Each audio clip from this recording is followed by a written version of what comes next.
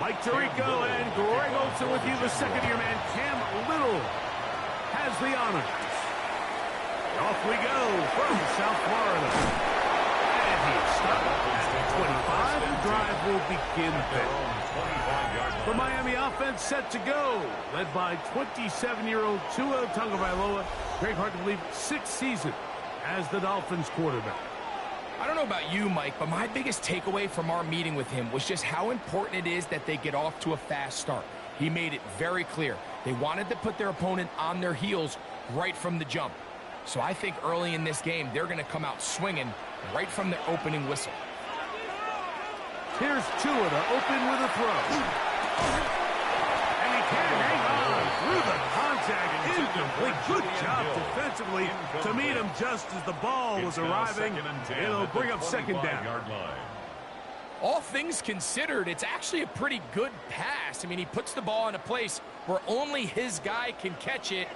But I think he hears those footsteps coming from that nearest defender, and he's not able to secure the catch through contact. Now a screen set up by Aiken. And that one's not fooling anyone. They were on that screen from the start, and a loss of yards on the play.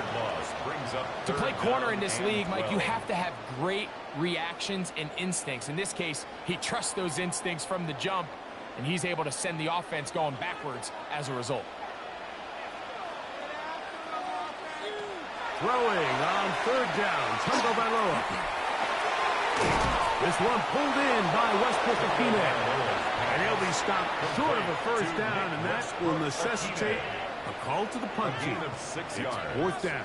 It's 4th down. So barring an aggressive decision here on 4th down, it looks like this is going to be a 3-and-out. So this offense has to get to the sideline and regroup, figure out what went wrong, fix it, because they've got to be able to maintain possession the next time out. Fair catch signals, and they'll have it just outside their own 20. So here come the Jaguars, and Greg, it brings out Trevor Lawrence. Many ups and downs in his first 4 seasons. Now year 5 for the former #1 overall pick out of Clemson. Now, this is the type of quarterbacks that just give defensive coordinators nightmares. They stay up all night thinking, okay, what is the best way to defend him? Do we treat him as a runner? Do we treat him as a passer?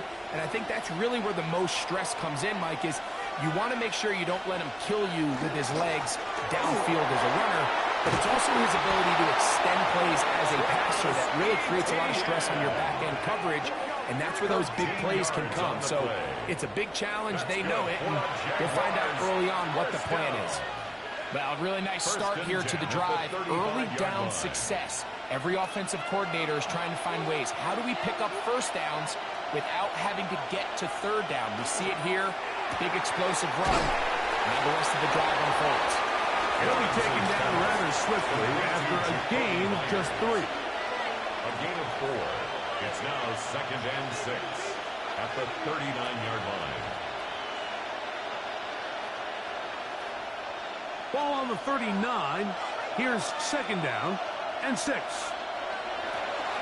Off the play fake. Here's Lawrence. That's over the middle and intercepted. Picked off by Jordan Brooks. Well, we're getting a little test here early, Mike, to see just how easy is this team to run. Didn't look like they were able to get through that opening script that they worked on all week. So I'm going to be curious on this next drive. Do they stick to the plan? Do they pick up where they left off? Or is there a little bit of a reaction, or dare I say panic, to come out and make some adjustments in response to that early interception? The Dolphins offense ready to possess the football for the 2nd time.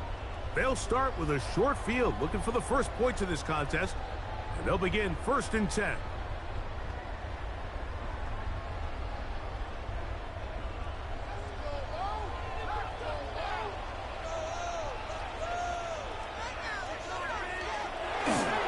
First carry here for Devon Aiken. And that one shut down pretty quickly. He'll get back to the line of scrimmage. And that's it. Defensive coaches preach every day, Mike, swarm to the ball. Get as many hacks to the ball carrier as possible. And this is a great reason why. The ball carrier is able to make the first guy miss, but it was the pursuit from the rest of the defense that's able to get him down and keep him to no gain. In motion, it's Waddle.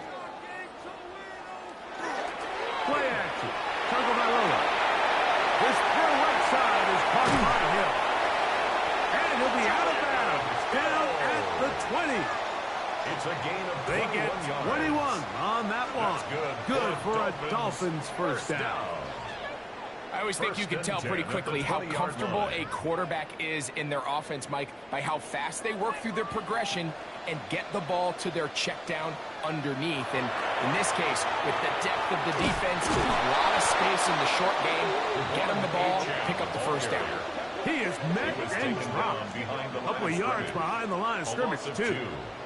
I'd like to see that running back be a little bit more decisive with his cut, Mike. You can see he was a little hesitant, and once you're late making that decision, you just kind of get strong laterally. Great job there by the defense, and he has no choice but to take that loss. Oh, he's going to be bottled up and taken down. They got him. The former first overall pick in 2022, Trayvon Walker, getting in to drop him. It's a loss of 6, and it's third down.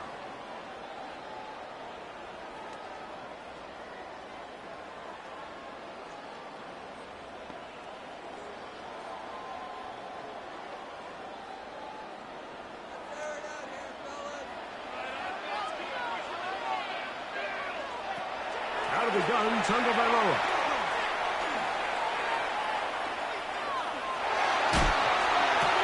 This is part 2. He's in.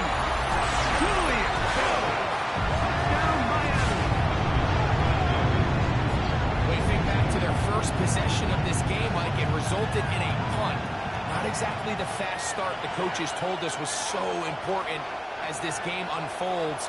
They get the ball back for possession 2. Now they try to find some rhythm, find their identity of the game plan, and they come away with 6. So that's how you bounce back in this league. It's not always going to be perfect. Really nice job settling into this game here with their second possession. Riley Patterson now to add the extra point. He knocks it through. And the Dolphins will take a 7-0 lead. The score, Dolphins 7, Jaguars 0.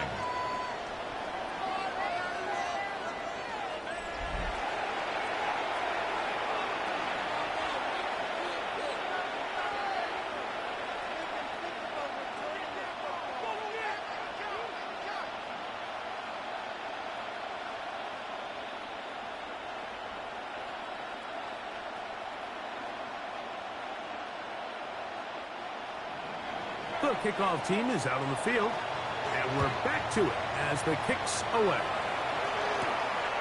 Safe kick taken at the 5, and he'll be brought down just beyond the 25-yard line. The Jags offense ready to see what they can do on their second possession. They had that pick on the opening drive that led to a touchdown, so 7-0 the deficit as they get the ball back, 1st and 10.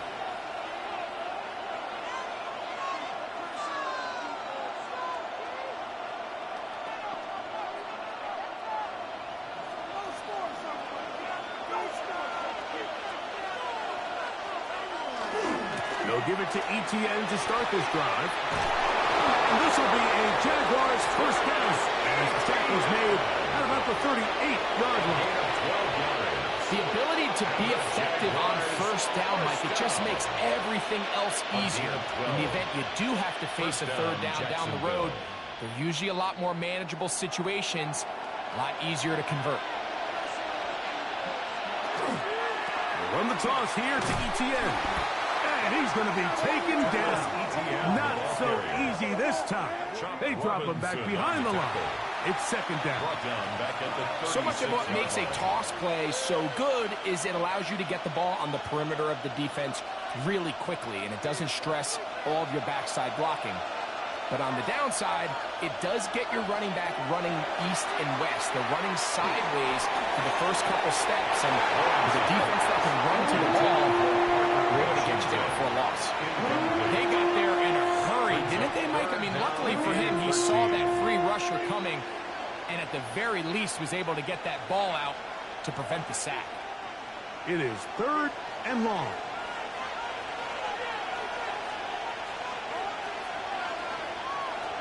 Working out of the gun, it's Lawrence.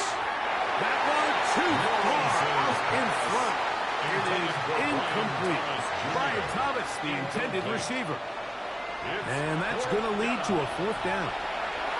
Remember what they told us, Mike, leading up to this game. They said it is so critical for us to find success, especially on 3rd down. We want to maintain possession, extend these drives. Well, the first crack comes up, and they fail through the air, and we're going to have to regroup and be able to have better success throughout the remainder of this game. And some nifty running on the return. Picked up some good yardage before he was taken down. The Dolphins offense ready to take over once again. They lead it here early 7-0 as they start with a 1st and 10.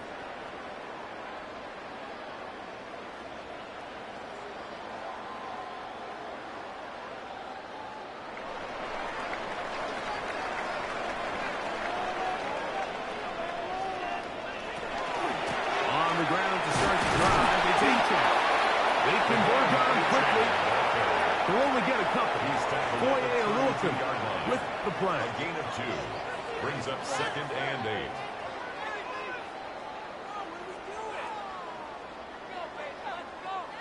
From the 32-yard line now, here's 2nd and 8. Back to throw is Tua. It is Park. It is Westbrook-Ikine. And he's going to get this one out to the 43-yard line. It's a gain of 11. Pickup of 11 yards on that one. First down, Miami. 1st and 10 at This the may look 43-yard like line. a simple connection, Mike, just pitch and catch, but I can promise you the amount of time these two guys have spent together on the practice field, in the meeting rooms, just getting on the same page, seeing the game through the same set of eyes, makes what's pretty difficult. Nowhere to go. He's going to be taken down. And these are the type of splash plays that can have an impact, especially as the game goes on. So offensive line has to do a better job to make sure that they have this protection shored up and that this isn't a sign of things to come.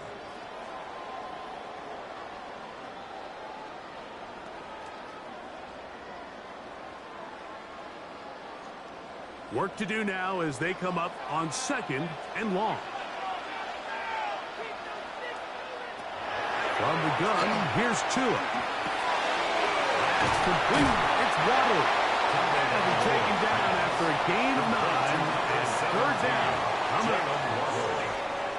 A gain of 9 brings up 3rd and 8.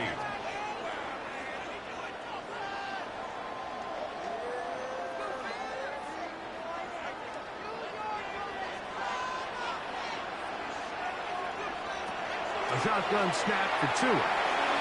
This one's just too far for the receiver out in front of him. That one falls incomplete. I think as the offense comes to the sideline now, the quarterback and his wide receivers need to get together and say, hey guys, what are you seeing out there? How can we find some open targets? Because on that last down, there was nowhere to go with the ball. Here's Jake Bailey now. He's on for the 2nd time. They'll try to get something inside the 10. That one hit inside the 10, but it bounces forward into the end zone. Bring it back out to the 20-yard line. Here comes the Jacksonville offense now, heading back onto the field. And it's been a rocky start. An interception on the first drive and then a punt the last time they had it.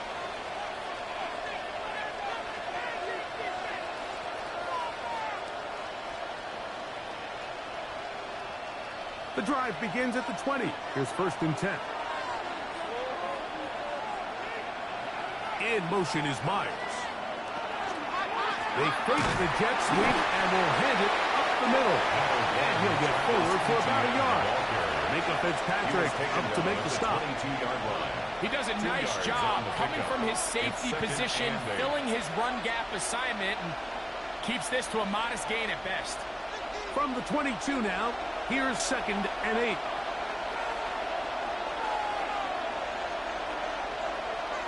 Now here's Lawrence. Now a screen set up for ETN.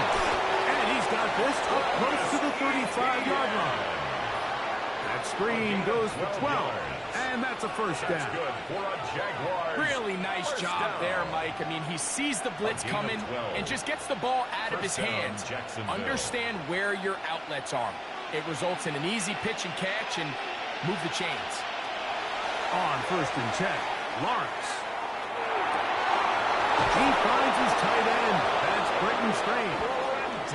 And he's going to be out of bounds, just shy of midfield. 16 more yards. That's a gain of 16. This offense is humming. A first down. And if he's late with that throw, Mike, there's a really good chance a defender could have made a play on it. But he does a beautiful job. He puts the ball out in front of his shoulder, leads the receiver, and allows him to get upfield and pick up the first down. And a nice run. Get him about 9. It'll bring up second down.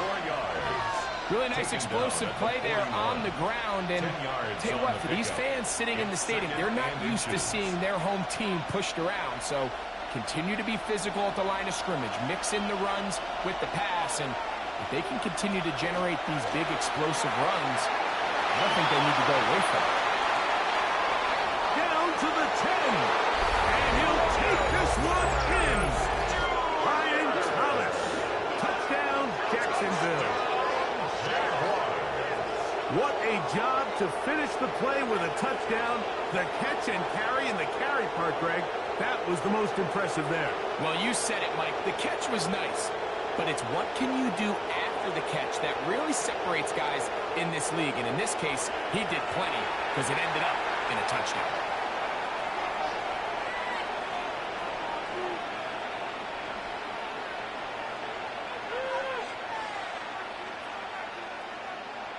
Cam Little comes on now for the extra point.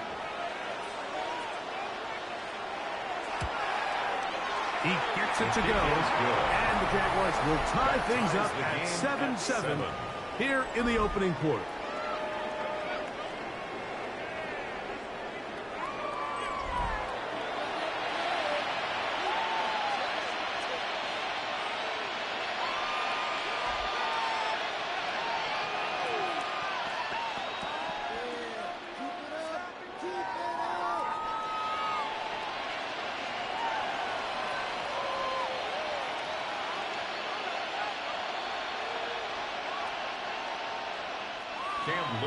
So back to level after the touchdown. And time for the kickoff. Here comes D. Eskridge on the return. Now an opening past the 30. They finally get him down, but he gets all the way up close to the 40-yard line. Out comes Miami and the offense to get started on their next drive. All even here in this opening quarter. And the drive will begin with first down.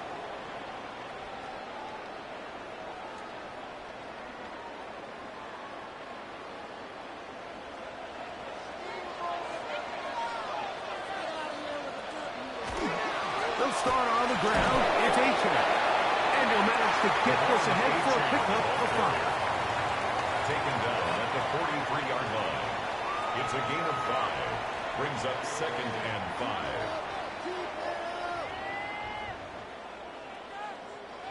From the 43, here's second and 5. Here's 2. Quick hitting slant there. And he'll be taken down, but they are in business inside the 30-yard line. It's a gain of 31 A big-time play for the Dolphins. That's good for a 31 yards. First down. First and 10 at the 26-yard line.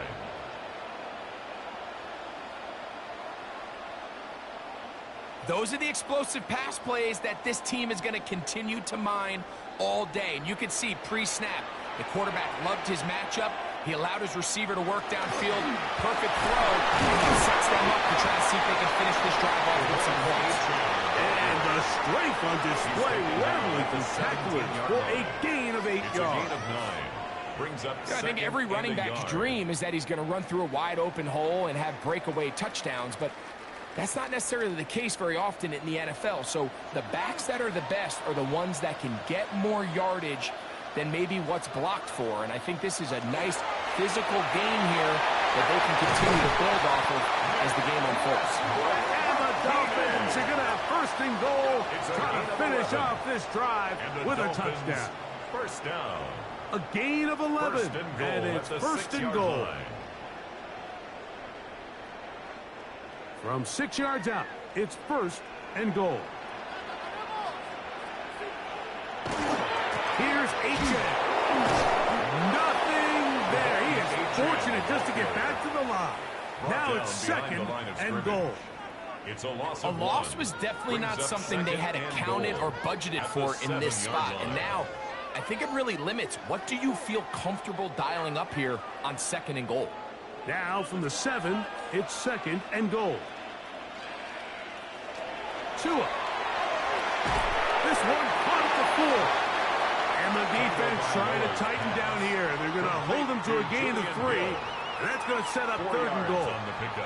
It's now A bit of a quick 3rd hitter and here, and what goal. you're hoping for, Mike, is that the defense can't react quickly enough because the ball's coming out so hot, but they knew it was coming, and they end up holding them to just a short game. Now, Tagovailoa on 3rd and goal. And he's in! The line, 8-10. Touchdown, Dolphins.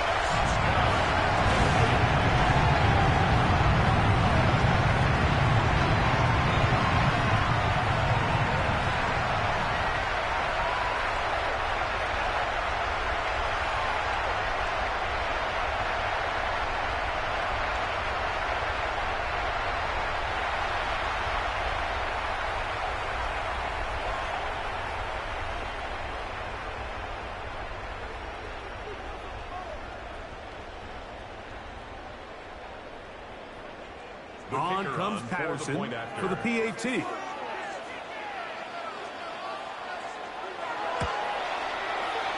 kick is good. And the Dolphins will move out to a 14-7 lead.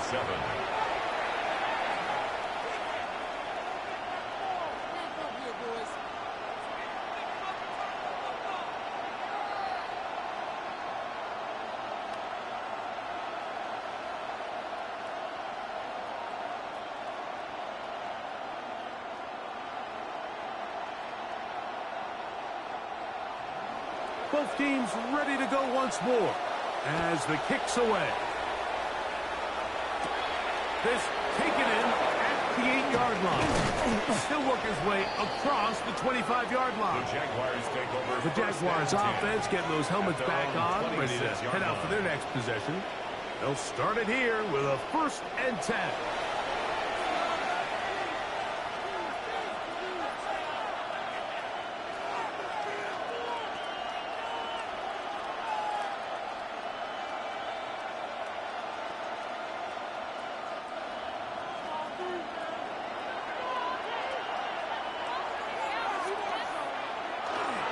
The drive begins with a carry from ETN. Not much there, maybe a yard. He was brought down at the 28-yard line. A gain of 2 brings up 2nd and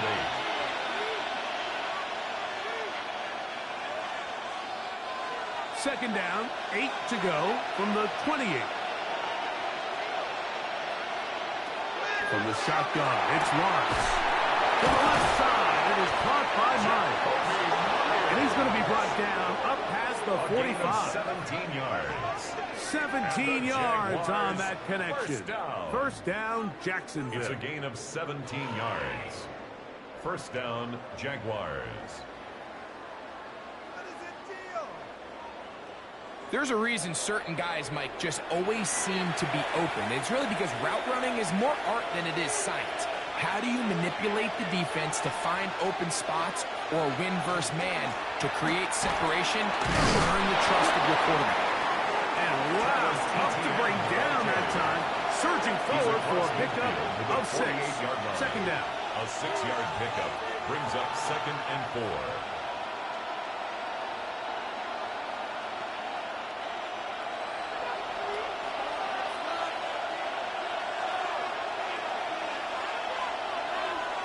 Man in motion here is Washington. Now 2nd down throw for Lawrence. And they'll whistle him down, but not before he picks up a 1st down after a gain of 7. Gain. That's good for a Jaguars 1st down. A gain of 7 and a Jaguar 1st down. We are through 1. It's the Dolphins with the early lead. And we're back to South Florida after this.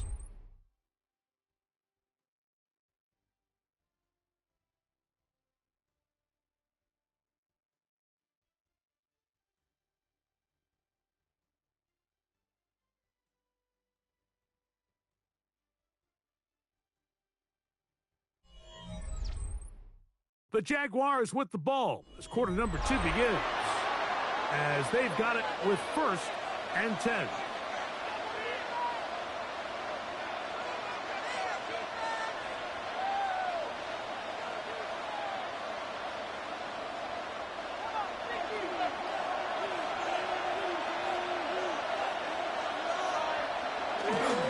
Lawrence gives this one to Etienne. And will manage to bring this down to about the 37. Play is made on defense by Jordan Brooks. A gain of 5 brings up 2nd and 5 at the Dolphins' 37-yard line. They'll come up here on 2nd down and 5. They'll run it once more with Etienne. And he'll get nothing here. Back to the line of scrimmage, and that's all.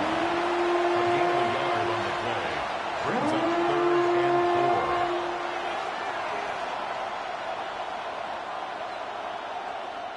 Here's a 3rd down and 4.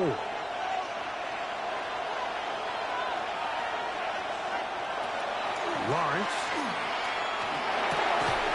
That is caught by Washington. That's a pair of hookups on this drive. This one goes for 14 yards and a 1st down. Another Jaguars 1st down. A gain of 3rd downs, 14. Mike, those are quarterback First down, downs. Those are the downs where you tend to find yourself in a must-pass situation, and that's where the top guys in the league are still capable of overcoming it. So throw the ball downfield, be accurate with the ball. Winning on 3rd downs, that is a recipe for success.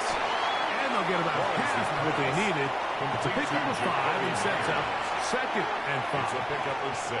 Really nice timing on that slant route. You can tell the quarterback and the wide receiver are completely on the same page, and when executed at that level, it's virtually impossible to stop. 2nd down, Lawrence. That is caught by the tight end. Brendan Strange. Touchdown, Jaguars. Touchdown, Jaguars. Greg, it's the quarterback's best friend, and you were that guy for a lot of years. The tight end in a tight area with man coverage. Yeah, and it's really twofold, Mike, right? First and foremost, we see so many of these tight ends around the league that now have gotten to the point where one-on-one matchups, that's advantage offense. But then even in the cases they don't create great separation, Mike, it's their size, their catch radius. It's such a friendly target for the quarterback that when things get tight in the red zone, they look to the tight end. Here's Cam Little for the PAT.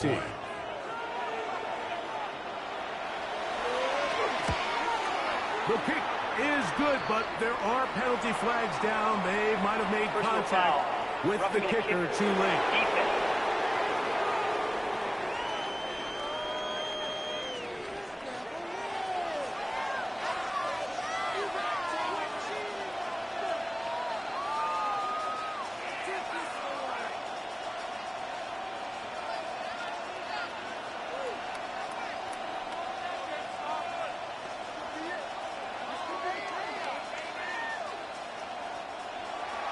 We are all square, 14 apiece to score as this one's away. And no chance to return this one through the end zone for a touchback. Now, Tua and the Miami offense head out for their next possession. They'll work in a tie game here in the 2nd quarter and get started with 1st and 10.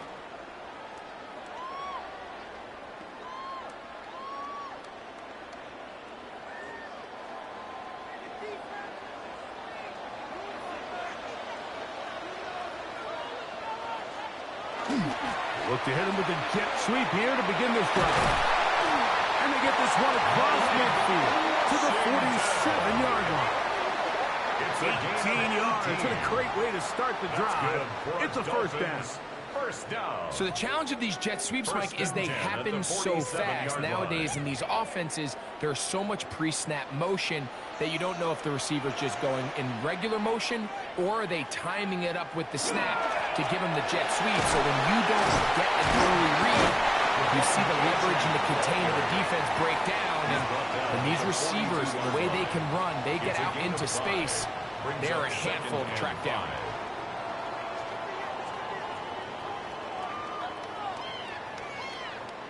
from the 42-yard line. Here's 2nd and 5. In motion, Westbrook-Akine. Now Tua taps it forward. He's trying to get around the corner, but he can't. He's going to be run down behind the line. Taken down behind the line of scrimmage. A 2-yard loss brings up 3rd and 7.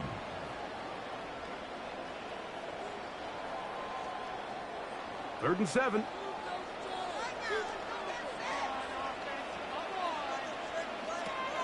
Now it's Tua, sending it deep for Waddle.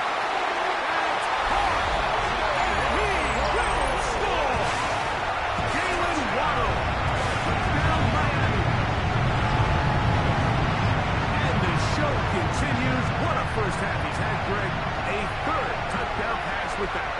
Mike, what stood out to me the most so far is just the amount of space these guys have had to operate in. I think if I'm this defensive coordinator, me and my staff at halftime are revisiting this game plan.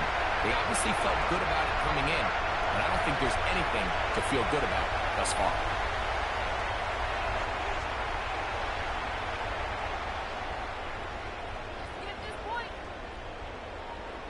Patterson now to add the extra point.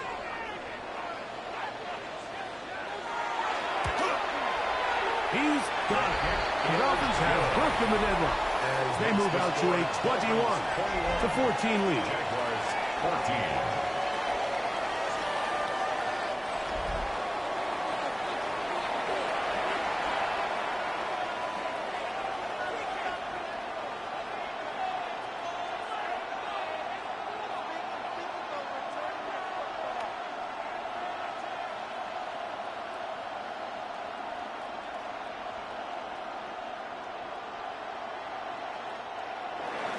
The kickoff team is out on the field, and we're back to it as the kick's away.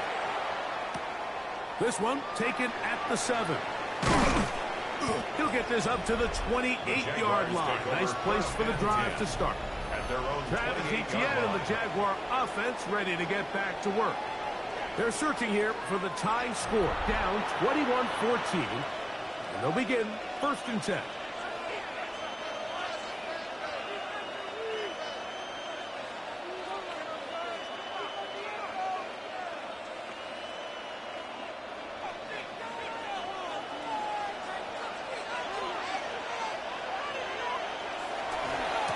On the ground, here's Etienne.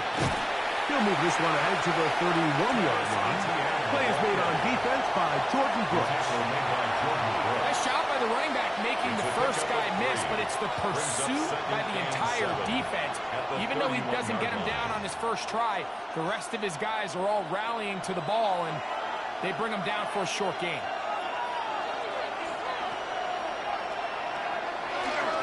Once again, it's Etienne. Room up the sideline at the 45. And he's going to be out of bounds just beyond midfield. It's a gain of 22 yards. 22 yards for pickup there. That's good for a Jaguar.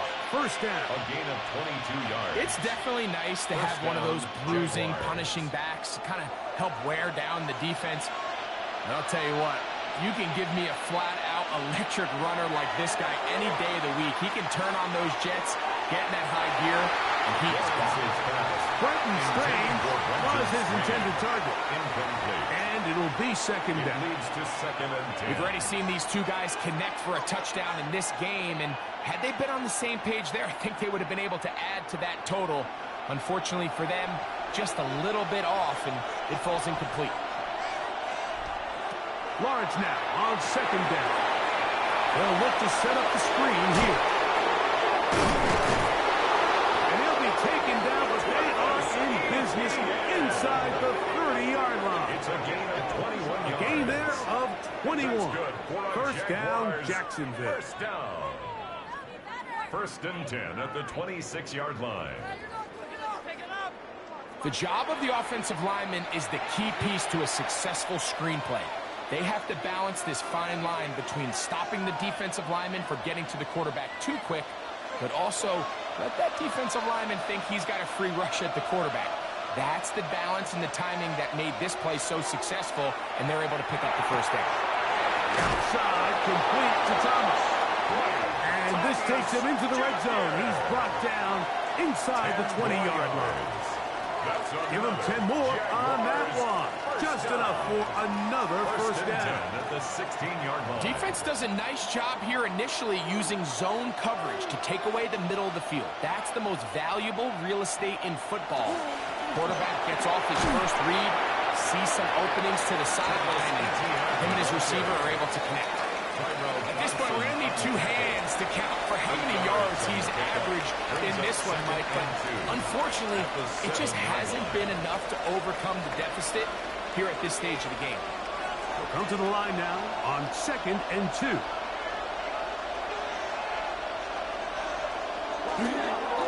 The carry here for ETN. And the Jags will get that first and goal. Good running. Gets them down to about the 2-yard line. And the Jaguars. This is a situation that play callers love to be in, Mike.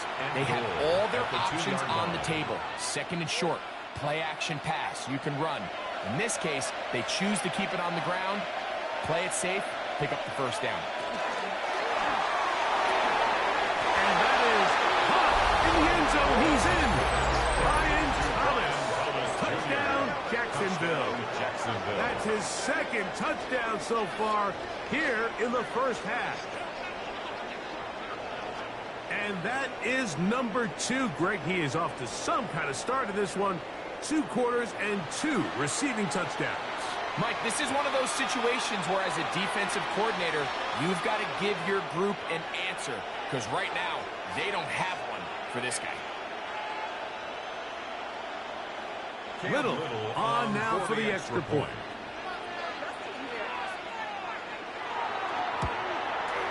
His kick is good. And the Jaguars will even the score. It's now 21-all.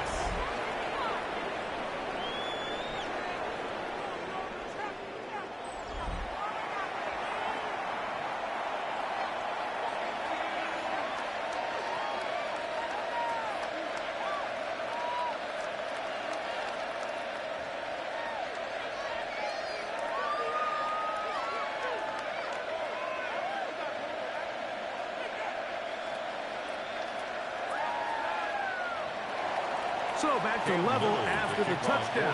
Time for the kickoff. On the return, Malik Washington. And he'll be brought down past the 25. Decent field position to start this drive. The Dolphins offense and receiver Jalen Waddle getting ready to go back to work. They'll see if they can put something together here, beginning with 1st and 10.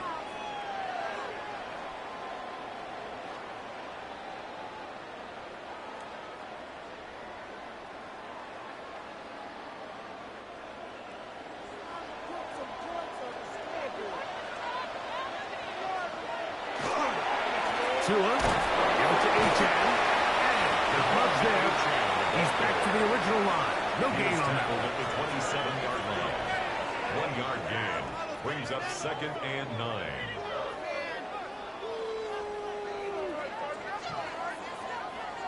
Ball on the 27. Here's 2nd down and 9. To throw is Tua. Sending it deep for Waddle. And he's brought in. And he's going to take this one all the way. 73 yards. Touchdown, Miami. They find the end zone through the air. Greg, that is one of the most popular plays because it works so often. You're right, Mike. We see it all the time. It's a 4 vertical concept. But the key is you've got to stretch the defense and put pressure on the secondary. That's exactly what they were able to do here. They take advantage, and they go deep for 6.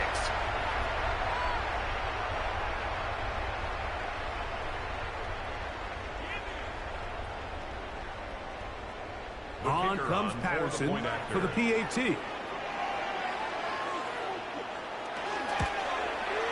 The kick is good. And the Dolphins go up by 7. 28-21.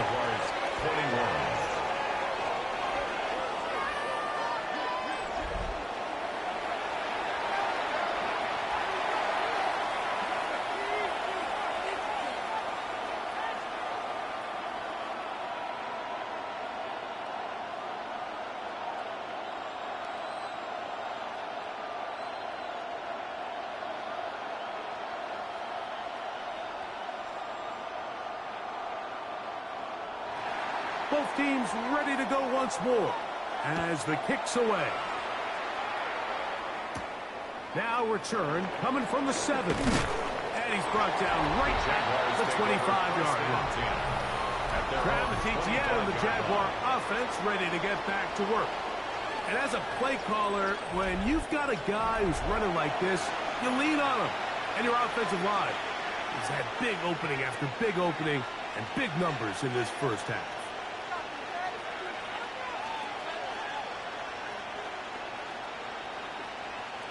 From the 25, they'll go to work. 1st and 10. In motion is Myers. They'll start by going forward with a pop pass. And this will be a Jaguars first down as he's able to get it up to the 37-yard line. 12 yards. That's good for a Jaguars first down. 1st and 10 at the 37-yard line.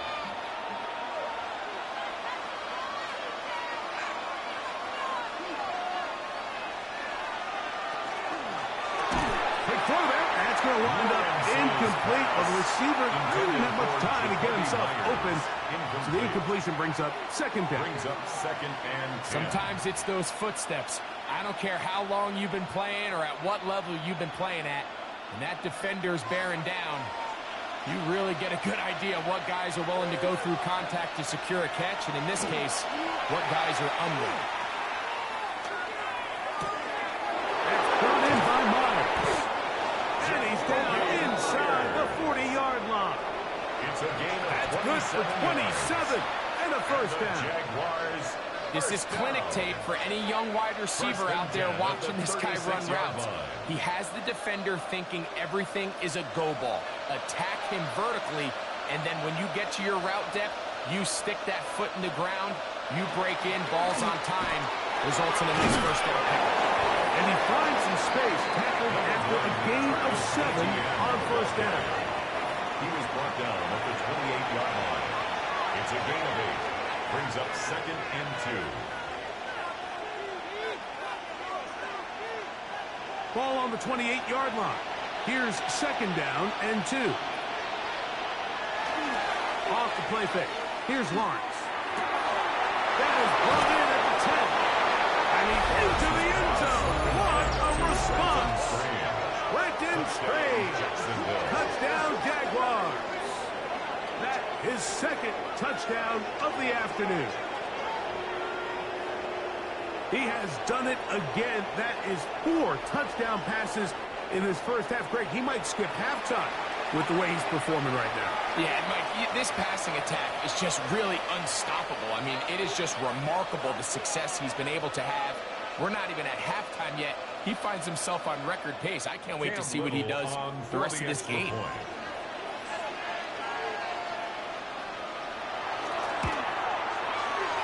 The point by Little is good.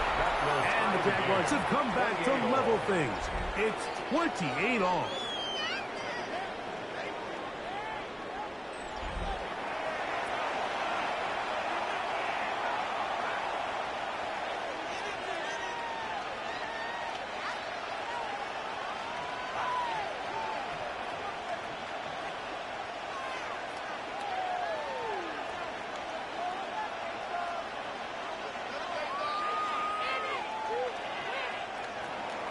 So back to level after the touchdown. Time for the kickoff. Washington now to return it. He'll be brought down right around the 25-yard line. Now Tua and the Miami offense head out for their next possession. And he has done everything you could ask of him coming into this one. Spread it around, hasn't taken many chances, and potentially on his way to a big game throwing the football.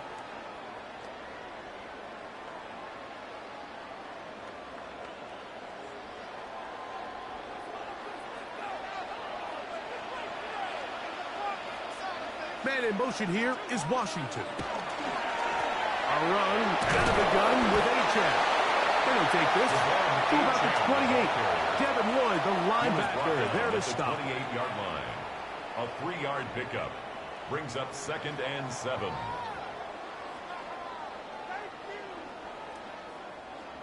Second down, they need 7. They'll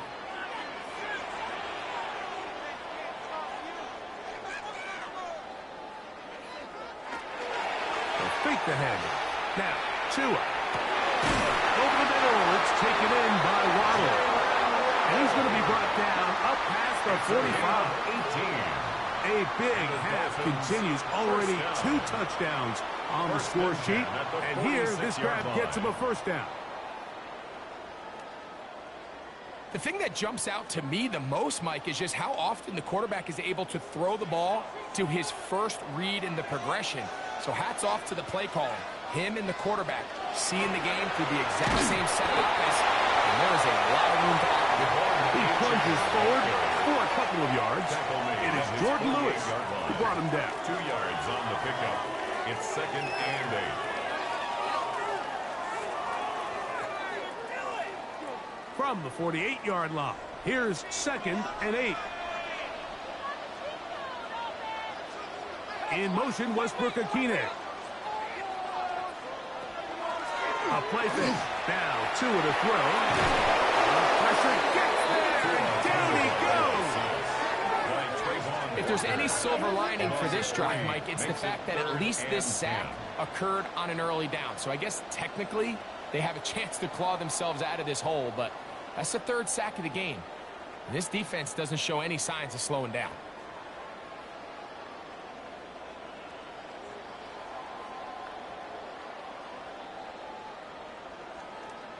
Here's a 3rd and 10.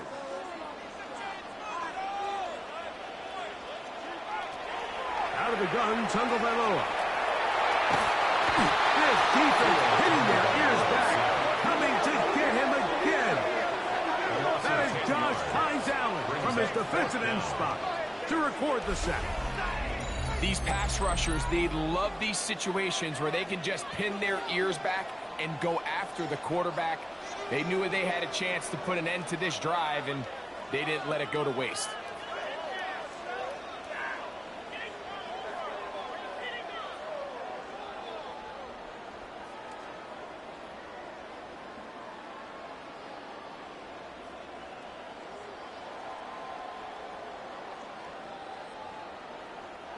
Here's their punter now, as he's on to punt for Miami.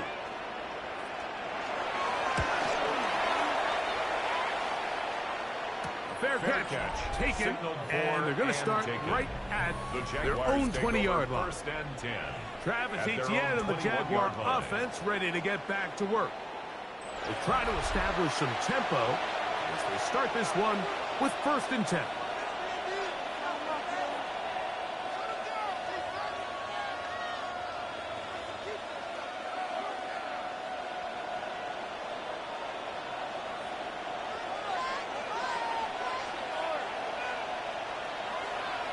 They put Strange in motion.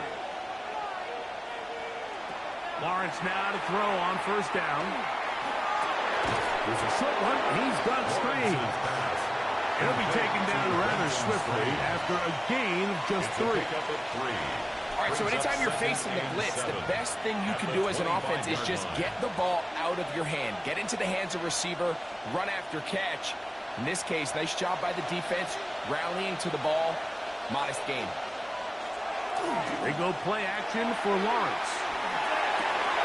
Downfield, it's Thomas. And they will bring him down on the other side of midfield. It's another big play in a game that's had its share. 31 yards. This defense just gets punched in the mouth on that one, Mike, and it just seemed from up here that not everyone on defense was on the same page, and the offense was able to take advantage of it. The defense has to clean things up here in a hurry, because if they don't, they could be in for a long day. They'll come up here, 1st and 10.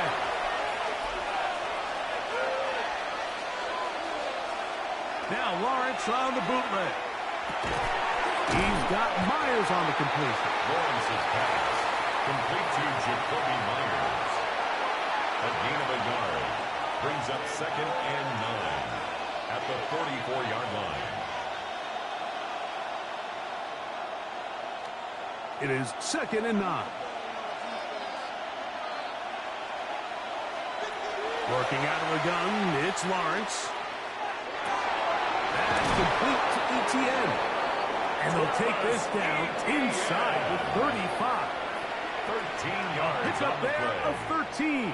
That's good for a Jaguar first down. A gain of 13 yards. And a Jaguar first down.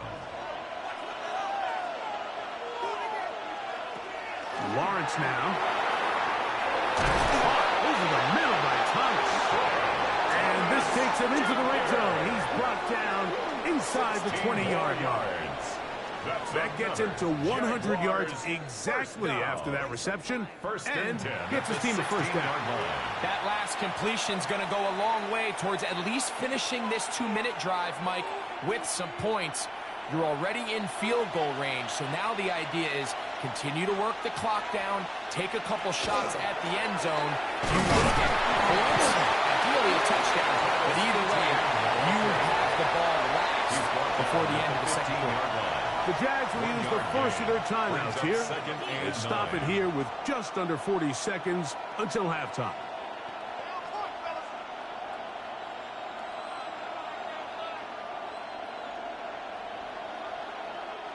Here's 2nd and 9.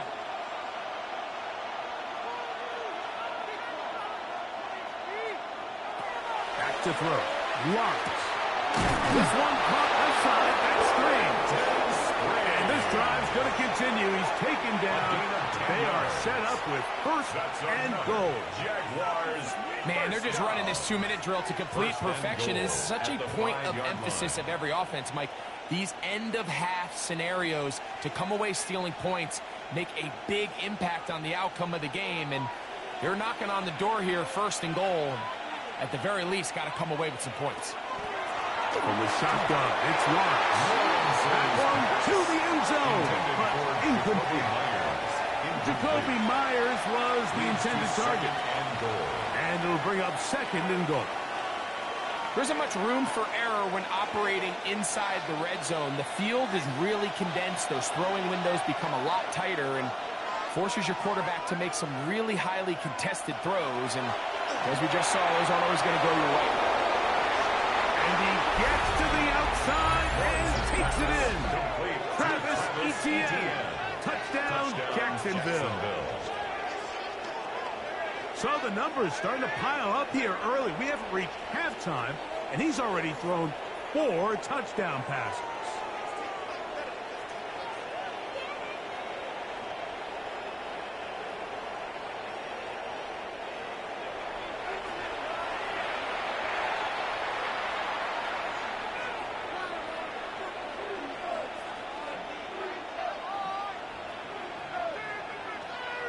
Here's Cam Little for the PAT.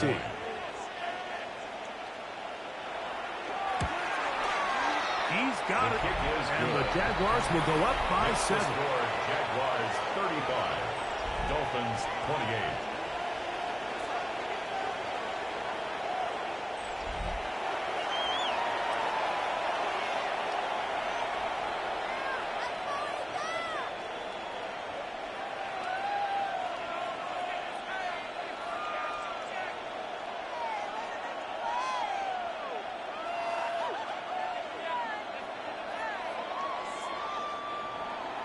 They didn't leave much time on the clock to put together a drive here at the end of the first half.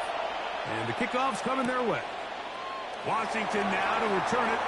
And he'll be brought down just beyond the 25-yard line. The Dolphins offense and receiver Jalen Waddle getting ready to go back to work. And it may be time for this defense to start throwing a second defender at him, maybe. Look at what he's done. Whatever the defense has tried in the first half, it hasn't worked.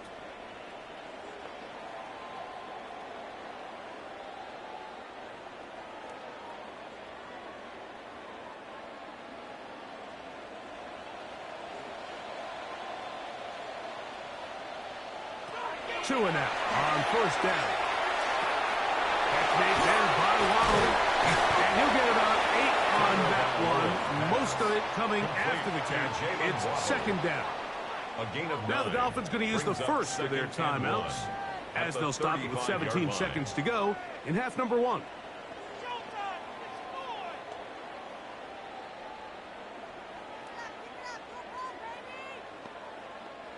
A good spot here, 2nd and a yard.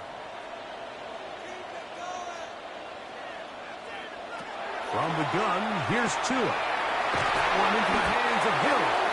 And they'll whistle him down, but not before it picks up a first down. It's a gain of 8. After a gain of That's 7. good for a Dolphins. And that first down was huge for this offense. Now they can take a deep breath. Focus on trying to put a late scoring drive together before we hit the halftime break.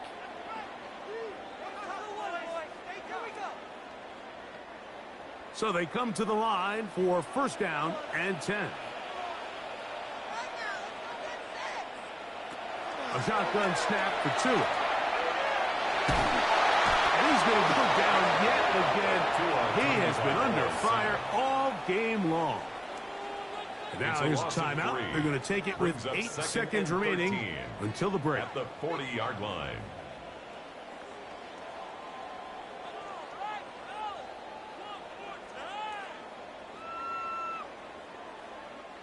After the loss of 3, it is 2nd and 13. In motion, it's Waddle. Off play action, it's Tua. That's going to wind up incomplete. Not much time remaining. Time for one more snap here in this first half. Brings up 3rd. You can't fault the quarterback on this one, Mike. He really didn't even have much of an opportunity. By the time he hit the top of his drop and got his eyes downfield, the defense was all over him, and he really had no choice but to just get that ball out of his hand and live to play another snap. 3rd and long. Here's Tua. Now he'll air one out. That's going to be incomplete. They took a shot on the final play. Prayer not answered, and that is how this first half will come to an end. Okay, Mike, thanks very much. Welcome in, everyone. Scott Hansen here on the 5th floor studios. A little abridged version of the halftime report here, as both defensive coordinators might be having speaks with their players. That begs the question, can any defense get a stop in the second half? To find out, let's go back out to the stadium and join our commentary team, Mike Tirico and Greg Olson.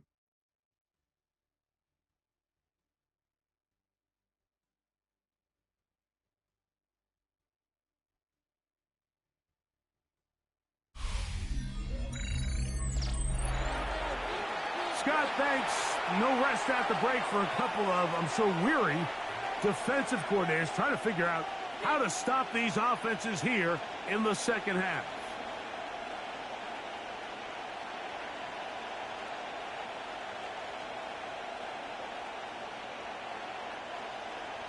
First half played out a bit as we expected. We'll see if there's a surprise coming up. Both teams set to go, and the second half is underway. And they'll bring them down just shy of the 30-yard line. Travis Etienne and the Jaguar offense ready to get back to work. They lead by a touchdown as this drive begins with 1st and 10.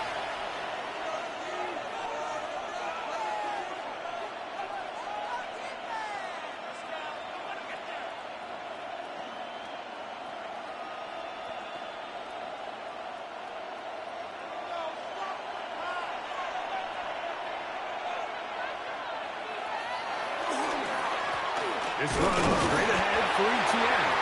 And he'll be stacked up at the line of scrimmage. The best linebackers at this level, Mike, they have all the physical attributes. That's a given. But it's really their instincts. It's their ability to dissect and predetermine where the ball is going before the ball is even snapped. And you could see with how fast he met the back at the point of attack, he knew exactly what play was coming. The diving effort there, but he can't reel it in. It's incomplete. Parker Washington was the intended receiver. And 3rd down coming up.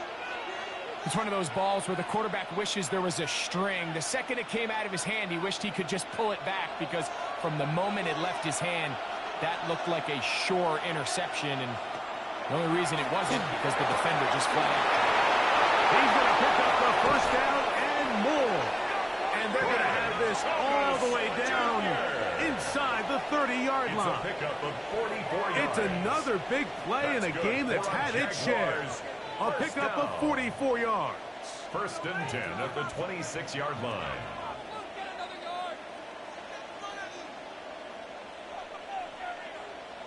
Pretty easy to see why he continues to be a main focal point for this offense throughout the entire game. That play not only extends the drive, but now they find themselves in plus territory and hope to come away with some points. Tight end motioning left. On the handoff is ETN. And that one shut down pretty quickly. He'll get back to the line of scrimmage. Nothing more. There's very few defenses in today's NFL, Mike, that you can play the cornerback position and be unwilling to tackle. Those days are kind of over, so give credit to this guy. I mean, he identified run, he understood his leverage and gap fit, and he's able to bring him down for no gain. Out of the gun, they'll give it to ETN. Only a couple on that one. It'll set up third down. Fitzpatrick on the tackle. That's a gain of 3. It's 3rd and 7.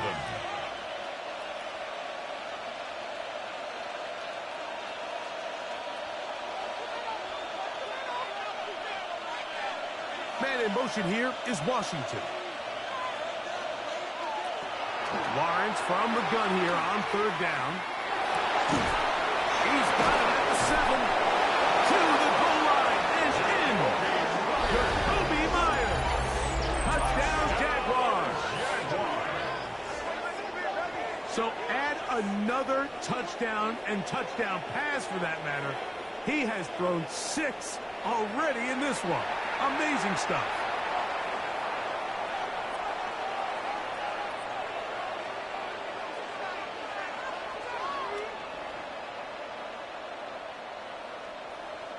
Little on now for the extra point.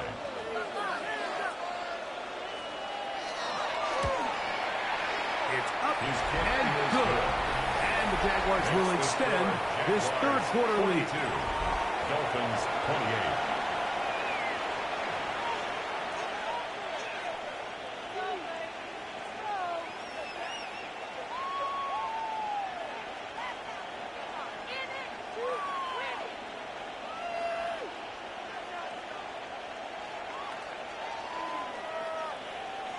Little now following the touchdown, out to kick this one away. Here's Eskridge now to return it. And he'll work this one past the 25 to right about the 28-yard line. The Dolphins offense and receiver Jalen Waddle getting ready to go back to work. They trail by 2 touchdowns, so the time is now. Got to get that rally going. It starts with 1st and 10. On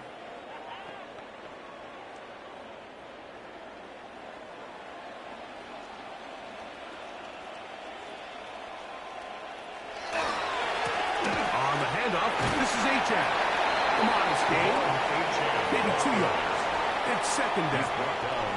And they've really done a nice job defensively holding them in check. I mean, ideally, you'd want your back to average around 4 yards a pop, but they're falling short of that threshold as of now, and partially it's why they find themselves trailing at this stage in the game. Man in motion here is Washington.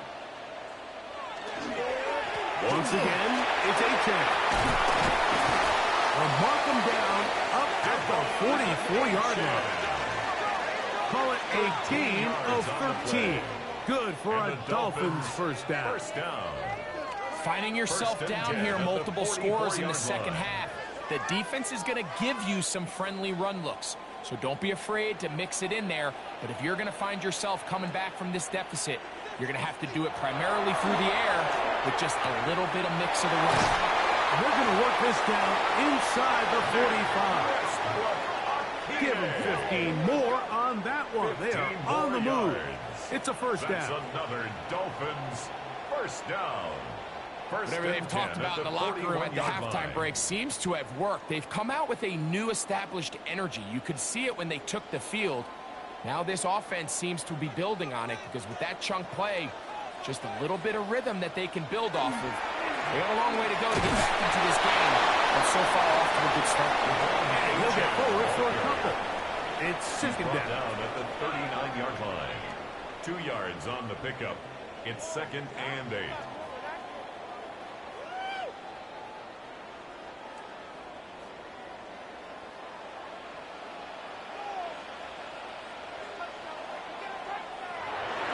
He'll toss it here to Achane. Nothing doing there. He'll go down behind the line. Now, after the play, he'll stop it. We have an injured Dolphin. And as the medical staff looks him over, we'll step aside.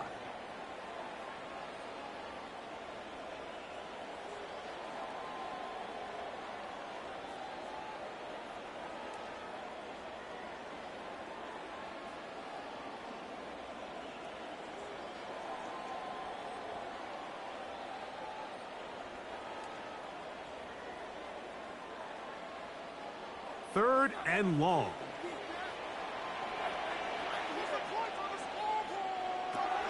Here's Tunga Vailoa.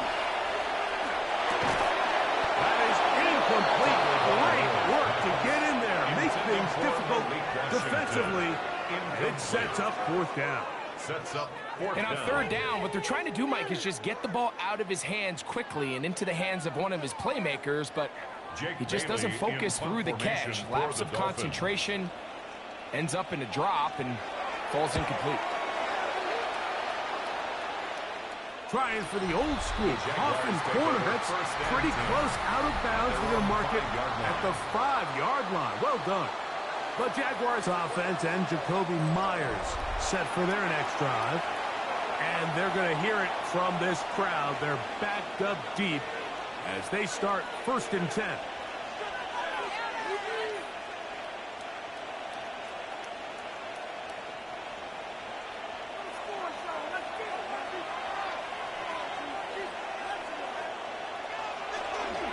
They'll give it to Etienne to start this drive. Not much to speak of on that one. Maybe a gain of a yard. It's 2nd down. On the 6-yard line. A gain of a yard. Brings up 2nd and 9.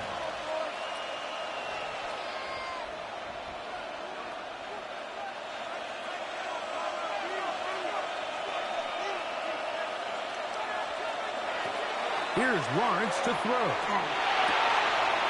A guy and a catch. Incredible. Remember, he had the touchdown catch the last time they had the football. Here, he's got a 1st down. And his great game continues, and all game long, Mike, he's really been on the receiving end of a lot of big plays, but I think we might have just seen his best one yet. Off the play fake. Here's Lawrence. Now, he'll just pitch this one out there. This is a great example of why it's so critical that on defense, everybody does their job.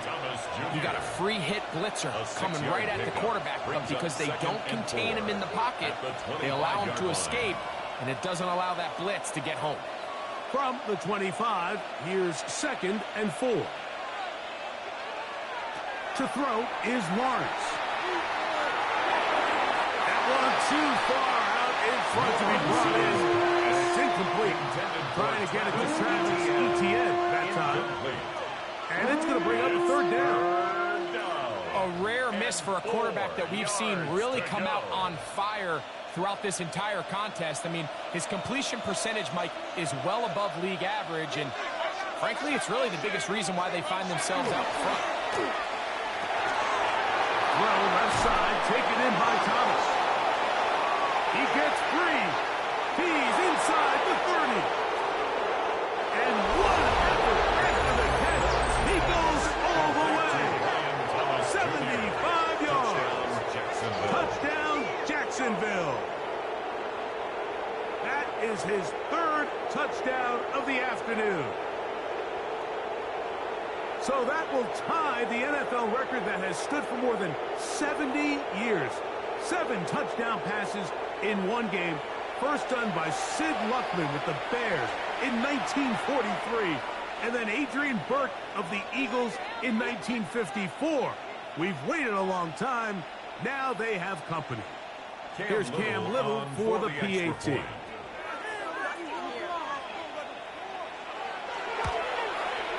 It's up and through. And the Jaguars tack on one more to their lead. Dolphins 28.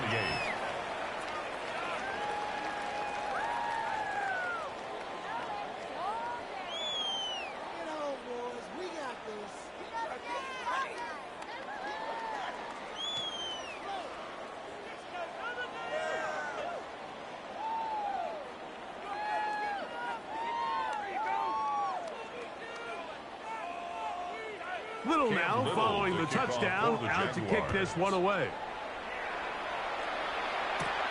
Washington now to return it. And a decent return there. He'll get this up just shy of the 30. The Dolphins offense back onto the field for their next possession. They find themselves down 3 touchdowns here, needing to flip the script in a hurry. And they'll start it here on first down.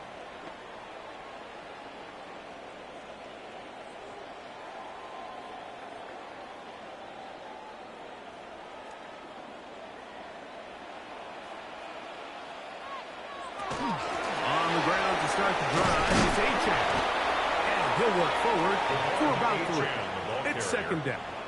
He's taken down at the 33-yard line. 4 yards on the pickup. Second and 6.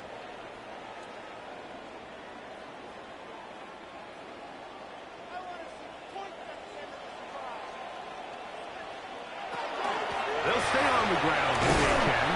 And he'll get maybe about 4 yards out of that one.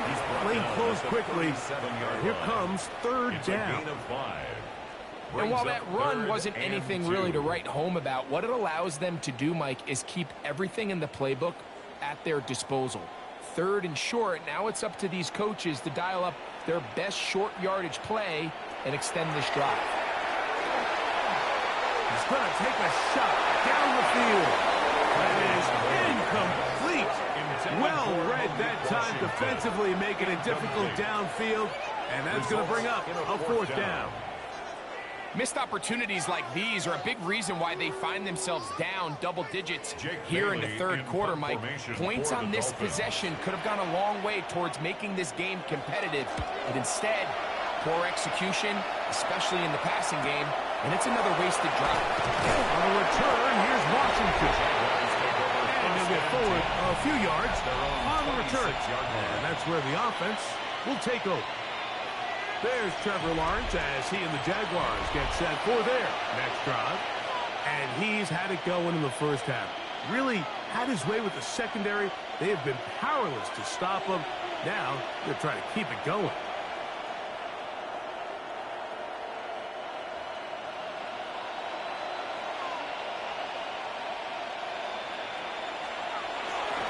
Now a handoff. ETN. He'll take this ahead. It's a pickup of 3. That's Bradley Chubb. They're on the stop. A 3-yard pickup brings up second and 7.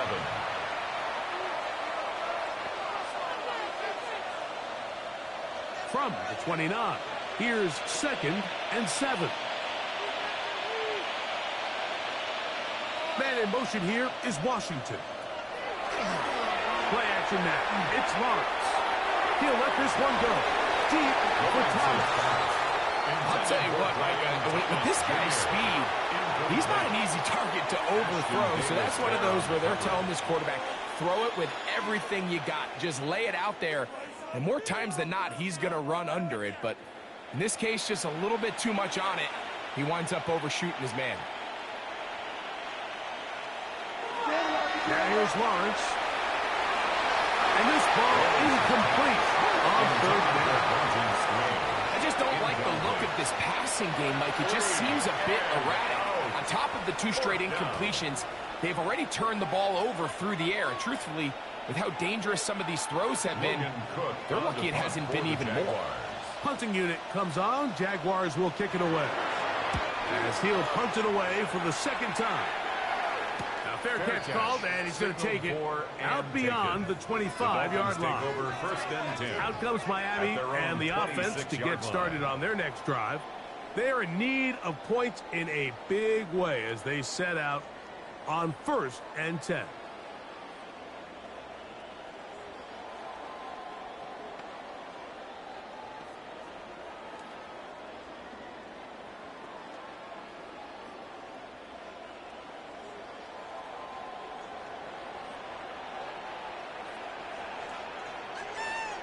Dulcich now brought in motion. They'll start on the ground. It's Achan. And he's going to be taken down on the other side of the 50-yard line. A gain there of 27 yards. That's good for a Dolphins first down. 1st and 10 at the 46-yard line.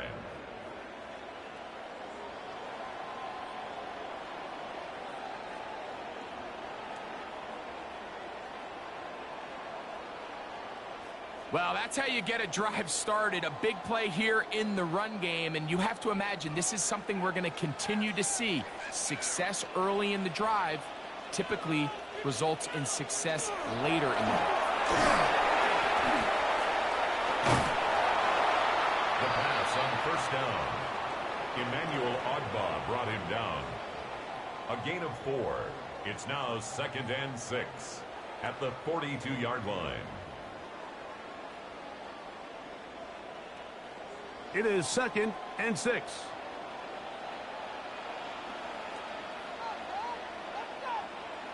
In motion, Westbrook-Ikhine. A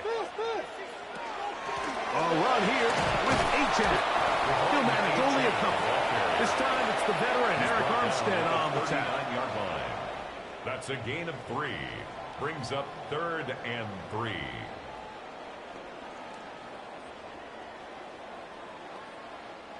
Third down and 3.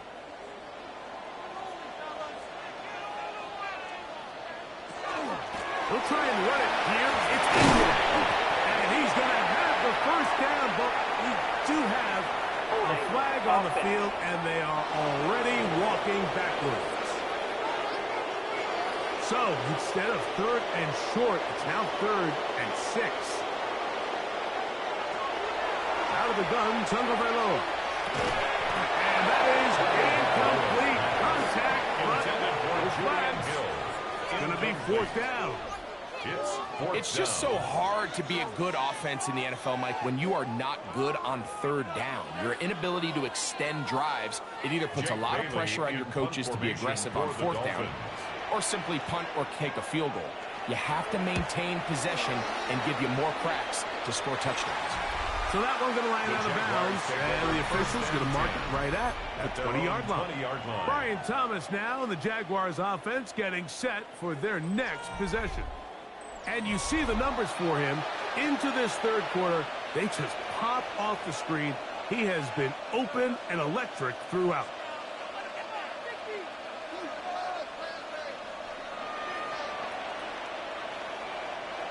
The drive begins at the 20. Here's 1st and 10.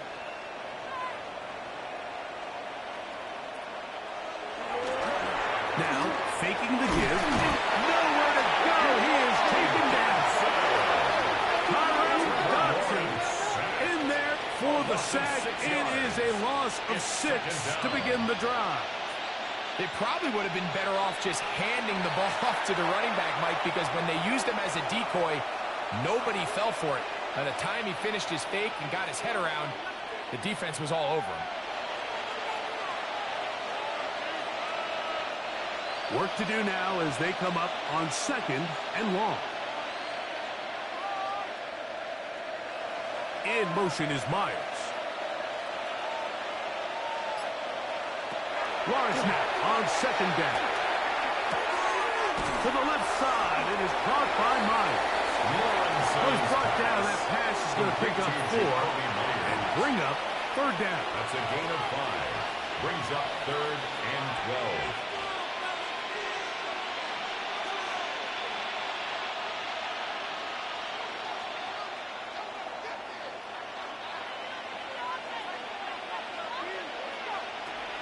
Here's Lawrence. He'll try and get there on the ground. He's going to be brought down very close to that line to gain. They're going to mark him just a bit short. And now it's 4th down. A gain of 11 yards. And that's a pretty good effort here on 3rd and long. He had nowhere to go down the field. The defense is playing real soft. He pulls it down and did all he could, but he's still going to end up being short of the 1st down. Jaguars ready to punt this one away. Jaguars.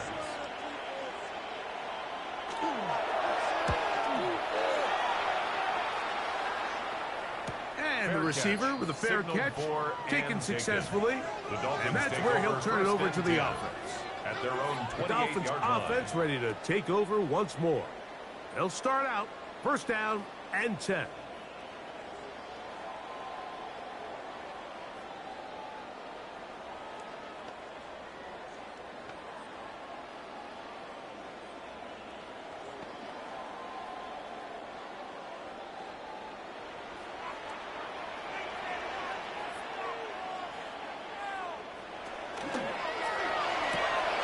That's caught out wide on the RPO. And he's going to be out of bounds, but up past the 35.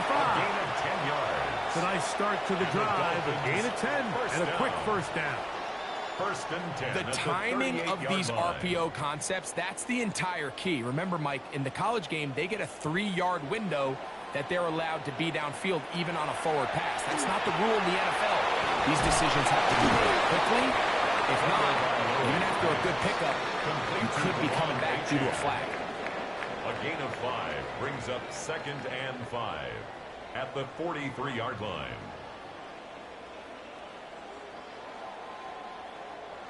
From the 43, here's second down and 5.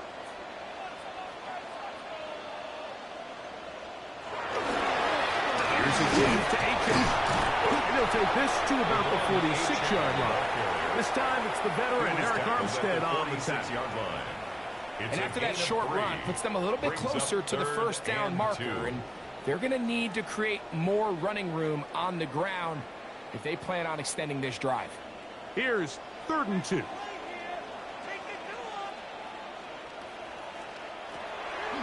of the pistol, here's Tua. He's got his man. Let's hit him. And he's going to pick up the first down. He knew where that marker was and made sure he got beyond it. He's in a really nice rhythm here on third down. He appears very comfortable operating out of the gun, and he's able to find his man near the sideline, and he's able to extend this drive. In motion is Hill. They'll run this one straight ahead with H.A. And he's not going to get away. They're going to bring him down on the other side of midfield. Looked like that might have been an RPO, a run-pass option. The quarterback has the ability to put the ball in the belly of the running back or pull it on the pass.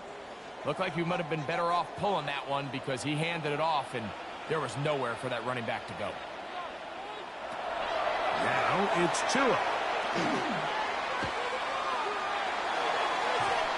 And he'll just bite the bullet and throw this one away. That was a good idea. Didn't force anything there. But now it's going to bring up third down. Nice example there, Mike, of the quarterback just being smart with the ball, understanding it didn't quite develop the way he had intended. Throw that ball out of harm's way, live to play another down. In motion is Hill. Throwing on third down, Tungo Bailoa. He's got the hook up there to Waddle. He had 2 touchdowns earlier. Looking to see what he can do here in the second half. That grab gets them a first down. First and 10 at the 35-yard line. So no shortage of offense in this one as we end the third. We'll return with more after this. This is the NFL on EA Sports.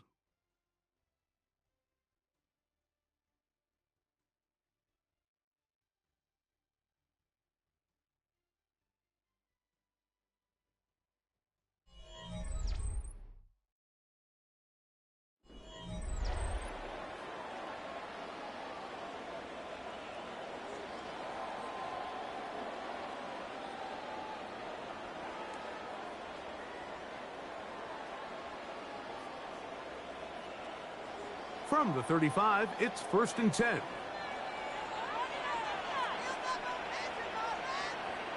Now, someone up front moves early. False start. Can't continue to make these mistakes if you're trying to mount a big comeback.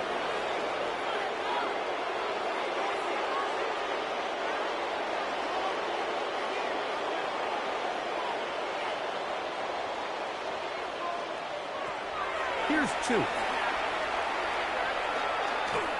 That one out wide to H. H.M. Complete to Devon H.M. A 5-yard gain brings up 2nd and 10 at the Jaguars' 35-yard line. We'll try again. It's 2nd and 10. In motion is Hill. Tua to throw again. That's taken in by H.M. Nothing for a run after catch on that one. Out of bounds behind the line of scrimmage. Sometimes it's easy for a defense to lose track of a running back, especially when he leaks out from the backfield, but not the case here. They kept eyes on him the whole time. Comes in, makes a sure tackle, and drops him for a loss. Again, it's Tua. And deep for the back of the end zone. That one incomplete. Coverage standing there. Able to jar the ball free in a big spot. And now it is 4th down. That was a perfectly timed hit, and I think it actually saved 6 points, Mike. He got there just as the ball did, and I think it was the contact that separated him from the ball. Now or never, they'll throw on 4th down. He's going to dial up another deep ball. That's going to be incomplete. They felt compelled to go for it on 4th and long. That was a big ask, and the defense turns them away.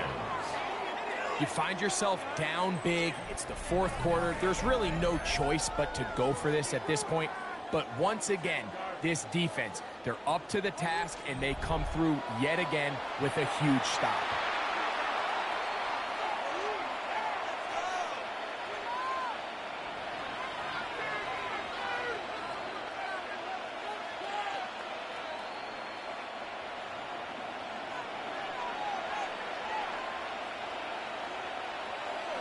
On 1st and 10, Lawrence.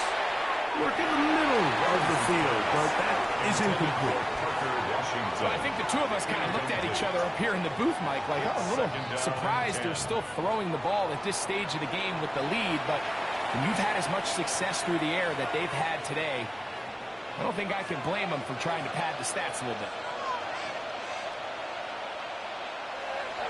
2nd down, Lawrence. There's that man again. Another catch. Get about 6 before he's taken down. It takes a certain guy in that slot position to be willing and able to go across the middle of the defense on those in-breaking routes. You can tell this guy, he doesn't care. He is fearless going across the middle, and he's able to secure a nice catch. Man in motion here is Washington. Working out of the gun, it's Lawrence. And the rush gets home. He'll go down. They got him. That is Zach Sheeler getting in there to bring him down. This is where you see the frustration amongst the big guys up front really start to pile on. Collectively, individually, you do your job at a high level, but it's still going to go down in the stat sheet as a sack after, for the most part, doing a pretty good job.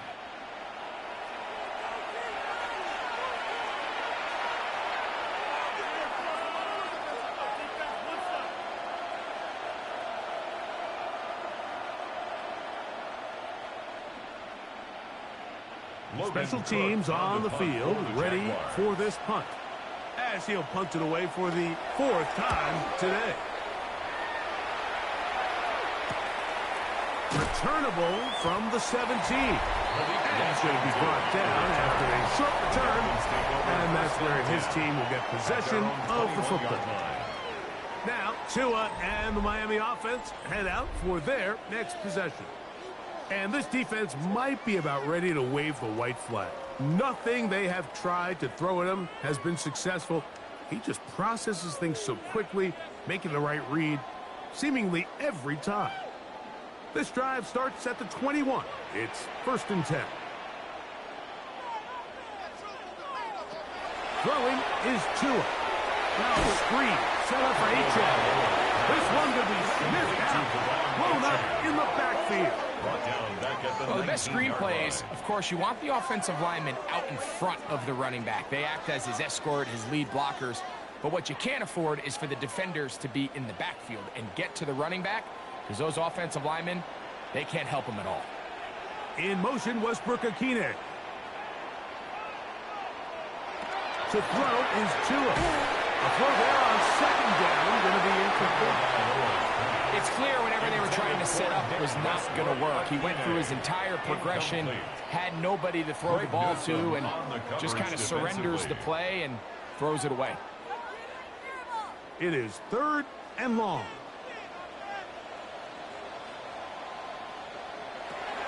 From the gun, here's Tua. He'll let this one go deep down the right sideline. And that is incomplete. He was looking for Nick Westbrook-Akine there.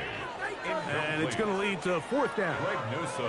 Every so often, Mike, you can see these offenses, and it looks like the passing game gets a little bit too predictable. And as the defense continues to flood the back end of these zones with extra defenders, they're continuing to force this quarterback to not only make some difficult throws, but to put the ball in harm's way.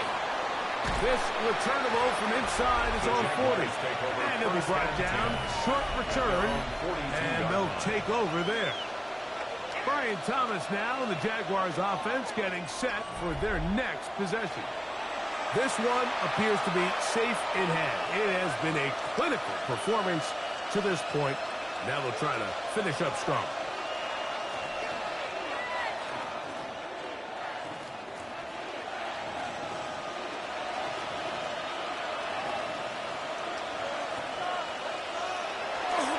The drive begins with a carry from Etienne. Not much happening there, just a short gain. Tyrell Dodson on the tackle. A gain of 2. Brings up 2nd and 8 at the 44-yard line. From the 44-yard line, here's 2nd and 8. They go play action for Lawrence. He is hit before he can get rid of it, and down he goes. That is Bradley Chubb. Tough to stop. He comes up with the sack. 3rd and 14. Early in this drive, they're trying to establish some offensive rhythm, but now after that 2nd down sack, really puts them in a must-pass. You don't want to be in 3rd and long very often in the NFL. It's not a very high percentage conversion rate, and with the danger of a 3 and out, they better hold up here in pass protection. So, backed up after the sack, and now it's 3rd and long. This one complete to Washington. They got 14 there. Didn't get it by much, but they do pick up the 1st down. That's good for a Jaguars 1st down. A gain of 14. 1st down, Jacksonville. I'd like to see them do a better job here the rest of the game, Mike, just disguising the coverage from the pre-snap look to the post-snap look. And what I mean is, when you have a quarterback at this level, and what they see before the ball's in their hands is the exact same thing they see once they do get the ball, everything is just so much easier for them to process. Change the look, change the coverages, move your safeties. Make the quarterback have to process with the ball in his hand. Ball spotted at the 45. Here's 2nd down and 7. In motion comes Thomas. Now 2nd down throw for Lawrence. Who outs another catch for his favorite target. To Brian Thomas Jr. It's a gain of 2. Brings up 3rd and 5.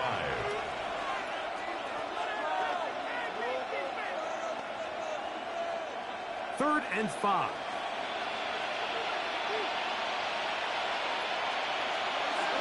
Back to throw. Lawrence. He'll find his tight end. It's Spring. And they'll move this ball way down into the red zone. Inside the 20-yard line. 25 yards on the 25 play. yards. The pickup there. Jaguars, 1st down, Jacksonville. It's a gain of 25 yards. Talk about a thing of beauty. Mike, did you see how many tight ends were on the field on that last play? They call it 13 personnel because there's one running back, 3 tight ends, 1 wide receiver. So everybody on defense is thinking run. They catch him off guard a little with the pass, and they take advantage of it with a big gain downfield. And that'll be a pickup of 3. At the 15-yard line. A 3-yard pickup brings up 2nd and 7.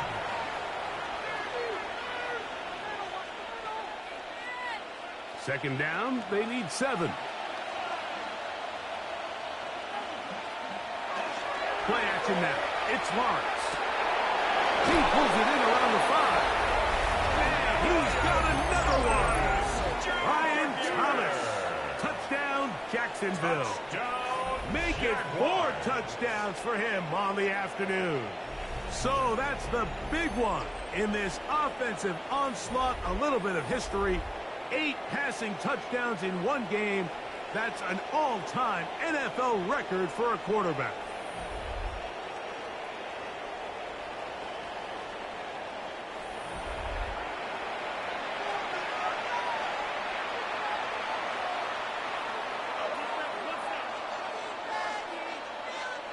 Little on now for the extra point.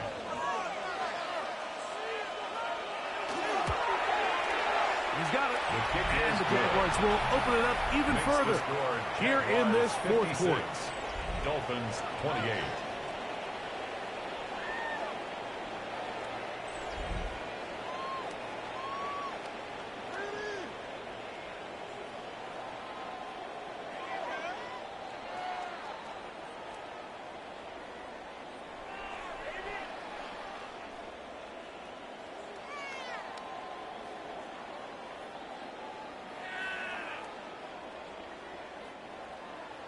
Little now following the touchdown, out to kick this one away. Here's Eskridge now to return it. He'll get this up to the 28-yard line. Nice place for the drive to start.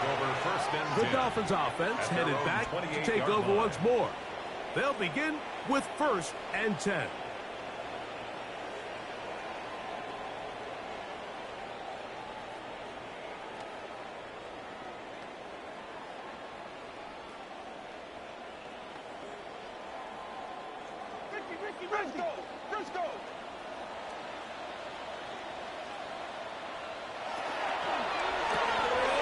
Throw to the right flat. It is caught. They'll get it up 4 here as he is taken down. Similar to a tight end, the slot receiver is often considered the safety blanket. He makes all the difficult catches, tends to be a little bit more around the line of scrimmage, and so far today, he's certainly lived up to that reputation.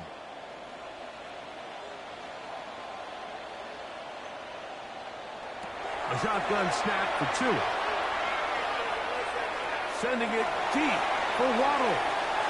That is hard. And he's going to be brought down inside the 15. It's another big play in a game that's had its share. 56 yards. Both pre-snap and post-snap, this is about as well done as you can do at the quarterback position. Get in and out of the right call, identifying the holes along the back end, and then the throw. You can't put it in a better spot. I mean, that's just a big time play. And not much there. Good defense. Held to no gain. You know, Mike, what separates the really elite defensive edge players from everybody else is not only their ability to rush the passer. That's what everybody focuses on. But, man, the defensive ends that are good in the run game, those are the guys that never leave the field. To throw on 2nd down, it's Tua. And that ball in and out of his hands. It is incomplete. Might tell you after the game he should have come up with that one. He doesn't. And now 3rd down comes up. Jalen Waddle, the intended target. And it's going to be 3rd down.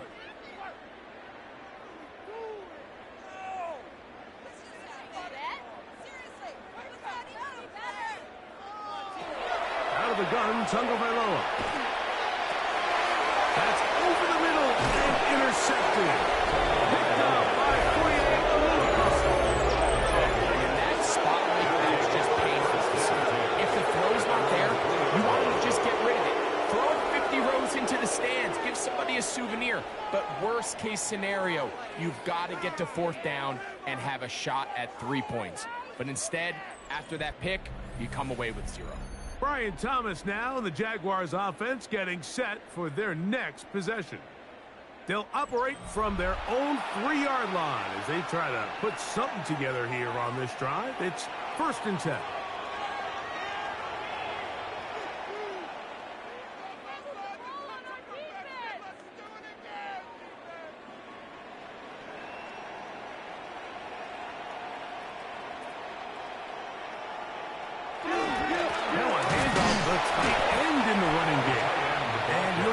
His way forward, maybe a yard.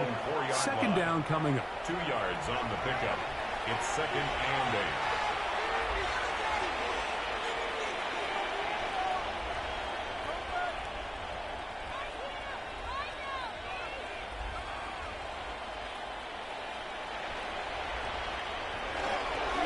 Lawrence gives this one to Etienne. And they'll only manage to pick up 3 yards.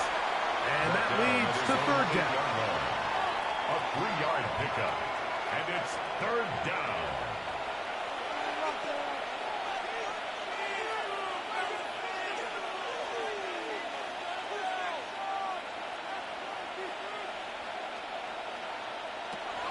From the shotgun, it's Lawrence.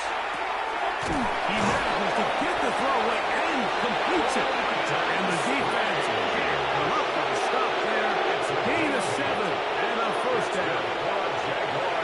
We give a little credit here defensively. Even though they allow the 1st down, we've seen defenses really struggle bringing this big tight end to the ground, and they didn't allow him to pick up a bunch of yards after contact, but he was able to get just enough to pick up the 1st down. Up the middle, here's Etienne. The hole closes quickly. He'll pick up about 3.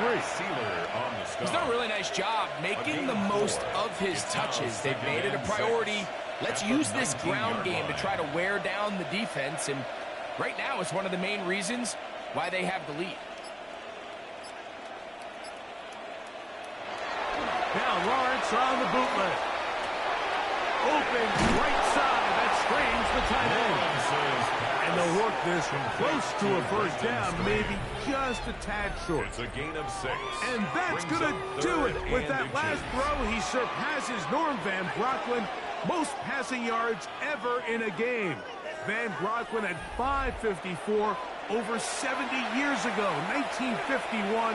Help from the O-line, help from the receivers, an incredible performance, an NFL record set here. It's the quarterback with the sneak, and he is going to have the Jags 1st down. At least at first glance, they'll spot the football just beyond the marker, and they convert on 3rd and inches. When done correctly, Mike, this is just such a high percentage call. It's kind of hard to choose another play off your call sheet. It's impossible to defend. You can know it's coming, stack the box, whatever you want to do. But most of the time, they'll just drive forward and pick up the 1st down. And he's going to be taken down on the other side of the 50-yard line. That one good for 26 yards. That's another Jaguars 1st down. 1st and 10 at the 47-yard line. Big hole up the middle. The interior of this offensive line did a great job clearing some space. The back saw it quick, and he hit it. And next thing you know, he was in the secondary for a big pickup. 2 minutes remain in the 4th quarter. Greg and I back on EA Sports after this. Here's 1st and 10. They'll run it once more with Etienne. Room to run at the 35. And he will have the 1st down. Even with 3 timeouts on the other side, they're going to be able to run this baby all the way down. And this running game has really been rolling, Mike, all game long. The holes, the run lanes, they've been there consistently. Here's another nice run as they look to put this game away. We'll go back to Etienne on 1st down. And he's going to have the 1st down. And that will officially end it, but for all intents and purposes, they're going to be able to run the clock down from here. 1st down. So when you're evaluating the impact of a team's run game, I think it's important at the end of the game to look back and say, okay, how many yards did they run for? But more importantly, When did those yards come? Did I run for those yards in the fourth quarter, which typically means I had the lead? That's the sign of a successful run game, as opposed to getting a lot of meaningless yards early in the game. 1 yard gain brings up 2nd and 9.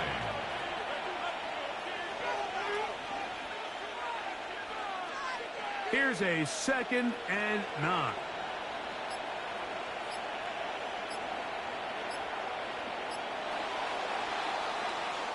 So it is a win for our visitors, the Jaguars. This was a game where both offenses were up and down the field, marching the ball at will, matching each other point for point. But in the end, got a few more defensive stops than their opponents did, and that is the difference in this one. So that'll do it for us. For Greg Olson and our terrific team behind the scenes, I'm Mike Tirico. You've been watching the NFL on EA Sports. Follow us on X at EA Madden NFL. With that, we say so long, everyone.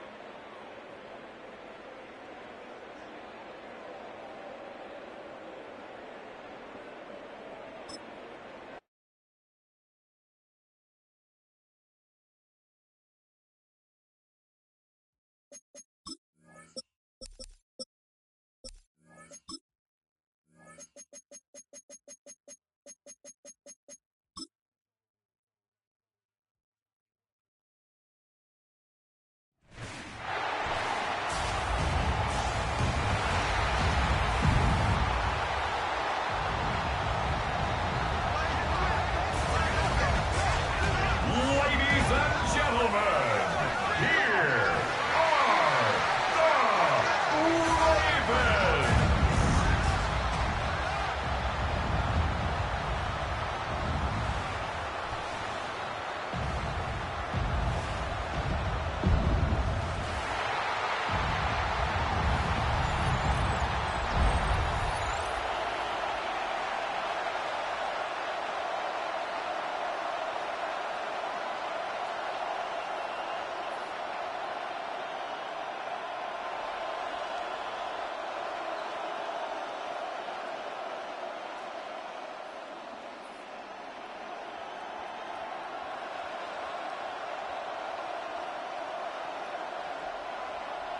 Mike Tirico with Greg Olsen, the rookie Tyler Luke, set to kick things off.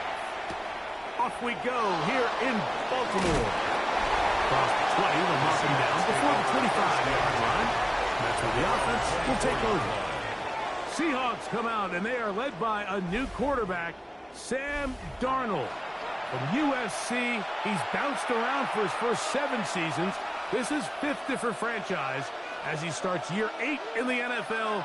And, Greg, it's year 1 with the Seahawks.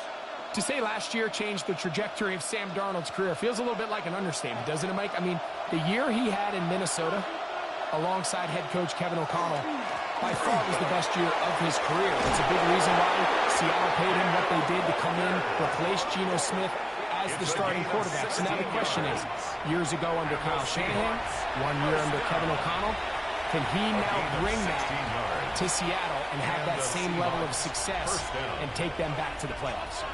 They'll come up 1st and 10 at the 40. They'll keep it on the ground and keep it walking. This time they're ready for it. Room to run the last snap. Not this one. They stop him for no gain. Brings up 2nd and 9.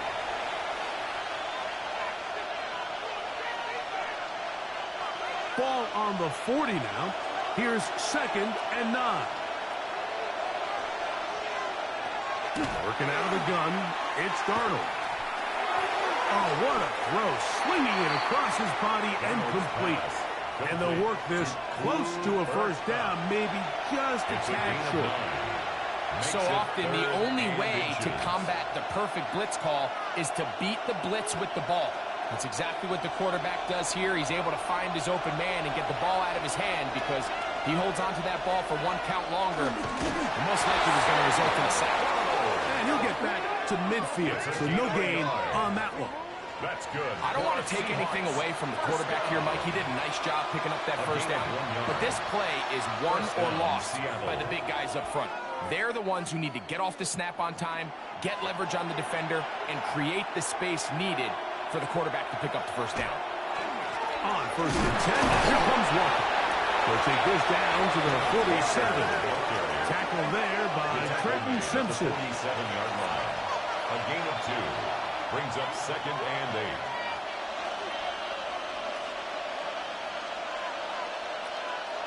They'll come up on a 2nd down and 8. Shaheed in motion. Once again, it's Walker. Now hold it there as he'll work it down to the 46. Tackle there by Trenton Simpson. A 2-yard pickup brings up 3rd and 6.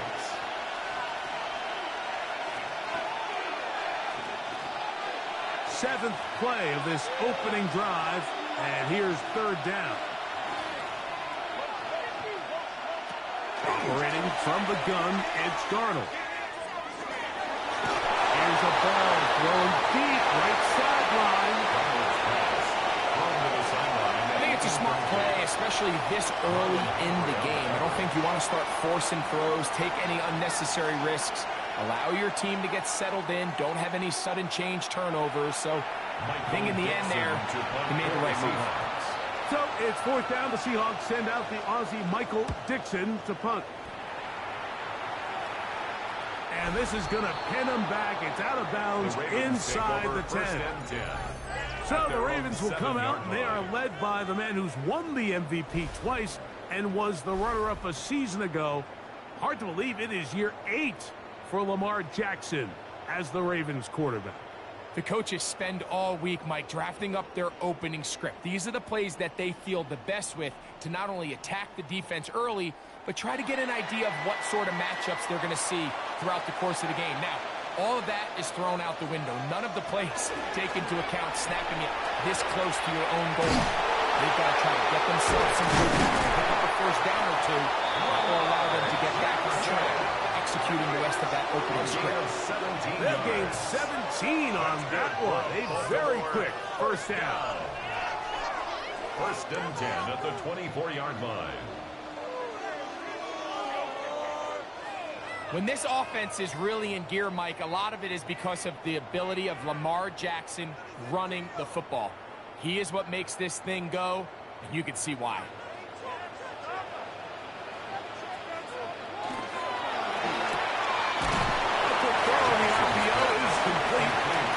No chance to turn and go. That one good for just a couple. Pickup. It's second and 8 at the 27-yard line. Ball on the 27. Here's second and 8. From the shotgun, here's Jackson. Off-balance throw. It's complete.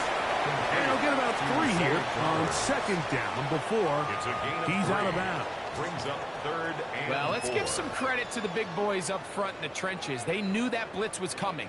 They held up just long enough that the quarterback could get that ball out safely and results in a completion. Third and short, Jackson. It's complete. He's got it to Hopkins. He's going to have the first down. So they convert on third down with a pickup of 9. First down. These curl routes, he's been running these routes since he was a young kid in Pop Warner football, and I like to call it pulling the string. You've got the defender thinking you're going downfield, and you stick that foot in the ground, work back to the quarterback, friendly to the ball, and really nice job. And he'll be marked down at the 45-yard line. Jackson to his big target, Andrews, for the Baltimore first down. First down. First and 10 at the 45-yard line. It's like a textbook, methodical, efficient NFL drive. 4 for 4 throwing the ball, mixing in some run. You're just marching the ball downfield at your will, and they get a fresh set of downs now to see if they can convert this nice drive into some points. Now the first carry for King Henry. And will be brought down right around the 40. Big Leonard Williams brings him down. It's a gain of 5. Brings up second and 5 at the Seahawks 40-yard line. Second and 5.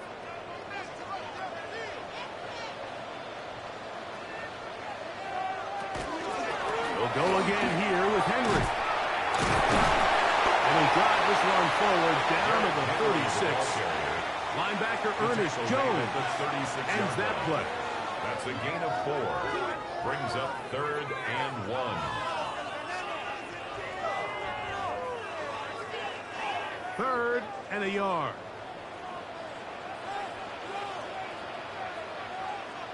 They'll go with the sneak. Trying to find any seam he can, but the push too strong in the middle. He didn't get there. It's fourth down. A gain of 1. Well, we have an early decision here, Mike. How aggressive does this coach want to be on this fourth down try? I think you got to keep your offense out there. You have a prime opportunity to take the fight to them, extend this drive, and hopefully be able to come away with points. They'll run for it with Henry. He's going to have the Ravens first down. No problem there. They get the first by plenty on that 4th and inches. First down. This play should always end up converting a fourth down, especially at this distance. But you can't tell me there weren't some nerves on that sideline as they sent that play in to snap it. But fortunately, nothing to worry about. The offense gets it done. In motion goes Likely. They'll try to throw here with Jackson. There's a short one caught by Andrews. Now they are in business inside the 15-yard line. His second catch of the drive. This one's good for 15 and a first down. At the 13-yard line. And this is the blueprint, Mike. The ability to sustain and maintain possession and methodically move the ball down the field in the process. The defense has had no answers up until this point. And now the next step is, can they come away with 6? Because anything less than that, after this long drive, would be a bit of a letdown. It's a pickup of 3. Brings up 2nd and 7 at the 11-yard line. They face 2nd down and 7.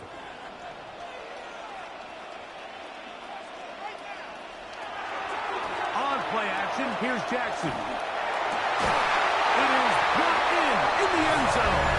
Jay Flowers. Touchdown, Baltimore. And that was just a great drive, really from start to finish, Mike. You could see the play caller just really finding his rhythm, mix in run, mix in pass. Results in the touchdown pass, but really everything they did, the entire possession worked to perfection. When you can sustain the drives like that and come away with touchdowns, man, that goes a long way towards establishing your identity for the rest of this game. Tyler Luke now for the extra point. He knocks it through. And the Ravens will take a 7-0 lead. Ravens 7, Seahawks nothing.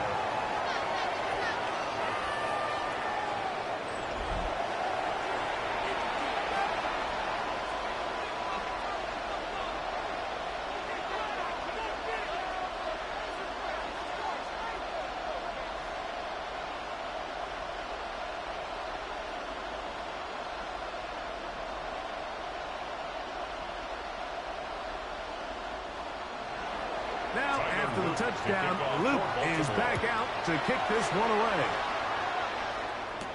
On the return, it's Rashid Shaheed. And he'll be taken down right at the 29-yard line. The Seahawks offense going to take over now for the second time. They were forced to punt the first time through. It led to a touchdown, so down 7-0 as they get the ball back for 1st and 10.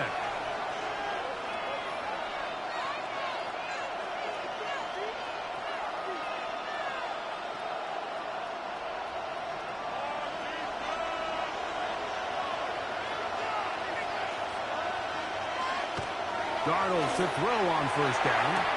He finds Hunt along the out route. They'll mark him down up at the 44-yard line. A gain of 15 Terrific yards. starter there. Gain of 15 and a 1st down. This pitch and catch may have looked routine, but I promise you, Mike, these types of anticipatory throws, especially outside the numbers, they don't occur without countless reps, oftentimes when nobody's even watching. Darnold now on 1st and 10. They'll try to set up the screen here with Walker. And that one's not fooling anyone. They were on that screen from the start. And a loss of yards on the play. That's just bad timing by the offensive line. They've got to get their linemen out in front of him. So either the linemen need to go faster or the back just needs to be more patient. But either way, they're just not in sync on that screen pass. They'll try to hit him with a screen. And he's going to be dropped after a pickup of about 5. Receiver just finds himself in a really nice groove, and there's these weird times in the game, Mike, where it just seems like every ball comes your way, every play they call, you're wide open, and you just find yourself in one of those grooves that athletes talk about. So they got to continue to ride the hot hand, because right now on that field, there's no mistaking who it is. Throwing on 3rd down is Darnold. And this is going to be incomplete. That is great work there, making things difficult defensively. It'll set up a 4th down. I'd say one of the most critical elements of a dynamic offense, Mike, is how efficient are you on third down. It's something these teams stress all week. Here's an opportunity to continue to extend this drive. The defense wins this time and brings up fourth down. Lester on the return. And he'll get a few yards on this return up past the 15-yard line.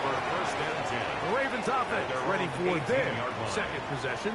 They lead 7-0 thanks to the touchdown on the opening drive. So try to double up here as they begin this drive 1st and 10.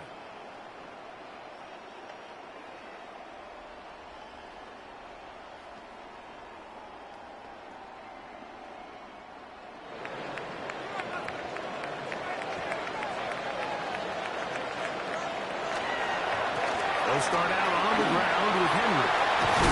And he's taken down, but not until he gets to the 32-yard line. Give him 14 on that play. One first down.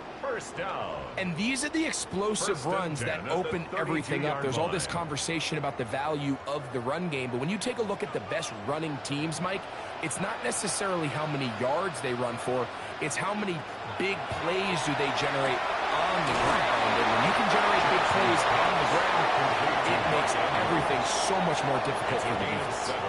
Just a simple hitch route, certainly nothing special there or anything downfield, but the idea is the more of those you throw and those efficient passes, the second the defense moves up to take it away, that's when you go for the big ones. Jackson now on 2nd down. And he let him a bit too much. That pass is incomplete. He just stays on his primary read just a little bit too long. I think if he gets that ball to his check down a little bit quicker, not only is the ball completed, but I think there's some room to run. So, again, certain quarterbacks are better than others. The ability to process and eliminate targets quickly to move on to the next, that's a skill that really just comes from experience. Taking off, he's trying to get there. He is dangerous when a play breaks down. A pickup of 18. It's a gain of 18. That's good for a Baltimore first down. 1st and 10 at the 43-yard line. The defensive line has to do a better job of contain rushing, especially on 3rd down. Mike, you can't rush one-on-one. You have to rush as a unit. Keep the quarterback in the pocket, and when you let him get loose, this is what's going to happen. On the ground, here's Henry. Henry hit the ball, runs free. And the Seahawks have come up with the recovery. And with all this talk about ball security, I can tell you firsthand, Mike, a lot of it just becomes mental. It's like the more you think about it, the more you stress it in practice, it almost gets worse. It's one of those things that when it starts to spiral, it's just hard to pull yourself out. Out comes the Seattle offense as they get ready for their next possession. And so far, not much has gone right. They've had it twice, punted twice. Looking to sustain something here on drive number 3.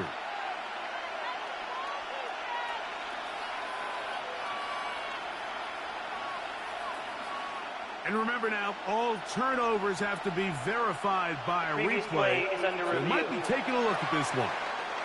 At issue was the knee or any other body part except the hand down before the ball comes loose. And are the visuals convincing enough to overturn the call on the field?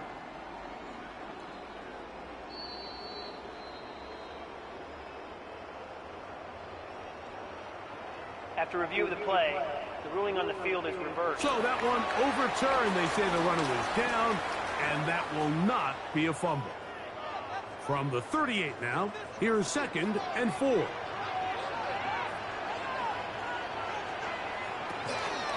the option, they give it to Henry. And this defense not fooled by the option. They stick with the running back, and they get him down for no gain. Now, after that last play, we have an injured Raven. As the athletic training staff looks at him, we'll step away for a moment.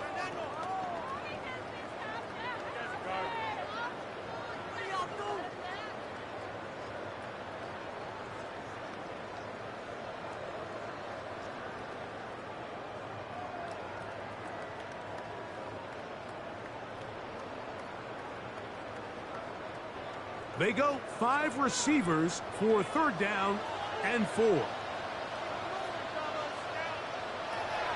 From the gun, Jackson. That one caught for Dante Western. And he's going to be taken down short of the marker. That is going to set up an interesting 4th down decision. And it seems like he just cut that route a little too short. He's got to get more depth on the initial stem, and that way he makes sure when he catches the ball, it's beyond the sticks. Jackson going to keep it himself. And he's not going anywhere. Stuffed behind the lines. They have turned it over on downs. 4th down, you want to make sure you give your quarterback the option to keep the ball in his hands, and that's exactly what they decided to do, and the defense was ready. They played assignment football, everyone did their job, and they come up with a huge 4th down stop.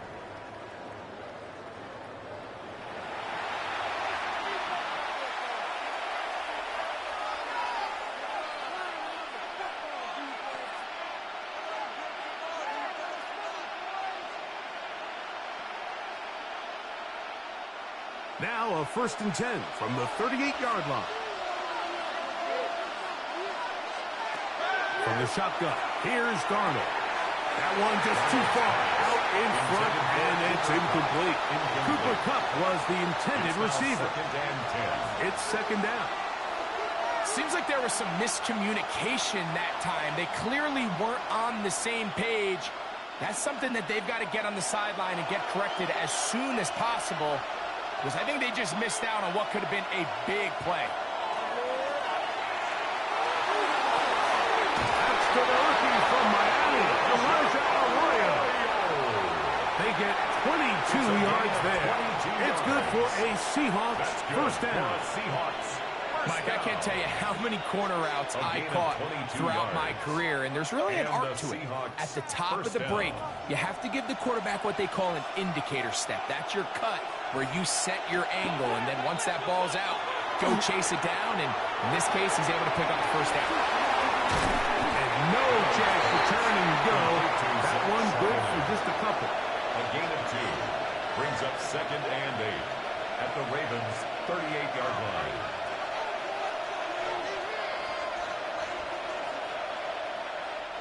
From the 38 now, here comes 2nd and 8. To throw again is Darnold. Forced out left. He keeps it himself. What a run. He brings it to the red zone. Taken down inside the 20-yard line. It's a gain of 21 They get 21 on that one. 1st down, Seattle. 1st and 10 at the 17-yard line.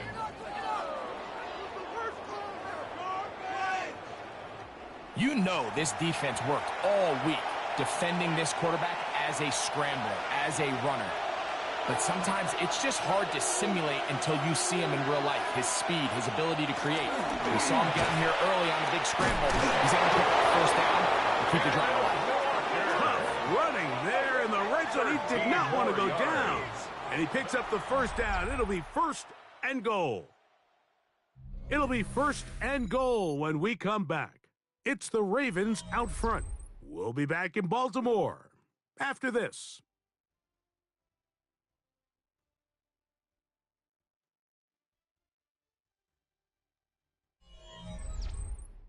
Seahawks football beginning this 2nd quarter from the 4-yard line, trying to punch it in. 1st down and goal. As we are ready to get back underway. And that play took a little long to develop. They stop him for no gain at the 4.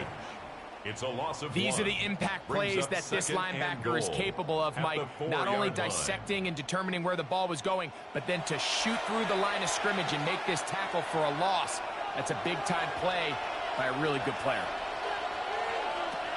To throw is Darnold, and he overshoots everyone. It's through the back of the end zone, and incomplete. Elijah Arroyo was the intended target. 3rd and goal. And now 3rd and goal coming up.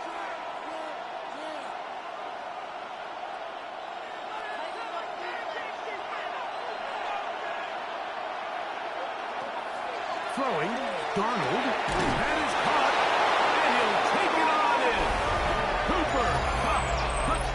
Seattle. Touchdown, Seahawks.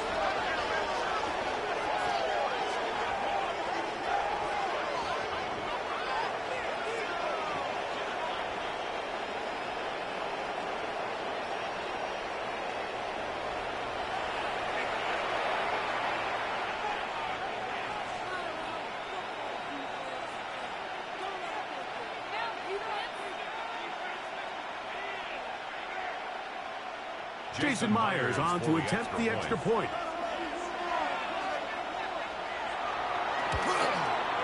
He gets it to go, and the Seahawks will level things out at 7 apiece.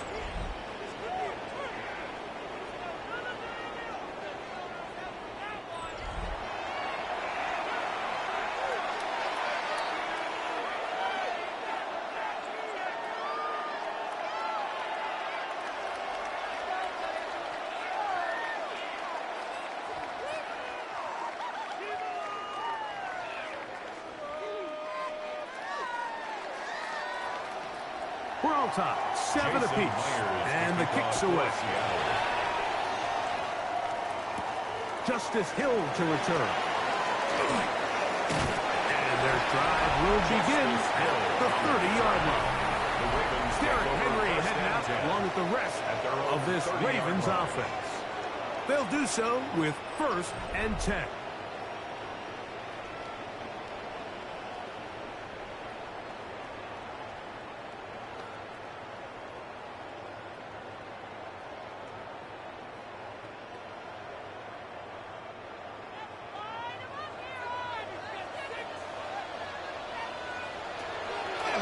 Play action now. Jackson.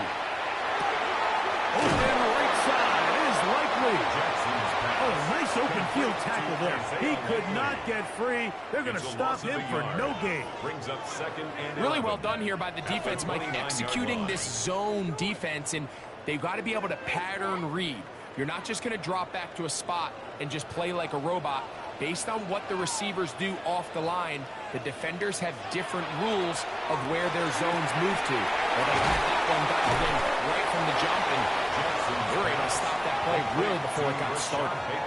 This is one of those throws where you're hoping you do most of the damage after the catch, but give credit to the defense. Once that ball was caught, they were on him quickly, and there was nowhere for him to go after the catch. Here comes 3rd and 6. Jackson now. He finds his receiver. That's Bateman. That's his 3rd catch of this first half, and good enough for a first down. Baltimore, 1st down. 1st and 10 at the 46-yard line. I'm not sure what was the more difficult aspect of the play. Winning his route versus man coverage or catching this pass, because that quarterback, he put a little extra sauce on that one to get it there on time, and he's able to secure a really nice catch. Here's Lamar. He'll keep it on the zone read. And he'll be met in the backfield and dropped behind the line of scrimmage. Oftentimes, the more success you have as a quarterback keeping the ball, the more attention that you're going to get from the defense. And I think that's exactly the case here. They've been burned a few times by this guy already today, but this time they were ready for him. 2nd down. Jackson. That's caught. It's the tight end, Andrews. They'll hold him to a gain of just a couple and sets up 3rd down. Brings up 3rd and this is where the versatility of the tight end position really starts coming into play. Not only do they have to line up with their hand on the ground, but they can occasionally split out in the slot. And man, they're too fast for linebackers, and a lot of times they're too big for defensive backs. He's got his tight end. That's Andrews. 18 yards on the pickup there. 1st down, Baltimore. What a luxury that certain teams, when they have a guy like this, I mean, not only is he the big target, but then to have that size and speed to run away from these linebackers and do so much of his damage after the catch. In motion goes Likely. Off the play fake. Jackson. And he's Brought down after a gain of 6 on first down. To number 42. I'm not sure how many guys grow up wanting to be an NFL fullback, Mike. They don't get the ball a ton. They're used to do all the dirty work. But in this case, this guy's showing off. Hey, coach, you get the ball in my hands. I can do some things. Ball on the 30 now. Here's second down and 4. They'll work straight ahead with Henry. This defense all over this one. They get him down behind the line. It's a loss of a couple.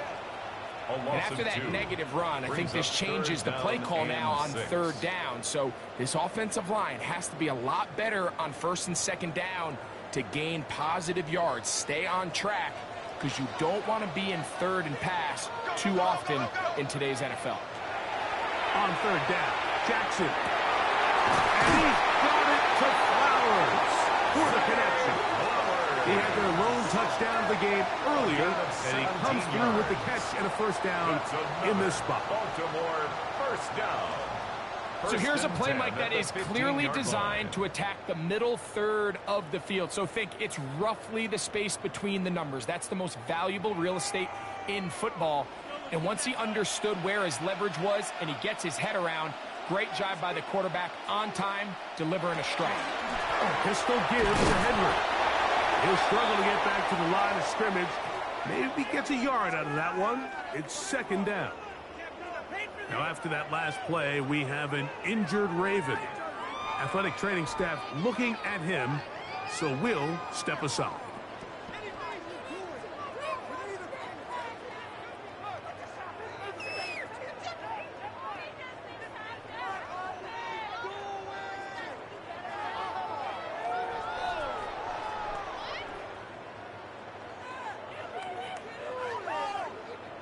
Second down, 8 yards to go.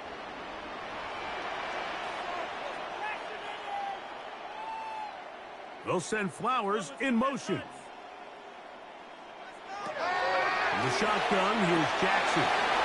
Flowers with the catch. And they continue to churn out first down. What a drive. It continues now with first and goal. I love the way the ball's been moving around to different guys this drive, Mike. I mean, it really keeps the defense guessing and off balance. And now this defense is going to have to figure out how to keep this offense out of the end zone because it's first and goal. The fullback trying to power it home. And he barrels his way into the end zone. Patrick Ricard. Touchdown, Ravens. They're out there to block most of the time, but Greg, great reward for the fullback to carry it in for the touchdown. Not every team in the league even carries a fullback, but man, if you have one on your roster, Mike, not many better places to use him than down here on the goal line. Luke now for the extra point.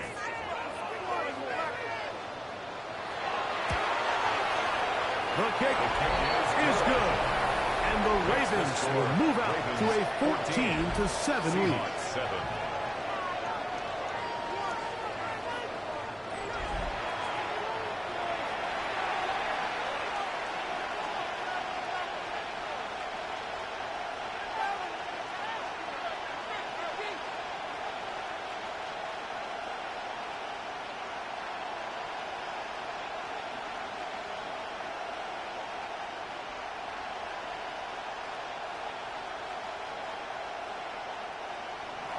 Now, after the touchdown, Luke is back out to kick this one away. Here comes the all-pro returner from last year, Rashid Shaheed. He'll get this past the 20 before he's brought down shy of the 25-yard line. The Seahawks offense and Cooper Kupp heading back onto the field. They trail now 14-7 as they'll come up for first and 10.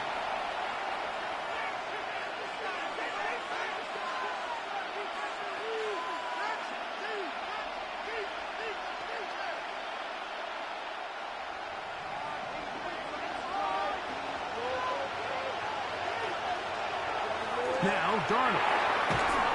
That is incomplete. No way to force the football in there. Good coverage. It'll bring up second down. He's usually such a reliable target in the passing game. Like, we just don't see him struggle to come down with catches like that. all too often, and when you're one of the go-to guys on your team, I know the hit's coming, but guess what? It feels a lot better after you take that hit after a catch than it does after a drop. Smith and Jigba has it on that out route. You can see in the eyes of the quarterback, he's trying to push this ball initially downfield, but with the defense doing a good job keeping a lid on the coverage, he's forced to check this ball down to the shallow route. But this is something that they know in the future. If I need a couple yards, they can come back to this play. Third and short yardage, and here's Garner.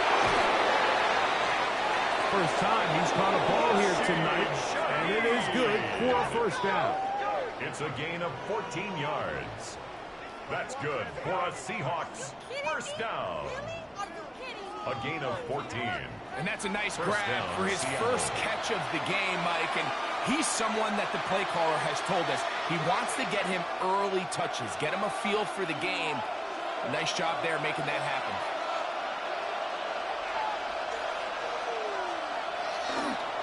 Now Walker. And that one shut down pretty quickly. He'll get back to the line of scrimmage. And that's it. So there's multiple factors, Mike, that make blitzes successful. So, of course, there's the initial design. Can you attack the vulnerabilities of the offense's blocking scheme? And then in this case, the next phase is the timing. You can see this linebacker knew exactly when that ball was going to be snapped.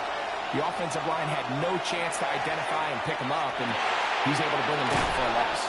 And they'll get about 8 out of that one, but still a little work to do now on third down. Brings up 3rd and 1.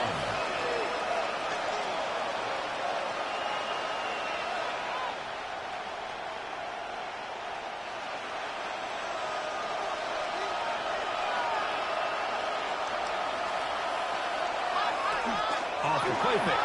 Here's Garner. They'll be forced to just throw that one away. It's incomplete. I think if you're willing to throw it there, it tells us everything we need to know about the decision coming up here on 4th down.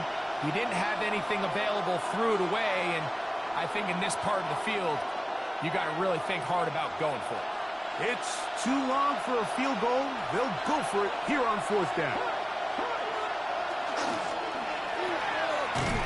And he's not going anywhere. Stuck behind the line. They have turned it over on down. Is a turnover on And down. a great job here by the defense, being strong up inside, forcing the ball carrier to have to bounce this out towards the sideline, and he can't get the corner, and they come up with a huge 4th down stop. The Ravens offense getting set to get back to work. They'll start with great field position right at midfield with a first down.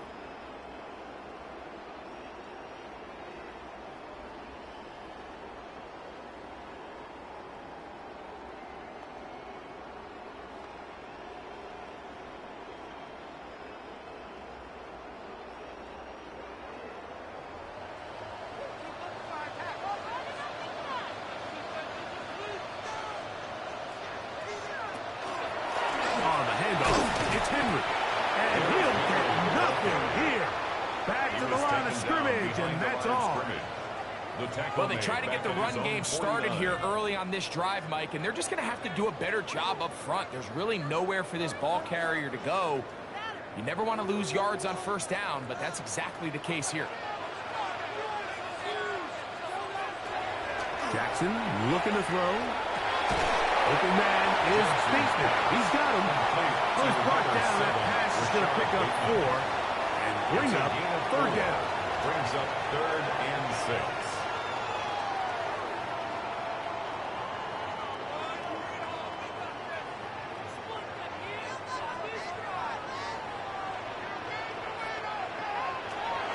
Now Jackson. Open man left side. He's got it. 11 yards on the pass there. Good for a Raven first down. So far here early, Mike, the key for this offense has been their ability to maintain possession by converting on these third downs. It's going to be a big storyline the rest of the way. This defense has to find a way. When they force third down, they got to get off the field. Jackson now to throw on first down. This one complete to Bateman. He'll be taken down rather swiftly after a gain of just 3. A 3-yard pickup brings up 2nd and 7 at the 32-yard line. From the 32-yard line now, here's 2nd down and 7. In motion goes Likely. They'll run. It's Henry. He'll work his way forward for the 3-yard. Reek Woolen brings him down. Reek Woolen on the tackle. It's a gain of 4. Brings up 3rd and 3.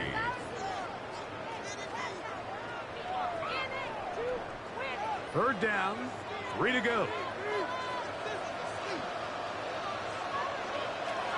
Jackson.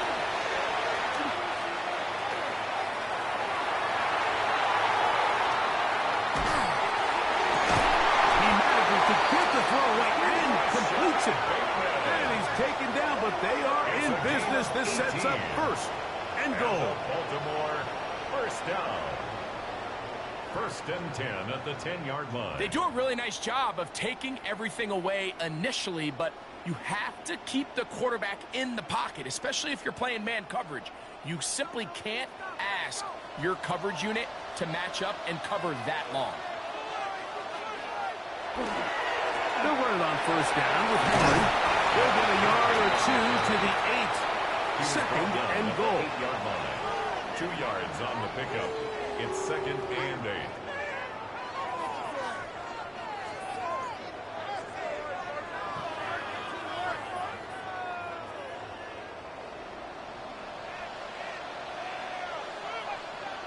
Jackson now on 2nd down. He's in. Derrick Henry. Touchdown, Baltimore. The quarterback, with all of his eligible receivers available, uses the back out of the backfield that time, Greg, to take it to the end zone. And when your running back, Mike, is a valid threat in the passing game, man, it just gives you so many options. And in this case, it was the running back that was the open target. He's able to put the pass on the money. Easy 6 points.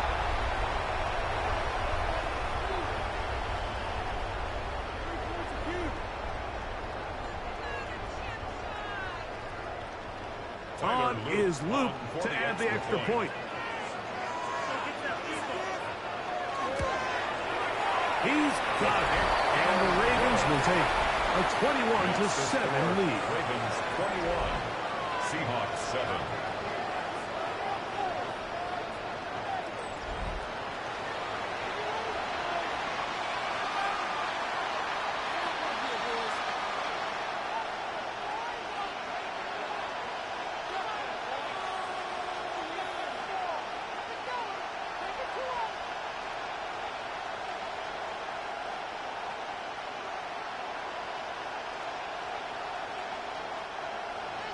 Now, after the touchdown, Luke is back out to kick this one away. Shaheed now to return it. He'll work his way across the 25-yard line. The Seahawks offense ready to come back out for this next possession.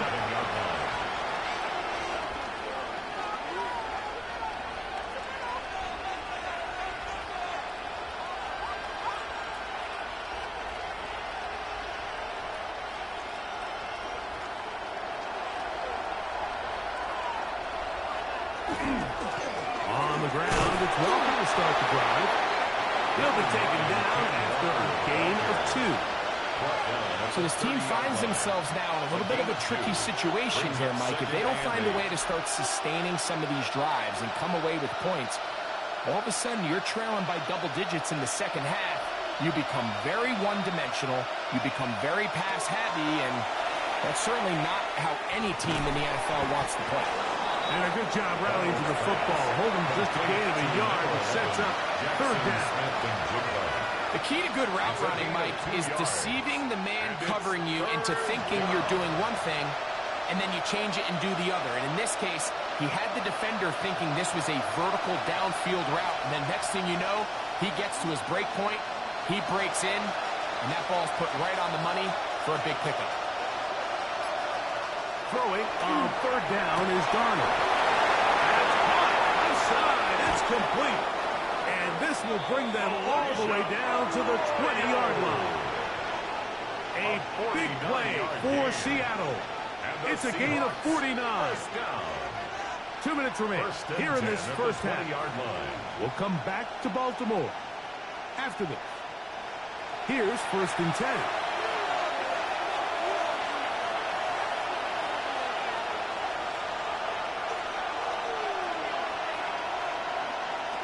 Working out of the gun, it's Darnold. This is caught 2. And the Seahawks going to be set up with 1st and goal. Pass play moves them down to the 1. Seahawks, 1st down. 1st and goal, Seattle. It's been a really good drive so far, but what I really like, Mike, is they're down here in the red zone, and they continue to attack. Now, not quite a touchdown, but with 1st and goal, this defense certainly has their back against the ropes.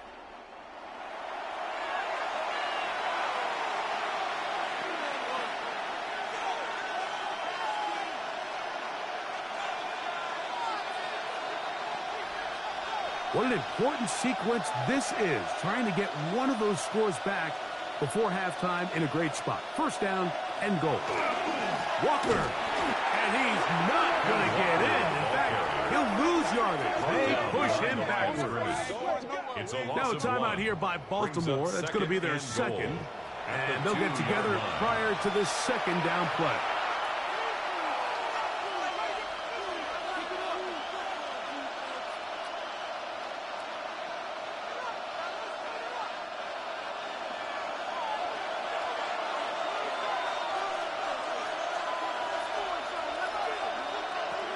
Operating from the gun, it's Darnold. To the end zone, but it is incomplete.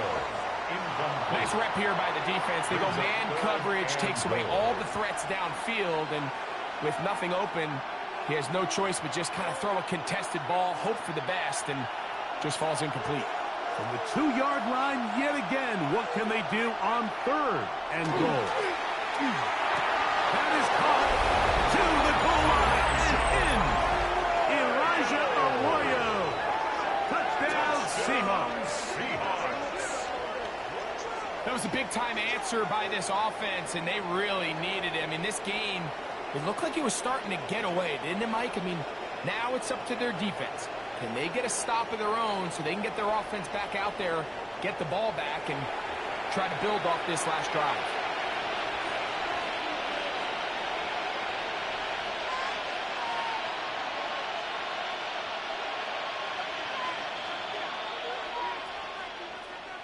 Myers now to add the PAT.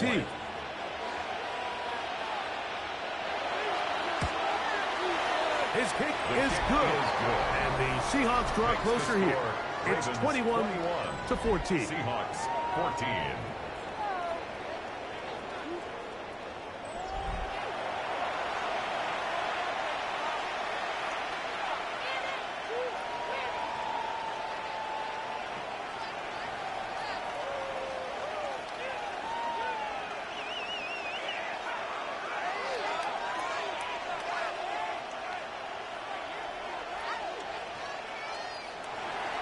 After the TD, Myers comes on now to kick it away. Here comes Hill on the return. And he'll work this one past the 25 to right about the 28-yard line. Lamar Jackson and the Ravens headed back out again. And he's had things all his way in the first half. Those numbers are sensational.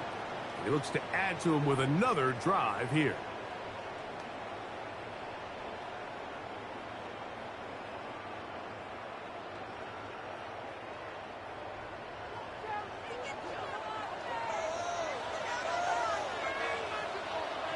On 1st and 10, Jackson. Oh, a short throw there, but it's going to end up incomplete. That's a pass you say he should have had. Instead, he does not, and it brings up 2nd down.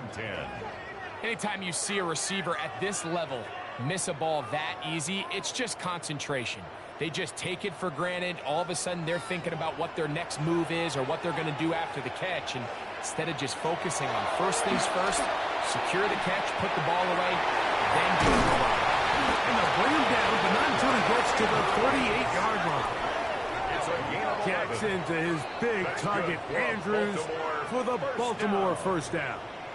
First and 10 And this is why at the most teams, 38-yard Mike, line. decide to take the ball first after the halftime break because they want to be able to control this middle four. At the end of the first half, you can use your timeout. You can use some strategy to steal an extra possession. They're able now to go down and come away with points. They'll have a chance to double it up again right after the halftime break. That's 11 yards again, 2 plays in a row. And another first down. They'll come up here, first and 10. In motion goes Likely. On play action, here's Jackson. He's got his tight end Likely downfield. And he's going to have the first down as they move into field goal range here at the 25-yard line. That's another Baltimore first down. First and 10 at the 25-yard line. And now you can see they're really getting in rhythm in this 2-minute drive. Now, after that last completion, Mike, they cross midfield. Now the mindset goes to, all right, we got to come away with some points. They've got a quarterback who's in complete control, and they got to see if they can finish this thing off. Throughout another catch for his favorite target. And he's close to another first down. He's brought down just shy of the marker. Well, it goes without saying. You want to play wide receiver in the NFL, Mike. How well can you change directions? How fast can you get your body from one direction to another? And when you can cut like this guy, I'm not sure how you guard it. And he'll just bite the bullet and throw this one away. That was a good idea. Didn't force anything there. But now it's going to bring up third down. They just have to be more creative with their route concepts, Mike. I mean, there's nobody open, nowhere to go with the ball, and quarterback's just forced to throw that one away. Luke on for the field goal. A 32-yard attempt. He'll bang that one through. It's good. And the Ravens going to extend their lead. It's now 24-14. Okay, Mike, thanks very much. Welcome in, everyone, to the downtown Orlando studios. Scott Hansen and crew with you for a short and sweet halftime, as this game's had a little bit of everything to it. We'll find out which side can establish some tempo in the third quarter as we're ready to kick off the second half. Back out to our commentary team, Mike Tirico and Greg Olson.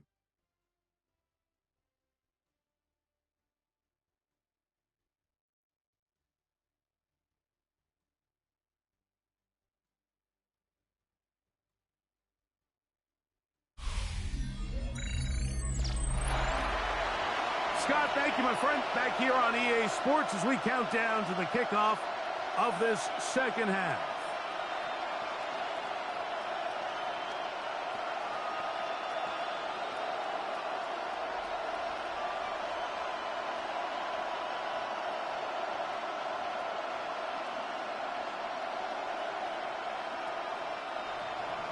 Both teams ready to get back at it as we get back underway here on EA Sports.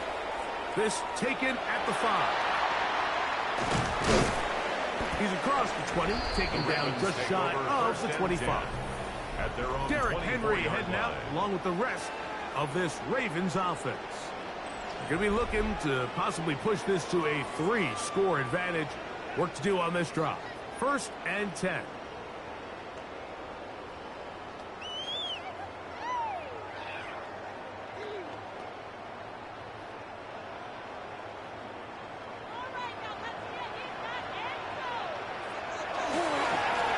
This is Henry.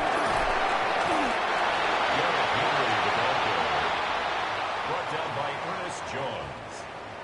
It's a pickup of 3. Brings up second and 7 at the 27-yard line. They'll come up on a second and 7 from the 27.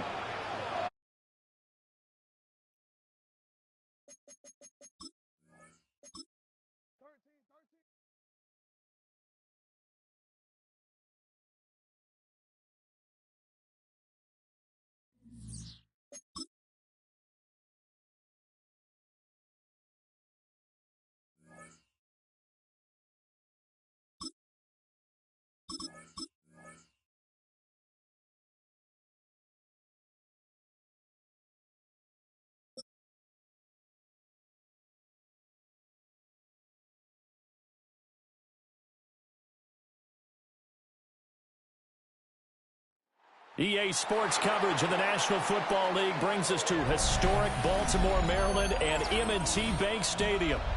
Coming up, we've got what should prove to be a good one, as it'll be the Tampa Bay Buccaneers taking on the Baltimore Ravens.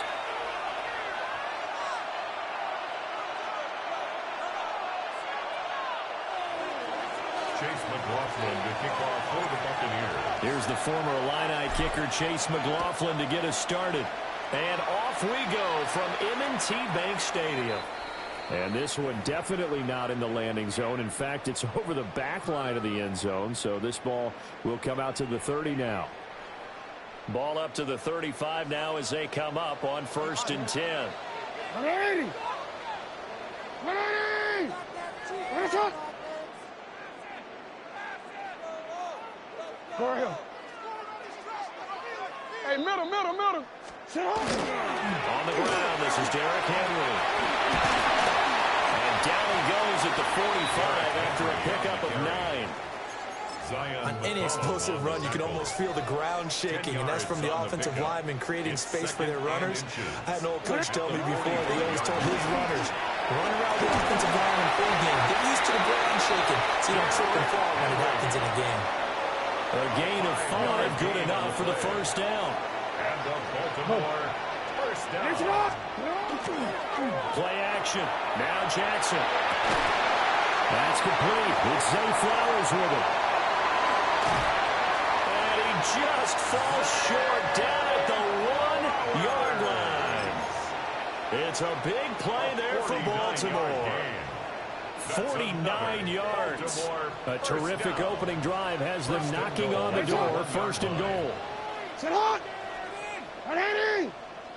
And sit hot! Henry looking for a signal, but none forthcoming. They stopped him shy of the goal line. 2nd and goal from the 1. Brings up 2nd and Jackson's going to try the sneak. And he stopped immediately there. Officially no gain on the sneak. Kind of a wasted play there, and now it's 3rd down.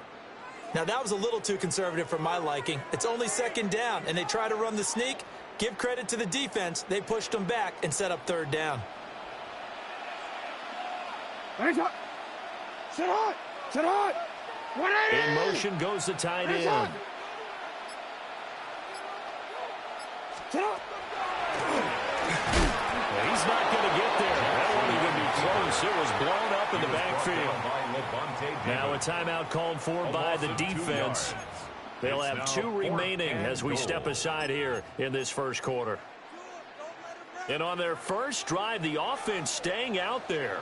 They're going to go for it on 4th. 180! That's hot! You are X. Sit hot! Well, he tries to force it in, and it's intercepted. Picked by Antoine Winfield Jr. That's a pick six. He brings it back in the house for Buccaneer TV. So just a tremendous play there defensively on this opening drive. Not just to make the interception, but to take it all the way home. And it felt like this was a defense that was on its heels a bit to start this thing off. Yeah, they pretty much let the other guys march right down the field until that moment. Yeah, key play there, turned it all around. Big moment. Extra point by McLaughlin is up and good. And that makes the score 7-0. Ravens nothing.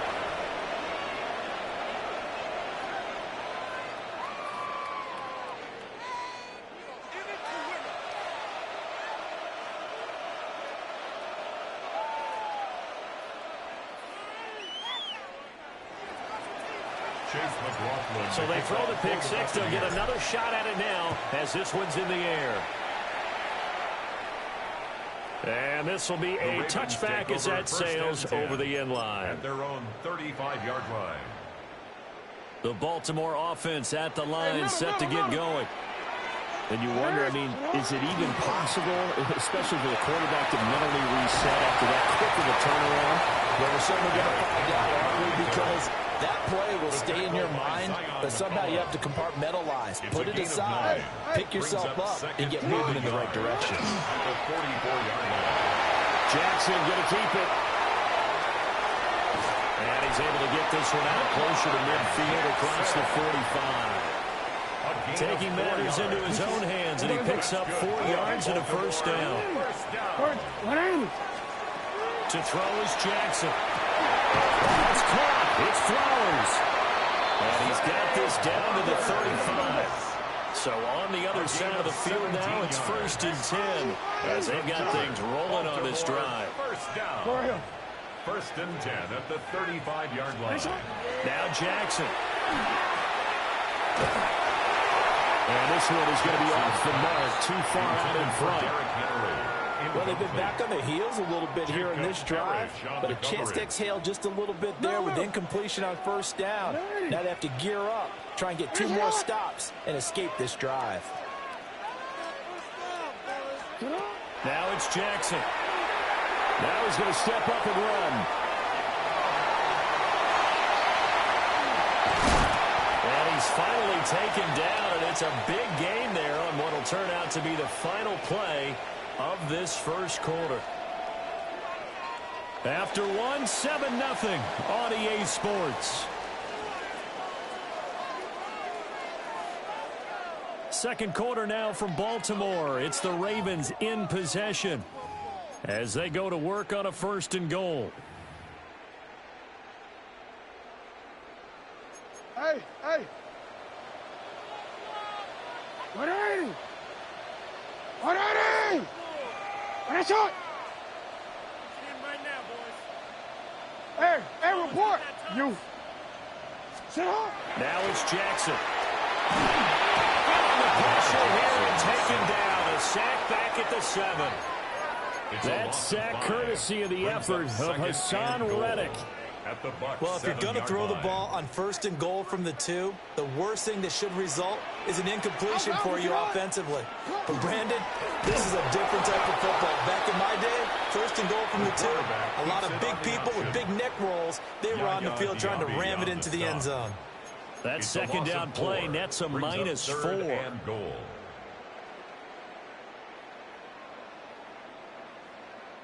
They've been denied touchdowns in the red zone twice already.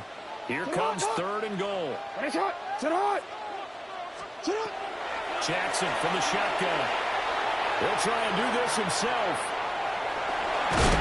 And he's able to get it down to the 2-yard line. Giving 9 on the play. And that will bring up an interesting decision here on 4th and goal.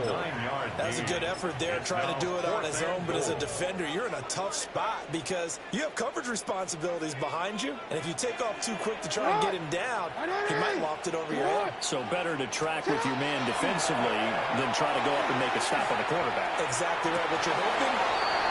A 1-yard touchdown pass.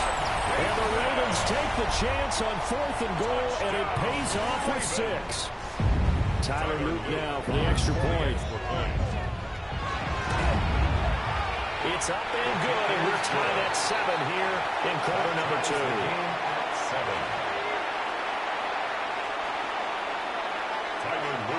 So all even at 7 now as they kick it away. And that is over the back line of the end zone. It's a touchback, and they'll bring this out to the 35-yard line. Good starting field position for them here as they come up 1st and 10 at their 35-yard line. Regular. What's up? Mayfield to throw it. We'll find this rookie wideout from Ohio State here. And he'll take this to the other side of midfield before going out of bounds. 19 yards there on the catch and run. An ex-teammate used to tell me all the time, I hate experienced quarterbacks because no matter what, You really can't hide what you're doing. And I think that right there, he knew right away where the blitz was coming from, where his primary guy was going to be, and he ended up going to a secondary target for a nice game. I was just going to ask you, that wasn't the primary target, and he's so good at that, isn't he? I think he knew right away that he wasn't going to get to his primary guy. I think he read that as soon as he got to the line of scrimmage, knew where the pressure was going to come from, and said, I know how to beat that, and that's what he did. It's another first down as they bite off 23 more on that one. Not only have they completed a couple on this drive, but they peeled off some pretty good chunks of yardage, too. Absolutely. Great start. 2 nice plays in the pass game. Now can they continue to feed off that?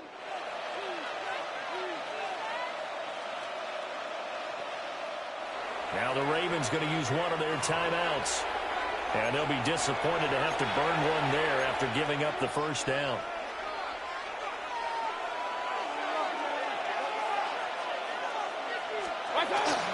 Baker going to give it to Irvin. And he'll take this ahead for about 4. Second down coming up. Man, and all things considered, they have to feel pretty good about getting that type of a gain, considering the blitz that they just had against them. The Ravens going to use the second of their timeouts as they'll head to the sideline and talk over what to do next. Now Mayfield. Left side here, it's complete to Godwin. And the Buccaneers are going to be set up with a first and goal on a pass play that moves them all the way down to the 1. It's all pretty simple sometimes, isn't it? Go where the defenders are not, and he does exactly that. Makes a nice catch to move the chains. Defense, got to find a better way of accounting for the shorter routes that are being run against them.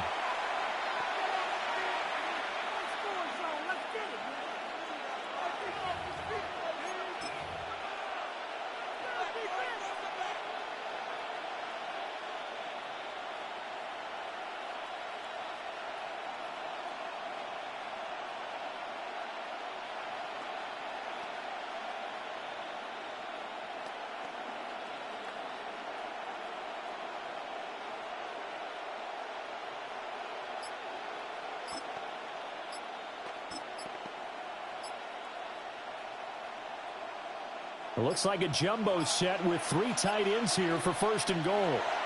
The Bucs going to go ahead and use the second of their timeouts as they get the stoppage with just under 50 seconds remaining in half number 1.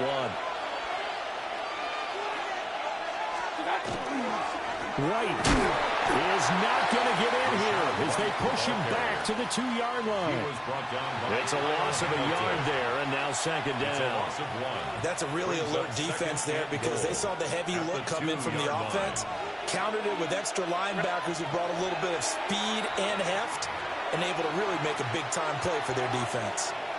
Ravens going to use their third and final timeout as the clock will stop with just under 30 seconds to go in the first half.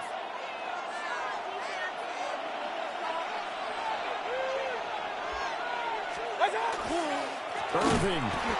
And he is met in his tracks behind the line of scrimmage. It'll be a loss of a full 3 yards there, and it also brings up third down. And now third and goal coming up, the loss on second down. That just means this crowd's going to get even louder, and they'll get a little bit of extra help from the defenders as they exhort them to join them in the effort. They've been denied touchdowns in the red zone twice already. Here comes third and goal.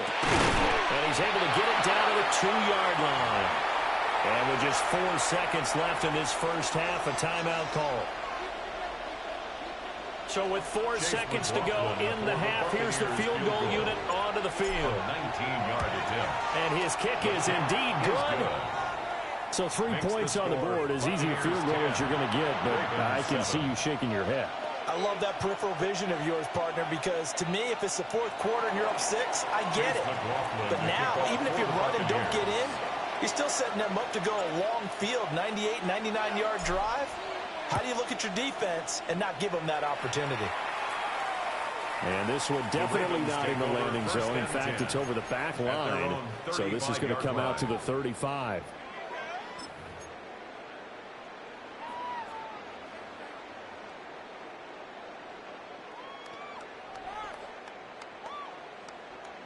The Raven offense set at the line for this next drive. And they'll have time for one play. There's 2 seconds on the clock. Final play of the half here. It's Jackson. Throw right side, going to be taken in by Henry. And he'll be out of bounds, but able to get it up past the 45. Time for a break. We've hit halftime. 2 quarters down. 2 still remain. We step aside. This is the NFL on EA Sports.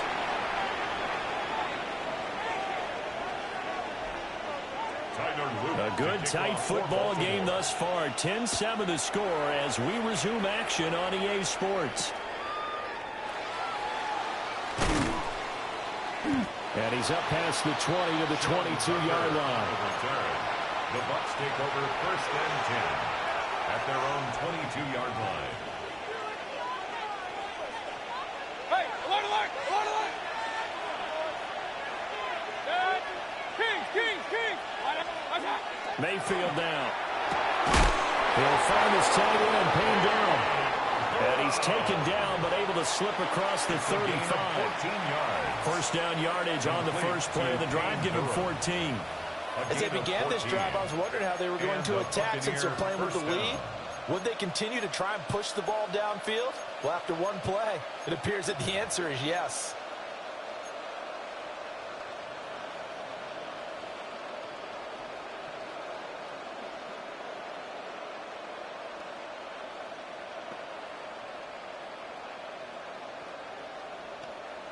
So from the 36 now, 1st and 10. Mayfield.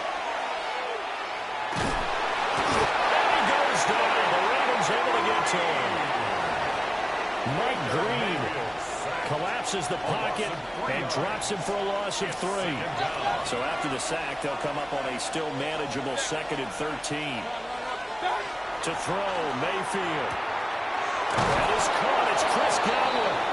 And he's going to be taken down with the first down at the Ravens' 45-yard line. A good pickup there at 22. 1st and 10. And that's the kind of play this offense needs to maybe kick them into gear a little bit. They've been stuck in neutral much of the game. Perhaps that can give them a little bit of confidence that big plays are out there. So in Raven territory now, here's a 1st and 10 at the 45-yard line. Here's Mayfield. And that is incomplete. He couldn't hold on through the contact. Brings up 2nd down. He did a fine job there of not hitting him before the ball arrived, and I've got to tell you, you can often mistime that play because of the angles of approach. When you're going to get him, sometimes you panic as well and think, I've got to be there right now. Instead, in this case, timed it perfectly and knocked it free. That helps the completion percentage, but not much else, and now it's 3rd and 10. So nothing there on the screen that time. That means all that great acting they tried on offense went for naught, didn't it? Because you have to try and influence them. Make them think that you're doing something else. Make them think that they can get to the passer by letting them by and then setting up the screen and getting downfield. Didn't happen at all. Give a lot of credit to the defense for not tumbling to that one. 21 yards there on 3rd down. It's a gain of 21 Couldn't ask for much more to this point in the second half. A gorgeous day, one-score game. 1st and 10 here. Going to the air again with Mayfield. And this will be incomplete. Physical play on the football there, and it's 2nd down. Hey, alert 33. 2nd and 10 at the 24-yard line. What's up? Throwing, Mayfield. And that'll be off the mark, too far out in front, and it's incomplete. Well, every point certainly counts at this stage of the game. But after driving so far, you absolutely know they want to finish it with 6 instead of 3. Mayfield looks to throw. He's got his target. That's complete. And he's going to be taken down with the first down at the Ravens' 13-yard line. 12 yards there as they move the chains. 1st and 10 at the 13-yard line. Under a minute to go in this 3rd quarter as they come up 1st and 10. They'll stick with the passing game as he looks to throw. A quick throw, but incomplete. Well, he's been targeted quite a bit on this drive, and finally I think the guys on the defensive side, they said no more. They slapped the double coverage on him, made it very tough for him to get the ball. They'll throw again. Here's Mayfield. And he's going to be taken down, sacked back around the 18-yard line. Mike Green able to get in there for his second sack of the afternoon. A tough spot here. 3rd and 15. Kings, 180, up, hey, alert 33. Defense shows blitz. Mayfield. And this pass broken up. And the contact well timed there. And now 4th down. Chase McLaughlin on for the field goal. A 35-yard attempt. And this one is right through. And the lead stretches to 6 here. It's 13-7. Well, looking at it from a defensive perspective, that keeps the deficit very, very manageable. You know, all things considered, not a bad job on the defensive side. I would say that you pointed out something pretty good right there, and that is you actually have both sides happy with that exchange. You know, happy in quotes, of course. One team, hey, we've kept it within range. The other side saying, hey, we put points on the board and did stretch out the lead. Let's see how this one turns out. Yeah, still bottom line, though, 3 points for the opening drive of the 3rd quarter.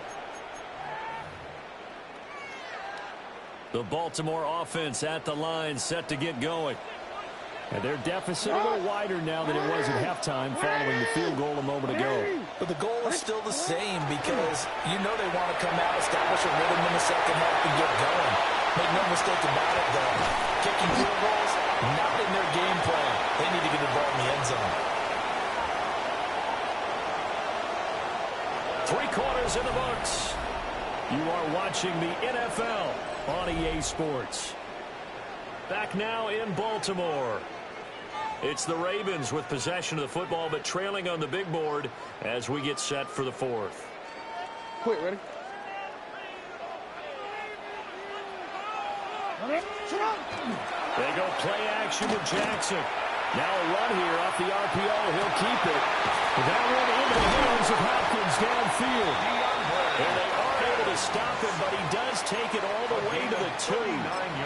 39 yards there, a big one. They come up on a 1st and goal, and most likely 4-down territories. They need a touchdown and a PAT for the lead. And they'll take it into the end zone for a Ravens touchdown. Lamar Jackson taking it in from 2 yards out. And the Ravens are an extra point away from taking the lead here in the 4th. A very important extra point there, up and good.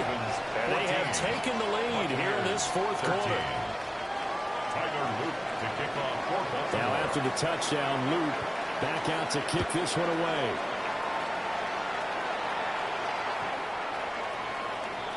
The Bucs take over 1st and 10 at their own 35-yard line. The Tampa offense ready to get their drive started. And they will be looking to answer the touchdown their defense just surrendered. Still a good chunk of time remaining here in the 4th quarter and a chance to... There goes Sterling Shepard. Touchdown, Tampa Bay. Sterling Shepard, 65 yards.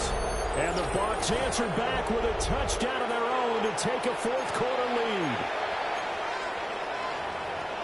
So minutes after giving up the lead in the 4th quarter, they say not so fast. Big play, and they grab that lead right back. Talk about a seesaw game. Up, down, up, down. Did you have a seesaw? Did you play that when you were a kid? Oh, yeah. Out on the playground, absolutely. You had to make sure that you matched the weight there on the other side, though, right? Otherwise, you could be up in the air a long time. By the way, we're not done in this one. I think we're set up for an exciting finish.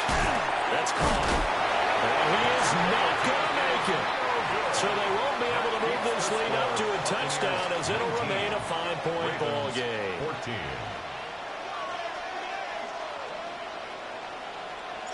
Following the touchdown, here's McLaughlin to kick off. And this one over the back line of the end zone. Well, they definitely don't want to give him a shot at returning it. That's obvious. So the ball will come out to the 30. The Raven offense set at the line for this next drive. We certainly have a good one on our hands. They're trailing after that last touchdown, but now a chance for this offense to try to snag that lead right back here in the 4th quarter. Yaya Diaby got in there behind the line and dropped him for a loss on the play. First play of the drive goes the wrong way. Here's 2nd and 12. Hey, hey. Ready, shot. They go play action now. Jackson. Hopkins making the catch. And they're going to have this across midfield and inside the 45. That one covers 24 yards. It's a first down. First down. You got to make it happen. 1st and 10 at the 43-yard line. Report. Hey. Jackson. He dumps it off for Henry. As a defense, you're more balanced when you're in zone coverage because you're able to keep your eyes on the quarterback and see the play develop in front of you. You're able to keep the quick pass in front of them and stop it right at the line of scrimmage. 4th quarter, down to the final 2 minutes, and we've got a one-score game.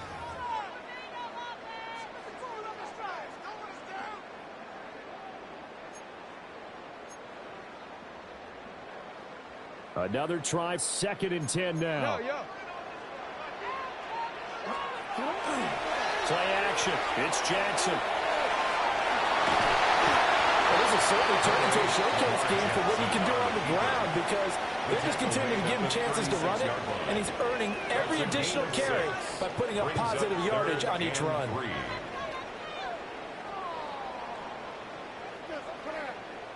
A big play looming on 3rd down. Hey, Alpha, sit out. Finish it out. Go ahead. You change it.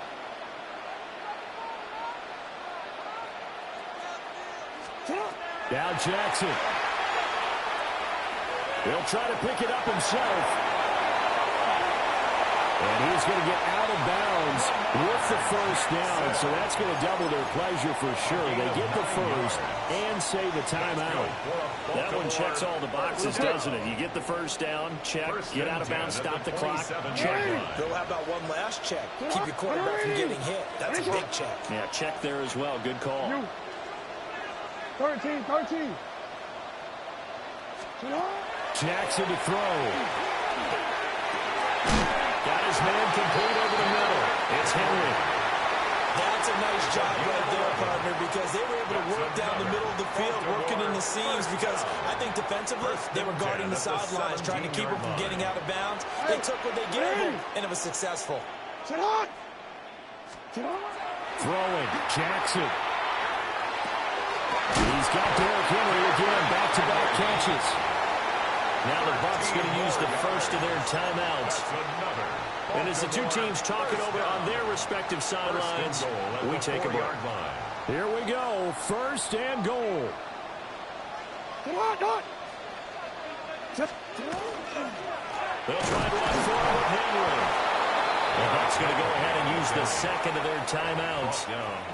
And as the two teams talk it over on their respective sidelines, we take a break.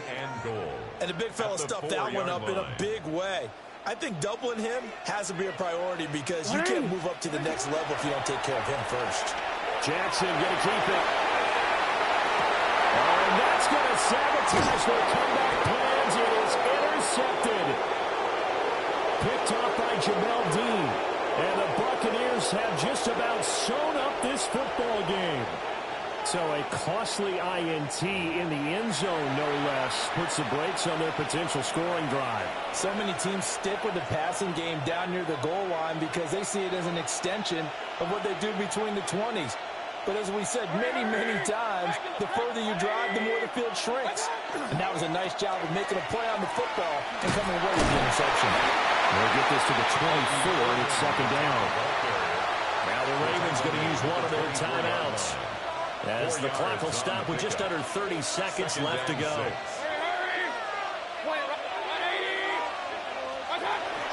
He's going to get it again. He's looking to get forward and protect the ball. The Ravens going to use the second of their timeouts. And as the two teams talk it over on their respective sidelines, we take a break.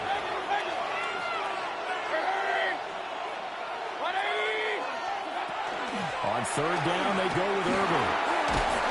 Well, I don't think he got there, no. He's short by maybe a foot, maybe. Call it 4th and inches. A 4-yard gain. Ravens going to use their third and final timeout. And as the two teams talk it over on their respective sidelines, we take a break. Here's Riley Dixon now. And surprisingly, this is the first punt of the game for either team. This is away and a very good kick angled for the sidelines. And that'll skip out of bounds inside the 20 at the 17-yard line. This is 1st and 10. Jackson. Jackson going to keep it. And mark him down way up close to the 40 at the 39. It's a gain of 22 yards. Well, it took us until the final play, Charles, to officially decide a winner, although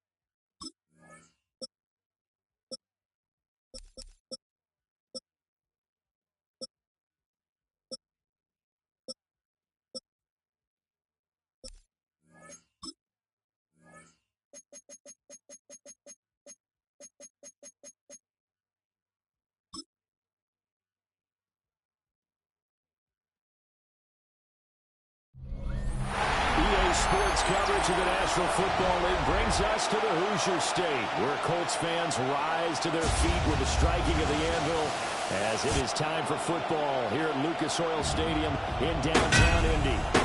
Straight ahead, we've got a pretty good one on tap here, as it'll be the Kansas City Chiefs taking on the Indianapolis Colts.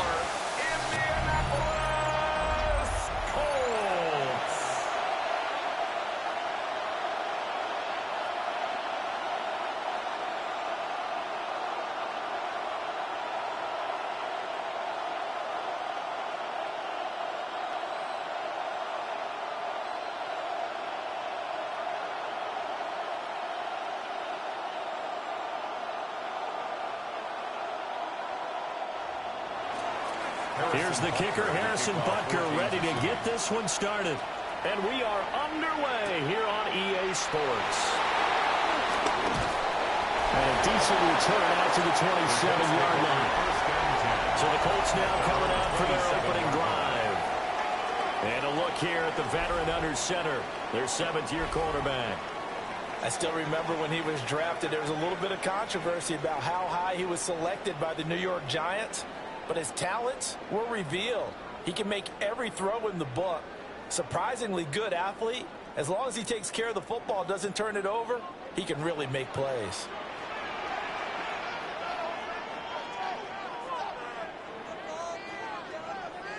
Jones looking to throw it on the first play. Connecting over the middle of downs. And only able to get two here. Stopped at the 30. Pickup brings up 2nd and 7. At the 30-yard line.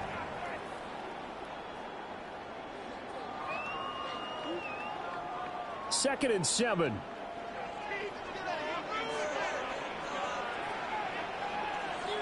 Throwing Jones. Out of his hands quickly to Pittman. And Pittman going to have a Colts first down as he'll be brought down at the 38-yard line. That'll go as a pickup of 8. And the throw and the catch were just fine, but against zone coverage when you run a drag route, what you're hoping for is he makes the catch and makes someone miss, and they don't there. Very difficult route to run when everyone has their eyes back towards the quarterback and they're able to see the route develop. And he's going to take this ahead for right around 3 yards, but no more than that. Second down at the 41. Well, that's just a pile of bodies there, and that's when you kind of find out who's a tough guy, right? Who can stand up and make a play. It was only a 3-yard run, but for both sides, they had to walk away from that feeling like, okay, I can stand up when the going gets tough in here. Now Jones. This one completes out of Pierce. And he goes out of bounds. It looks like right at the 50. 9 yards to pick up there, and it's a first down. 1st and 10 at the 50-yard line.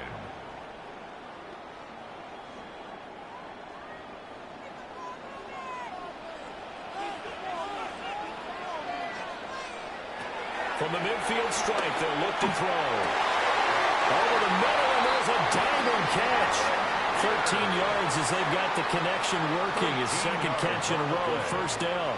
Every coach we ever talk to says to his team before the game, quick start, guys. Let's get out of the gate fast. How about that? They took his lesson to heart, didn't they? They did exactly that. A nice diving catch here on the game's opening drive. 1st and 10, Taylor now. Looking to find a lane, but he can't. Reined in at the line of scrimmage. Taken down right at the Nick line of Bolton scrimmage. there on the tackle. No gain on the play. Absolutely love the effort there. The ability to flow from his inside 37-yard spot line. and stop that one at the line of scrimmage. Nice linebacker play. Now a 2nd and 10.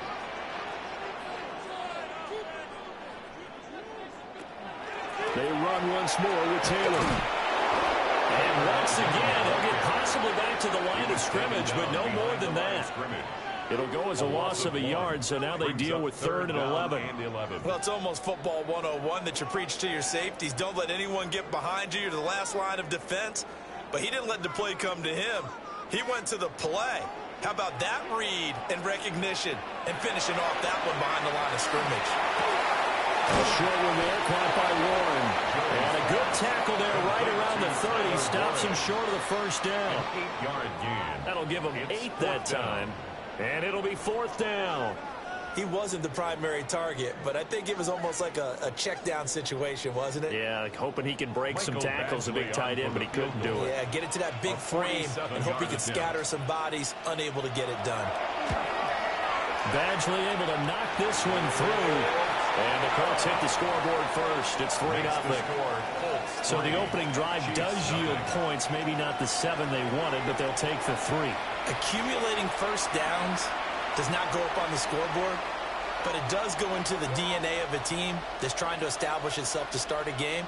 That has to feel pretty good for them. They'll take the 3. Yeah, they had 3 first downs and 3 points.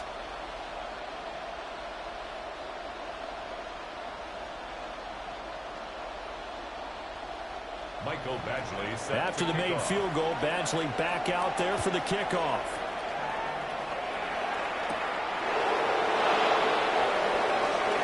Well, now how about this return? And all in all, a pretty solid return. Nearly got it to the 35. They'll mark him down officially at the 34. Time to see what Patrick Mahomes can do here with his first possession. The quarterback out of Texas Tech getting set to lead this KC Chiefs offense. And simply put, for many, he's the gold standard for quarterbacks in today's NFL because of his ability to create, find the open man, use all the different arm angles that he has. He's a complete package, and boy, his team loves to play around him. Here's Pacheco to begin the drive. And his defense able to plug him up there as he'll get a yard to the 35. You've got to be impressed by that defensive front on reps like those. They were not being moved off the line, kept their shoulders square, and gave their teammates time to fight to the ball and limit that gain. Here's a 2nd and 8. Here's Mahomes to throw. This one complete. It's Rashee Rice. And he'll have it past midfield almost to the 40 before being taken down. It's a gain of 22 yards there, a first down. And the Kansas City Chiefs. First down. 1st and 10 at the 42-yard line.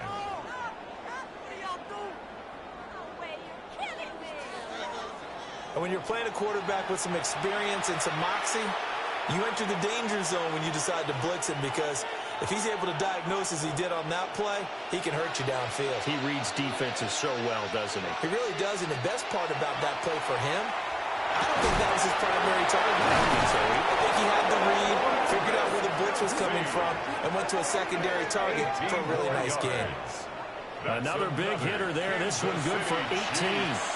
Their first drive here, and the first time that we've called the big tight end's name, but I can assure you this, Charles, it won't be the last. No, it won't, because when he gets going, now it opens up opportunities on the perimeter, because that'll draw the defense towards him in the middle of the field. Now your wide receiver will get involved as this game goes on. Officially no gain on the play, and it's 2nd down.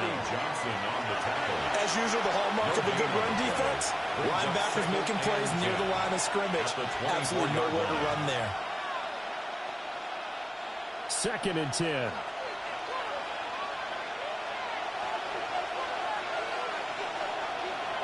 Now Mahomes. His throw caught right around the 6. And he takes this into the end zone for a Chiefs touchdown. And Xavier Worthy, 23 yards for the touchdown. And the Chiefs have answered that early field goal to take a first-quarter lead. Well, they said that they wanted to get him involved early, and what a way to cap their opening drive, Charles. We know he's one of the fastest receivers in the NFL, and he showcased it on that play. And when you have a guy like that, you want to make sure the defense sees him early, right? You want to see how they're going to adjust, how they're going to try and guard him, because they can't replicate his speed in practice unless they've got one of the few guys who are as fast as he is. And all it took was one drive. He burned them, and I don't think it's the last time they call his number in this one. Extra point by Butker is on target. And that makes it a 7-3 lead. Colts 3. The drive summary that time, 5 plays. And it's capped off with a Kansas City touchdown.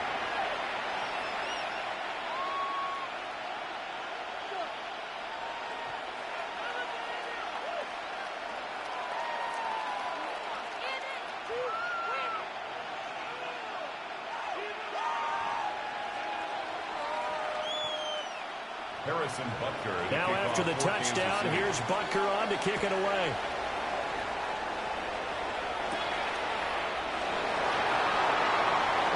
A dangerous return man showing it here. And he's able to get this all the way to the 40 before going out of bounds. Second drive coming up here for the Indianapolis Colts. And last time able to get 3. It's not what they wanted. They wanted 6, but they got at least something. They mustered something out of the drive. They'll take it. I like the way you've described it. Not ideal, but they'll take it. Anything to put some points on the board. But this time on offense, they don't even want to see the field goal kicker trot on the field. They want that ball in the end zone. Yeah, they'll be going for 6. Only able to get a couple there. And it's second down. The goal of a wide receiver screen is get enough blockers in front to create a wall and let him pick his spot to run the football. How about the defense there, swarming to it and not allowing that to happen? Did not let him get downfield. From the 42-yard line, here's a 2nd and 8.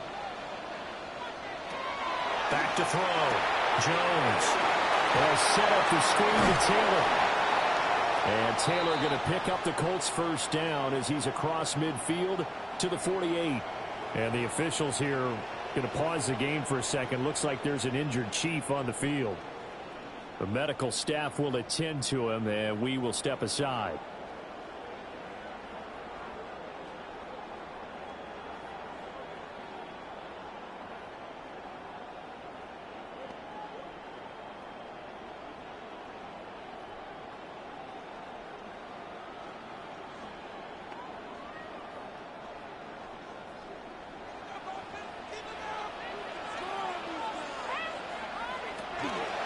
Running straight ahead, Taylor.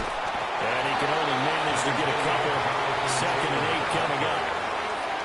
Certainly a nice job there by the defense rallying to the football and getting him on the ground. But I think the play gets made by the defensive front. Because if they can't get upfield, their job is to go ahead and get low, almost get into a ball sometimes, stack things up, and make it difficult for the runner to find a hole. Throwing on 2nd down. Jones. And he'll be brought down with a first down as the tackle's made at the Chiefs' 25-yard line. A gain there of 21 yards. That's good for a Colts. First down. 1st and 10 at the 25-yard line.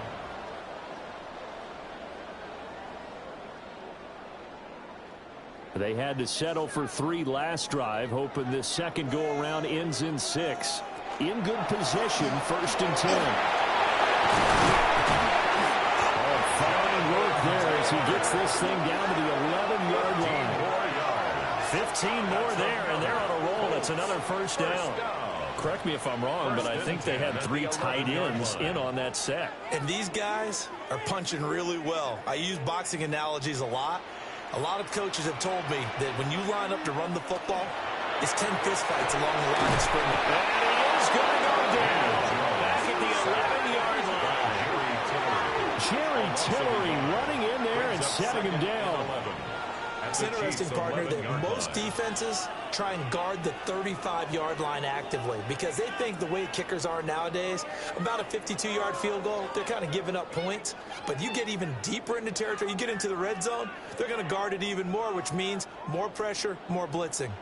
After the sack, here's 2nd and 11. Looking to throw. Jones. And he'll be brought down this time at the 5-yard line. That was play number 7 on this drive, and it got him 7 yards.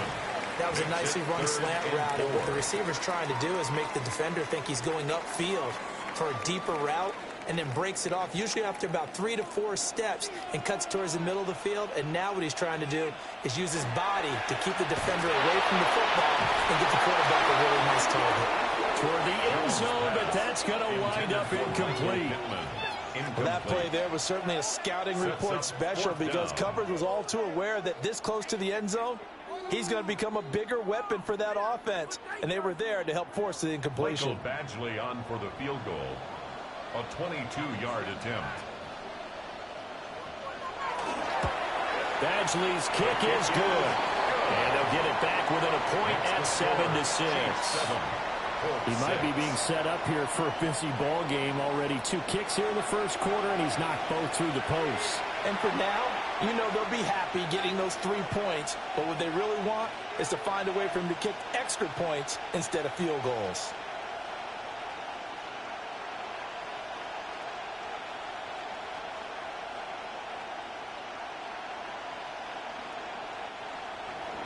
After the made field goal, Badgley back out there for the kickoff.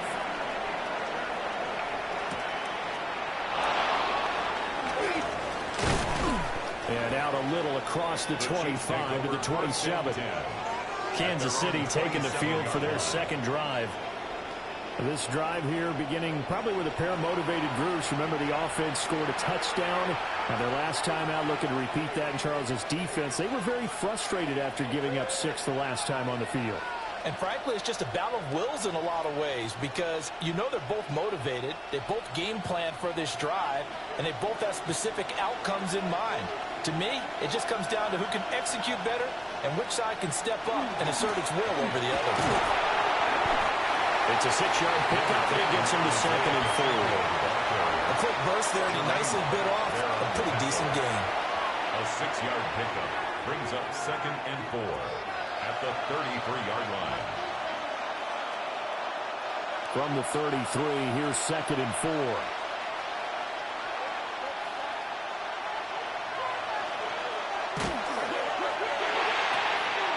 A quick throw there is incomplete. Speed is the name of the game when it comes to RPOs, and sometimes you can be a little too quick, thus inaccurate, incomplete. Now they face a 3rd down and 4 after that incompletion on 2nd down. In motion, the tight end, Kelsey. From the gun on 3rd down, Mahomes. Working the middle of the field, and he's got him incomplete. His first catch there, good for 10 yards and a first down. That's good for a Kansas City Chiefs first down. 3rd and 4 is always a tough call. Maybe a little too long to run for it, but not too long to hit him on the quick slant. And that was well executed. Found the window and zipped it right in there.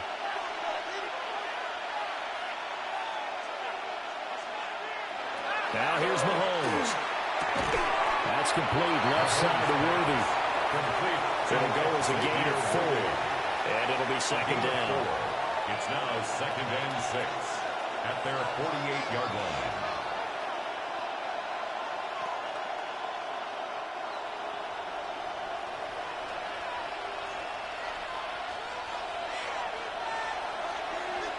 Looking to throw is Mahomes. And this one incomplete. Too much contact to hold on to that one, and it's 3rd down. Even the greats in this game, and he certainly qualifies as one of them, they're going to have trouble if they continue to throw into double coverage. He better be careful. Throwing into too much double coverage might have a couple of them picked off. An incomplete pass on that last play, and that means they'll need to come up with something here on 3rd down. Now it's Mahomes again. He's got his target. That's complete.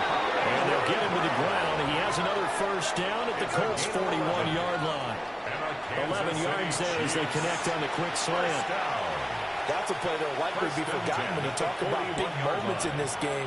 But plays like this are critical to keep drives going. And if points result, we'll call this play significant. On 1st and 10, here's Pacheco. And he is going to be stopped cold behind the line of scrimmage. A nice effort and an even nicer stop from Kwity Paye. An interesting and intriguing decision there defensively because they kept extra DBs on the field, despite seeing the multiple tight end look that came out for the offense. I thought they were going to switch out of it. I didn't know if they felt they didn't have time or what the case was. Well, in any event, the extra speed allowed for great penetration as they stuffed that one behind the line of scrimmage. It'll go down as a gain of 6, and they're going to face a third down.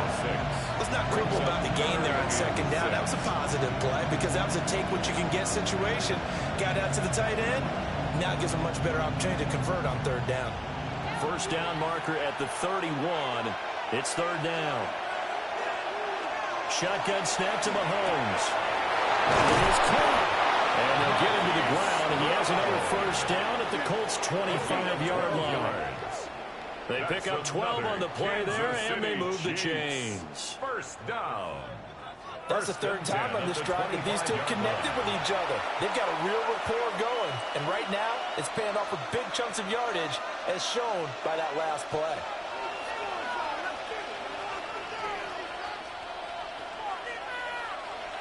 Throwing now is Mahomes. And they'll bring him down at the 18-yard line. So 8 yards on the completion there, and it'll be second and a couple. Brings up second and 2 at the 18-yard line.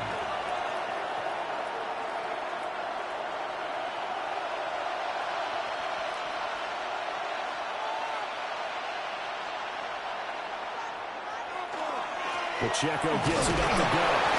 And he'll go down here at the 12-yard line. 6 yards the pickup, and that's a first down. That's good. Well, we always talk about good down and distance, allowing offenses to expand their playbook. Well, second and 2, that means your playbook's wide open. You can run just about anything. But a lot of times, the play caller, he just looks down at his sheet, sees the short yardage runs, and goes to one of those. They'll set up the screen to Pacheco. And inside the 5 here before he's out of bounds right at the 3. A good first down call as the screenplay gets him 9. A good yardage there on first down because sometimes all you need to do on the screen is get one key block. That might set your man free, and that was pretty good pursuit to the football defensively, or it could have gone for more. And now some motion before the snap. And this will be our first penalty of the night's proceedings. Oh, moving from his tight end spot there. Do you think that perhaps the play call was for him? Still second down. A bad false start penalty there. Now second and 6. To throw, it's Mahomes. And it's caught. Touchdown! Mahomes hitting his favorite target, Travis Kelce, on the touchdown pass. As his guys are able to extend their lead. We're still in the first quarter, but it's apparent they're going to have to come up with a different defensive game plan for him because right now he's kind of having his way against that defense and has added a touchdown to the list. How do you slow him down? They're going to have to mix up some coverages, maybe change who's guarding him.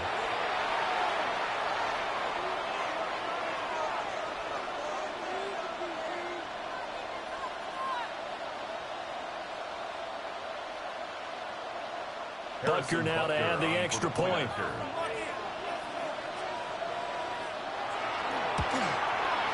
And it's up. It's good. Our score, 14-6. Chiefs, 14. So that drive spans 13 plays. And it culminates in a Travis Kelce touchdown.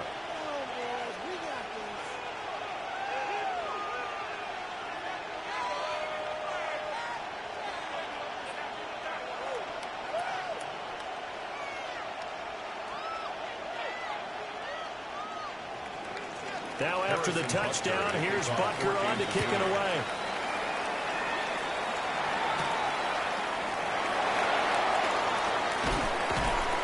And he takes this near the 25. Just a little pass there. Call it the 26. Here comes the Indianapolis offense now as they get set to take over. They've been settling quite a bit. They've been able to move the football some, but they've just been settling. That's one of the reasons they're down on the scoreboard. I love that word you picked, settling, because nowadays in this NFL, you're thinking touchdown almost every drive because everything's so high-powered. Yeah, you'll take the field goal, but you always feel like you're leaving points out there when you don't put it in the end zone. They'll be trying to put it in the end zone here on this drive. They'll run with Taylor to begin the drive. And he powers his way up past the 30. He's brought down. Derek Nottie makes the tackle. It's a gain of 5. They'd love to just strike back with a touchdown right here, and if it's a long play, so be it. But the main goal, get a couple of first downs, run some plays, run some clock, allow their defense to get a chance to catch their breath, settle down, and relax a little bit after they just gave up a score. After one, 14-6 our score on EA Sports.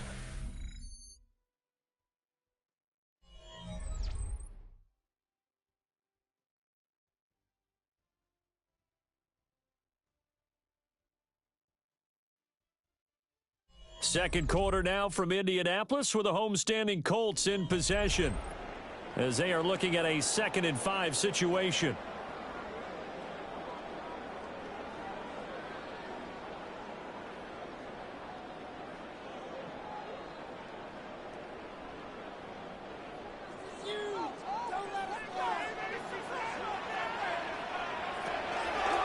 On the option left, it's Jones. And he'll be limited to a short gain up to about the 34-yard line. They'll wind up getting 3 on the keeper there, but it leads to a 3rd down. Anytime you decide to use your quarterback as a runner, most of the time when you design a play, you're expected to break a little bit bigger than this one, because when you run him on short gains, your risk-reward and him taking hits, I'm not sure that's the payoff they were looking for. They'll try and run for the first with Taylor. And he'll get out to the 43-yard line.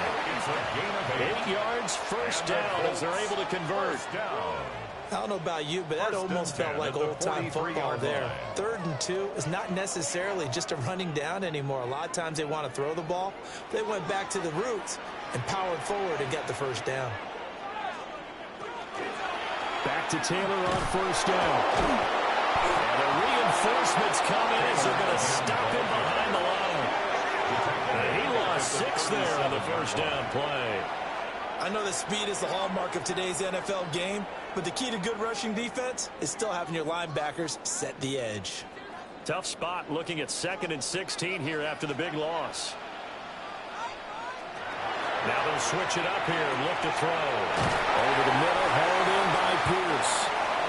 Hook up a 15 yards there. And they'll be faced with a 3rd and inches. Barney sold the go route really well. Thought he was going deep, then curled it back inside for a nice completion. DBs love when they pump the brakes, don't they? Yeah, that's really a whole lot of fun. It's almost like you said, listen, if you're going to sell the go, just go, and let's see who's faster. Here's a sneak with Jones. And he's going to have a Colts first down. At least it would appear that way. He didn't get it by much, but yes, they do get the conversion on 3rd and 1. I don't know about you, but I like this call. 3rd and inches, and instead of worrying about getting it back to a running back and maybe there's some penetration from the defensive front, just go ahead and take it, move forward, and pick up the first down. As we say often, shows confidence in your offensive line.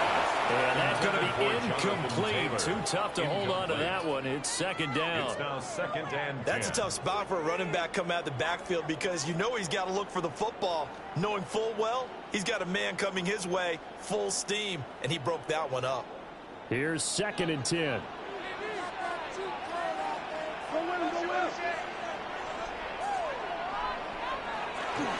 Up the middle, here's Taylor. And this has been a recurring theme tonight for sure. Nowhere to run. Back to the line of scrimmage, that's all. They do get a yard there, but only a yard. Leaves them with 3rd and 9 looming.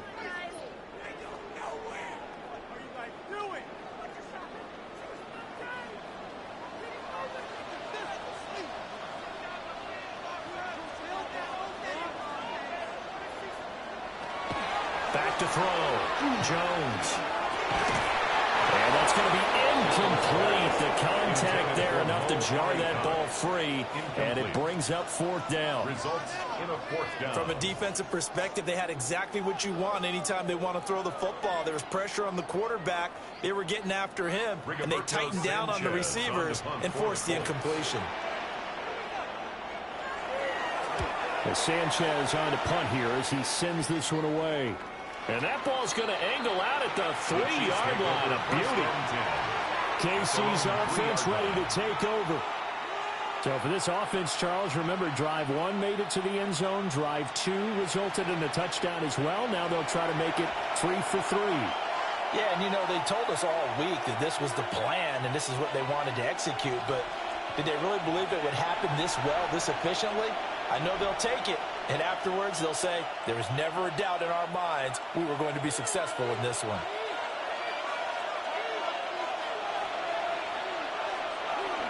We'll start the drive here with Pacheco. And they'll get him down up past the 15.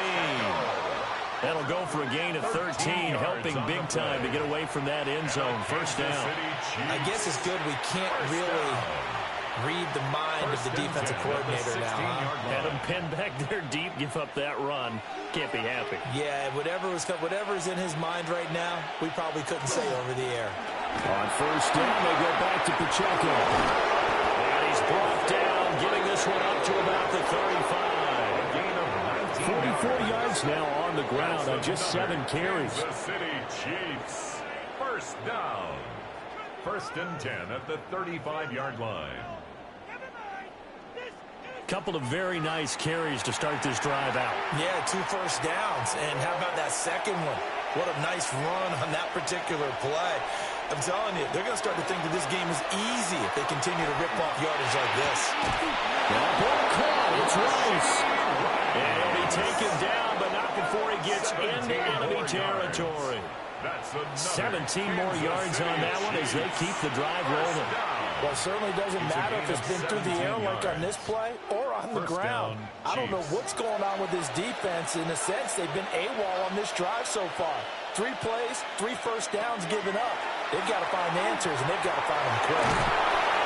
So the completion good for 7 there. And it'll be second down. So a decent gain there, but not their 4th consecutive first down like they had on the first 3 plays. You sound almost disappointed there. You want to fire the offensive coordinator on that one or what? They'd gotten into a rhythm. I thought they were just going to keep going. Well, almost a win for the defense, but if that's your win, you're not doing very well right now. In motion, the tight end, Kelsey.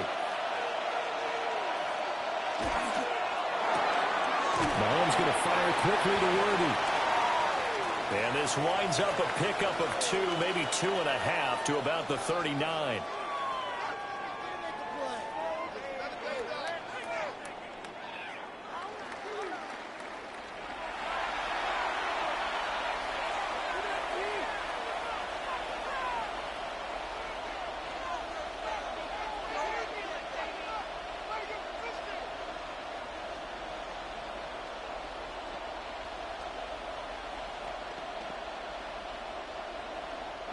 The offense on third down tonight, a perfect 3 for 3 as they look to keep that streak going. They need just a yard here. It's 3rd and 1. And he'll be touchdown here, but not before he does pick up the first. 2 yards is the pickup, and it'll give the Chiefs a first down. Well, they pick it up on 3rd and 1 on the quarterback sneak, and that's not easily done because there are extra bodies in there on the defensive side, and they're moving forward at the snap. Yeah, I was certainly expecting a handoff, weren't you? Yeah, I totally was. I thought they'd go with it back, maybe try. Oh, it's intercepted. A drive killer there. Picked off by Zaire Franklin. And the Colts are going to get it back here just shy of the 20. He's certainly not been afraid to take some chances downfield. Now, look, it's paid off for him a couple of times. That time, not so fortunate. And that's where I want to start, what you said. It's paid off a couple of times. So his aggressiveness has been good for his offense for the most part. So he throws an interception there. No one likes that, but I would not rein him back in. The return on investment thus far has been pretty good. 2 touchdowns to 1 interception.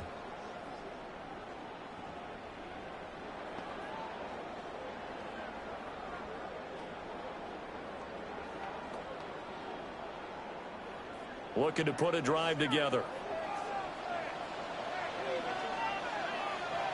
And they'll send the tight end in motion here. They'll start with a give to Taylor. And up to the 35 before they're able to knock him down. That play going for 16 yards to start the drive. First down. I don't know what this says about me, but I love successful runs up the middle when the blocking is so well executed like that. And it doesn't matter whether it's zone blocking, whether it's a power scheme. When you have a blocker on a defender, and the running back can read it, find the proper hole, and just go, sometimes a thing of beauty. Looking for a cutback lane, but nothing there as he's met at the line of scrimmage. 1 yard gain brings up 2nd and 9 at the 36-yard line. They work now on 2nd and 9.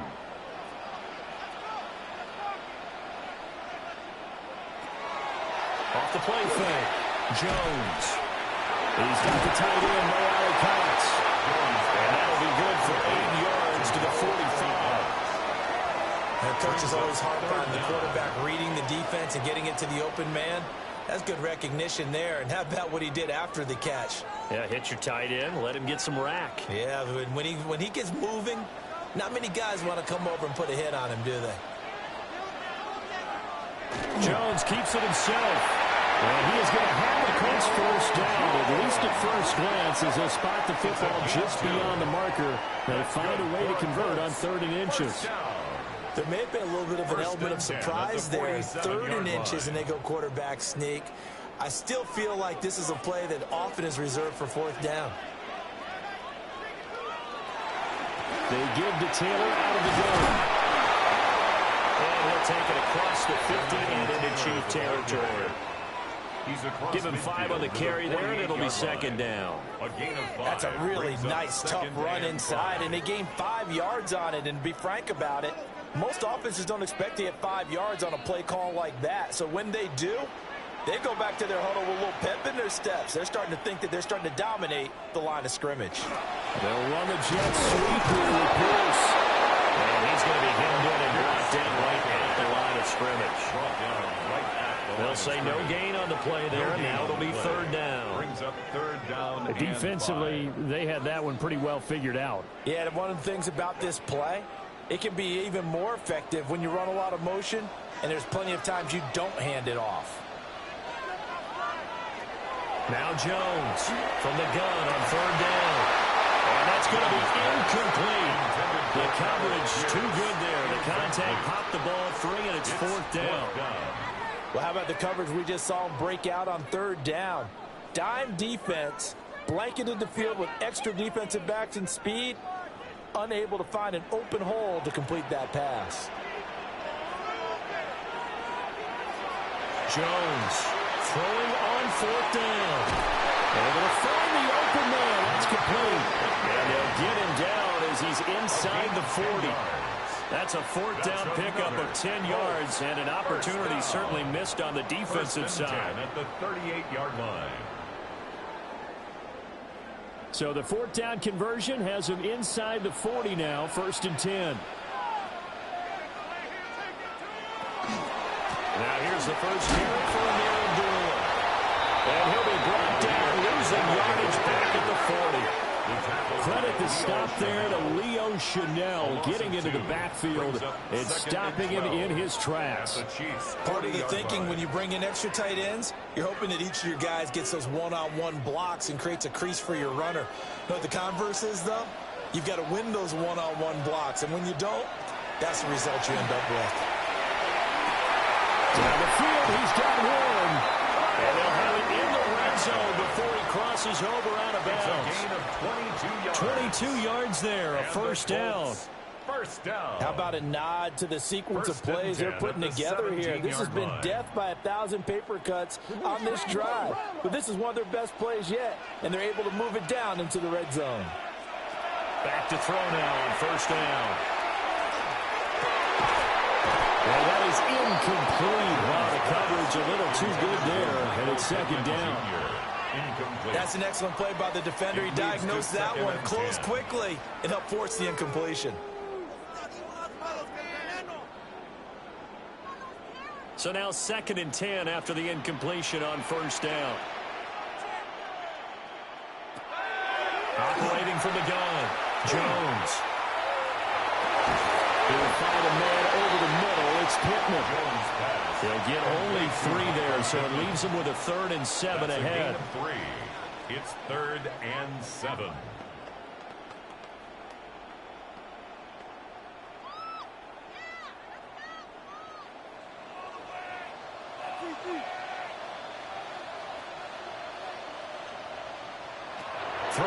Jones.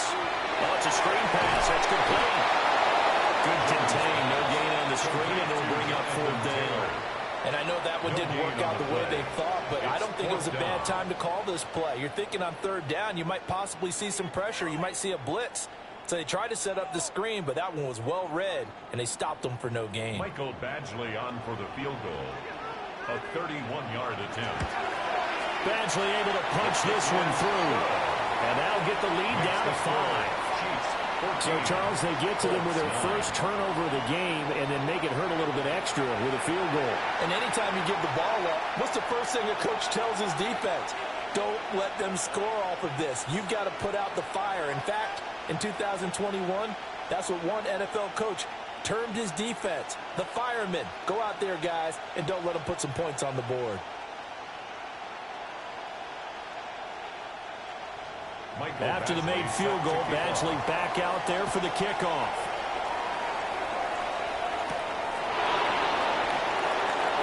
Nice little juke. And he'll be tackled just shy of the 25. Isaiah Pacheco and the offense back out. We're in the 2nd quarter. They've got the lead. The lead, though, not so much because of the ground game, because of their air attack, Charles. So what they're seeing so far is the possibility of things loosening up later in the ground game. Through the air first, maybe they have to start respecting that even more as the game goes on, and then there will be running lanes to find later. Yeah, try to get him more involved here on this drive, maybe. They'll start this drive out on the ground.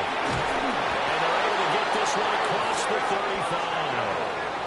56 yards rushing now on 8 carries for him so far. I'm not sure how much more evidence they need, partner, than to understand that if they don't start to slow him down, it's going to be a long afternoon here at the stadium because he is just shredding them at this point.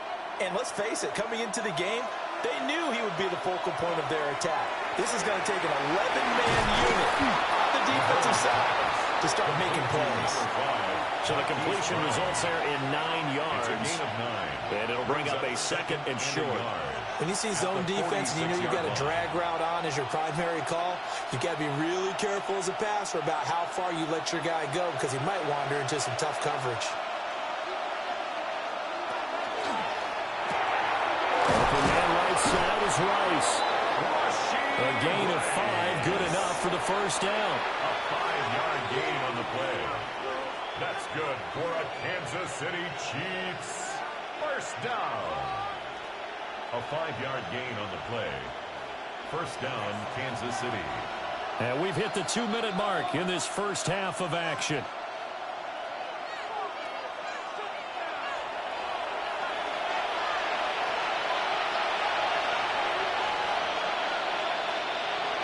Mahomes going to throw. Open man here. It's the tight end, Kelsey. He's going to go out of bounds, but he takes this one down just shy of the 20. A really good pickup of 28 yards. 1st down. It's a nice zone breaker right there. Take the tight end, move him out to the slot, then have him run a corner route versus the zone coverage, which means he's going to be behind the shallow coverage and ahead of the deep coverage. Put the ball right on him. We'll check this one down to Pacheco. And he'll go down here at the 12-yard line. So the completion results there in 9 yards. And that'll give him a short yardage situation here for 2nd down. 12-yard line.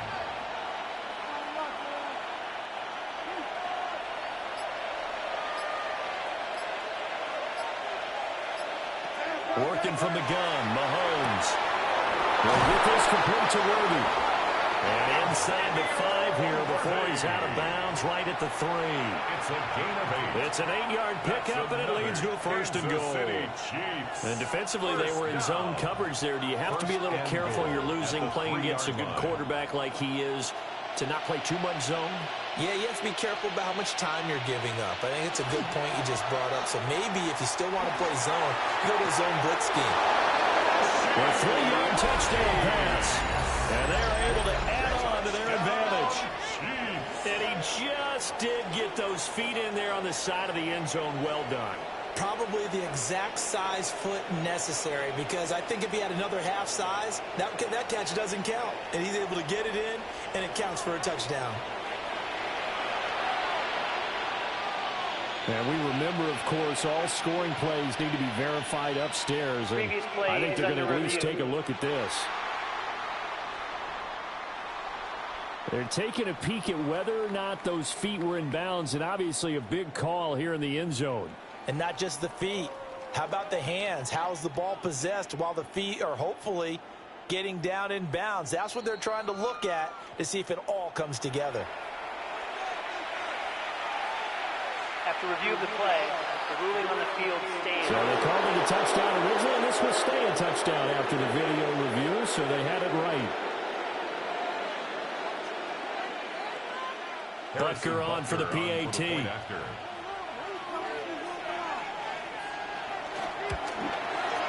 And this one gives these guys a 12-point lead. Makes the score Chiefs. So that winds up a 7-play drive all told. And it winds up with the Chiefs hitting pay dirt.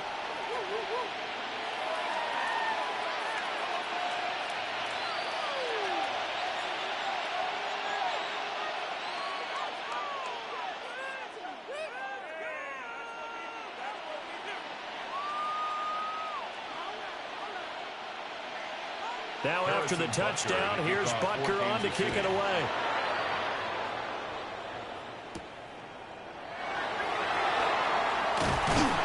And able to take it past the 25 and up to the 28-yard line. And he's set to go on offense once more.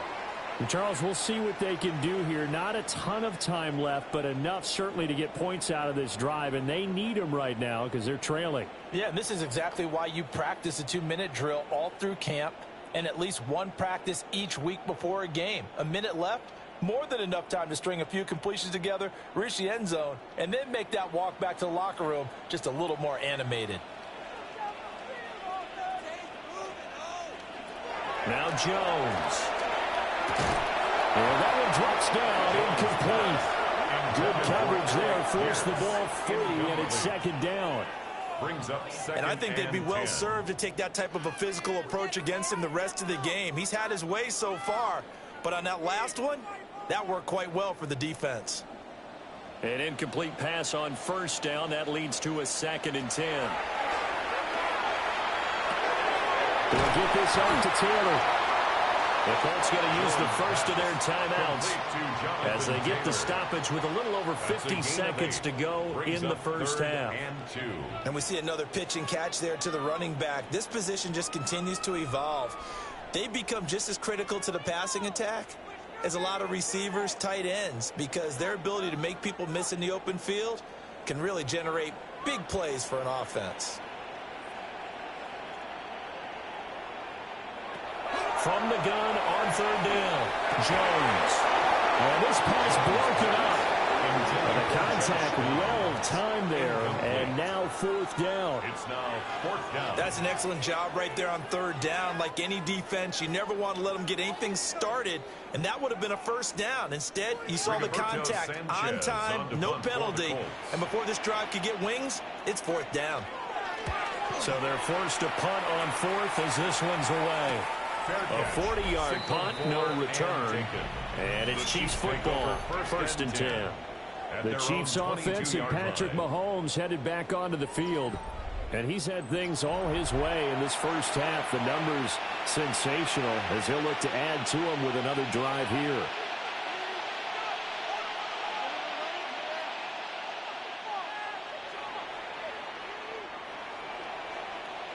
The Chiefs offense about set to begin this drive.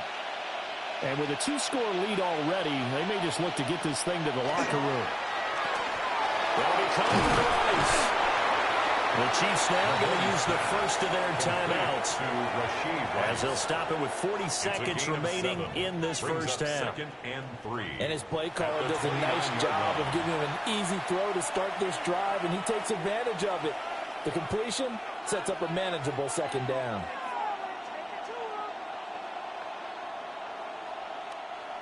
Now 2nd and 3.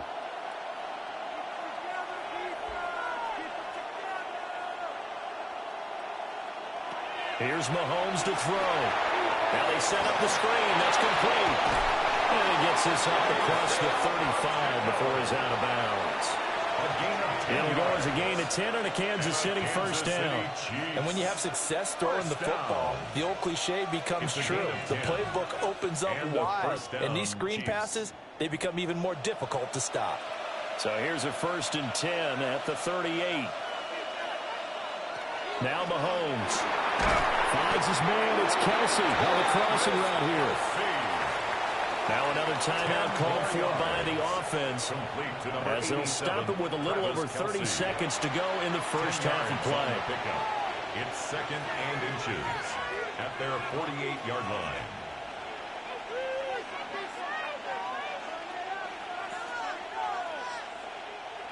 In need of only about the length of the football here on 2nd down. A quick throw going to be caught by Wildy. They'll get 3 as the drive continues. It's a first down. The Chiefs quickly now going to use the last of their timeouts as the clock will stop with 21 seconds to go here in the first half. 49-yard line.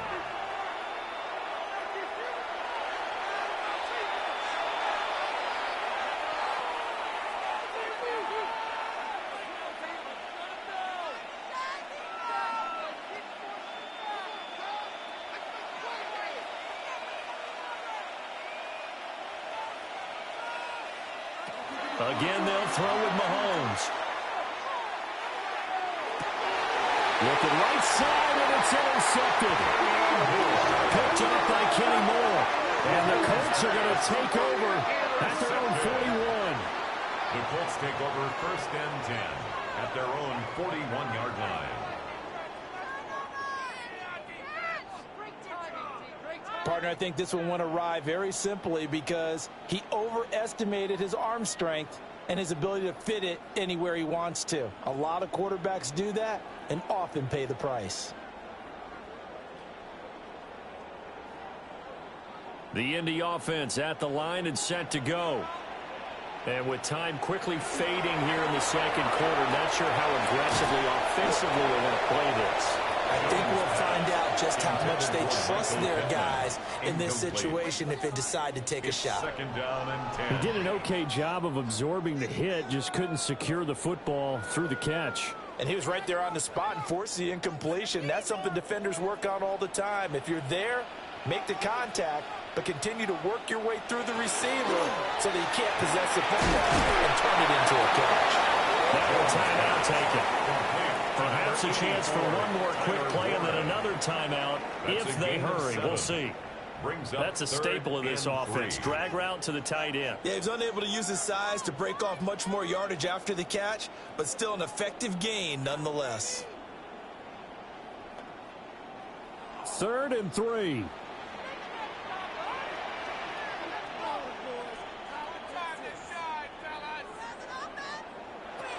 Operating from the gun, Jones. And taking it across midfield and just shy of the 40. And we're going to get a timeout with 2 seconds remaining in the second quarter.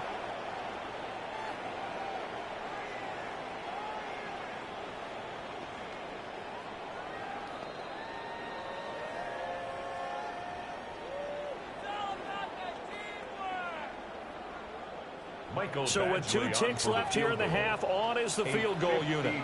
This will be spotted just shy of midfield, a 59-yard attempt.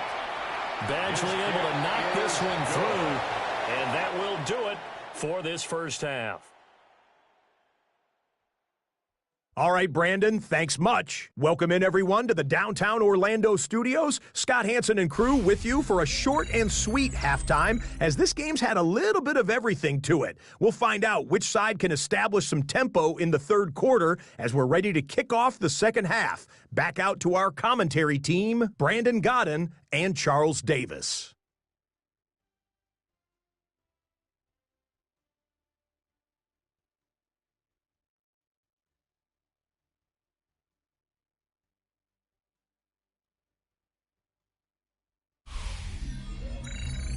All right, Scott, thanks very much. And we welcome all of you back here on EA Sports for quarter number 3.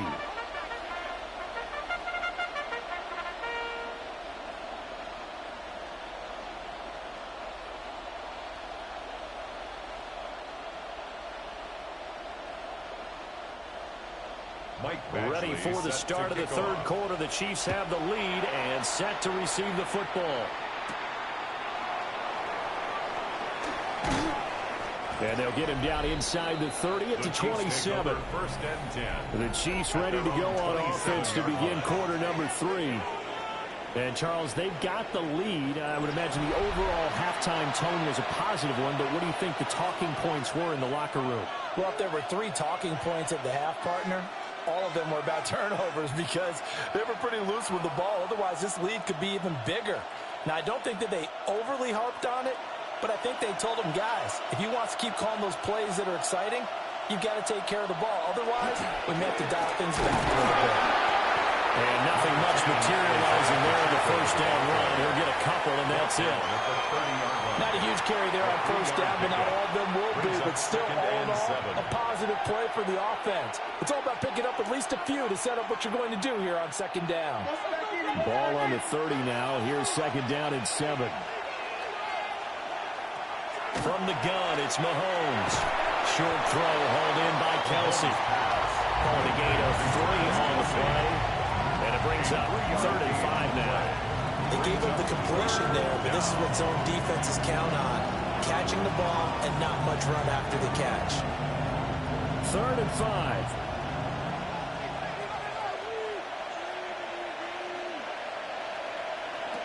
Mahomes now to throw.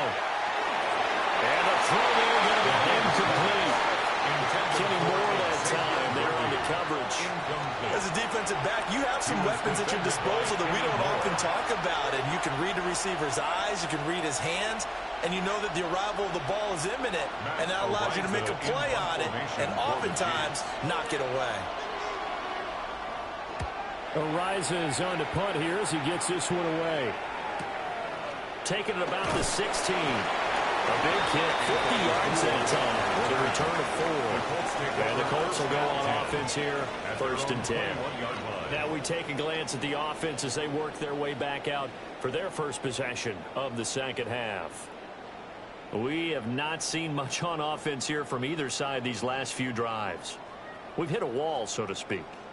And have hit it hard, haven't we? Because the defenses right now, they seem to be a step ahead, don't they? Beating them to the point of attack, beating them to the punch. These offensive guys, they're tinkering like crazy. What's it going to take to get back on track? Well, both sides searching for adjustments. And that nearly picked off. It would have been a great time for their first interception of the game. Instead, it's second down.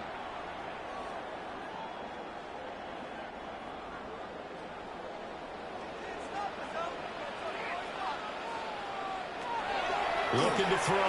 Jones. Is taken in by Downs. And he gets this one just shy of the 40, down at the 39. Good yardage there for the Colts. 18 and a first down. Colts, first down. 1st and 10 at the 39-yard line.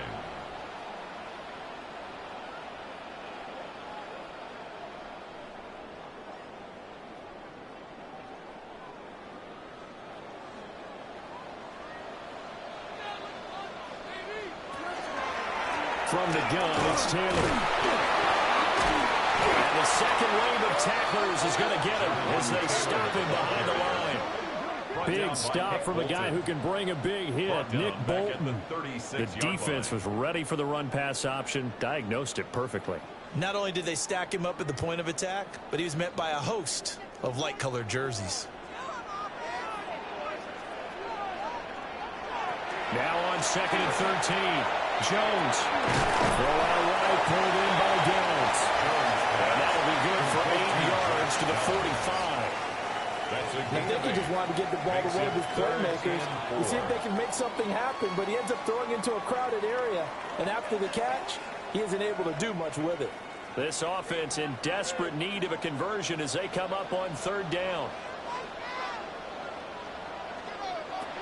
Operating from the gun, Jones. And the Chiefs are going to get him. That time, multiple defenders getting pressure, and it's a loss of 6. Now, that was just absolute perfect man coverage. Nowhere for them to go with the football. Led to a sack, and that's really difficult to do in today's NFL with all these gazelles running around that you're trying to cover in the secondary.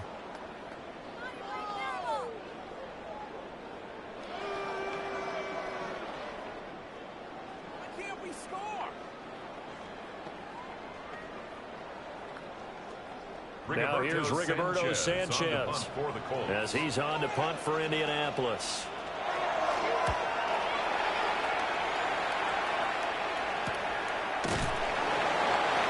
Yards on the punt, just 2 on the return. And it will be 1st and 10 as they take over.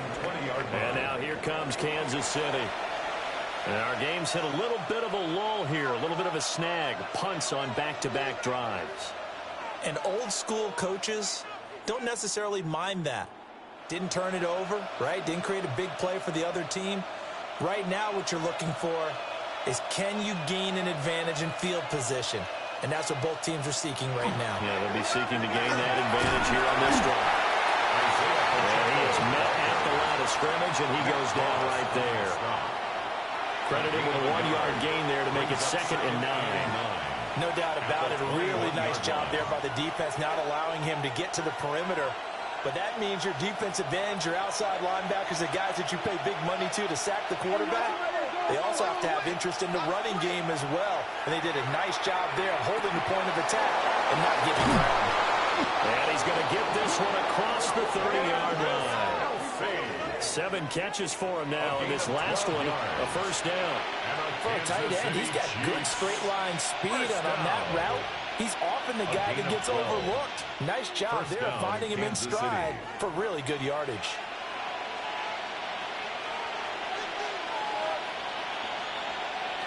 Throwing now is Mahomes. Another pass into the reliable hands of Kelsey. And they're going to have this across midfield and inside the 45. Back-to-back receptions for him, and it's another 1st down. That's another Kansas City Chiefs 1st down. 1st and 10 at the 44. Now we get into the psychology of the whole thing, because a lot of teams with a 2-score lead in the 3rd quarter, they almost become defensive with their offense, just playing not to lose. I think with this team, you got to figure at this point, this is a great spot for them to go into attack mode, really try and put the hammer down and finish this one off. Shotgun snap to Mahomes. That one caught by Rice. And he gets it inside the 35 and just shy of the 30. Back-to-back nice gains. That one for 14 yards and another 1st. I'll tell you what, a lot of those mid-range throws have been available, because sometimes teams get too concerned about the deep ball and they leave too much space in front of them, and these guys have been taking advantage so far. Quick slant to Brown. And this will leave him a yard short. Nice pickup of 9 yards on 1st down. Was that a design pass, or what was that? It was built into the play call. He had the opportunity to either hand it inside, keep it himself to run it, or do what he just did. Throw that pass inside, hitting a receiver on the run. They'll run out of the gun with Pacheco. And he'll be brought down inside the 20 at the 19. They'll get 3 as the drive continues. It's a 1st down. Most of their damage has been done through the air. I mean, they've rung the bell 3 times with passing touchdowns, but guess what? Ground game has not been neglected. Nice little burst right there. So here's a 1st and 10 now, down inside the 20. They go play action. Now Mahomes. Man, he hits him in stride. And he will take it on in for a Chiefs touchdown. Rashee Rice, his 2nd touchdown of the night, as his guys are able to extend their lead. That drive that really increased their cushion felt very military to me. Very precise, methodical. That's one of the words you've taught me. And they just got it done. And slowly but surely now starting to pull away a little bit. Things looking good for them here in the 3rd quarter. Not only pulling away, but you mentioned that slowly but surely. You also drain clock, too, with a drive like that. So you really give yourself an advantage. Now Mahomes to the line as the Chiefs are going to go for the two-point try. Chiefs will set up for the two-point. Mahomes will throw for it. It's complete. And he will get into the end zone to bump the lead up to 3 scores. 29, Colts 12.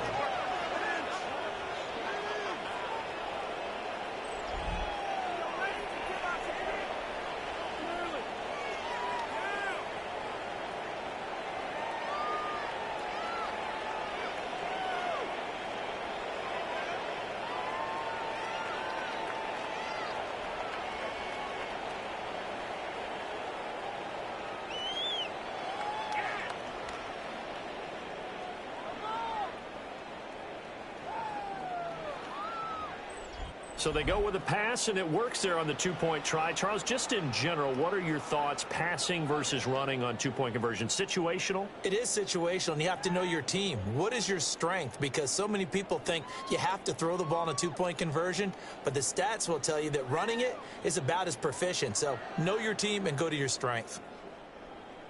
Now after the touchdown, here's Butker on to kick it away.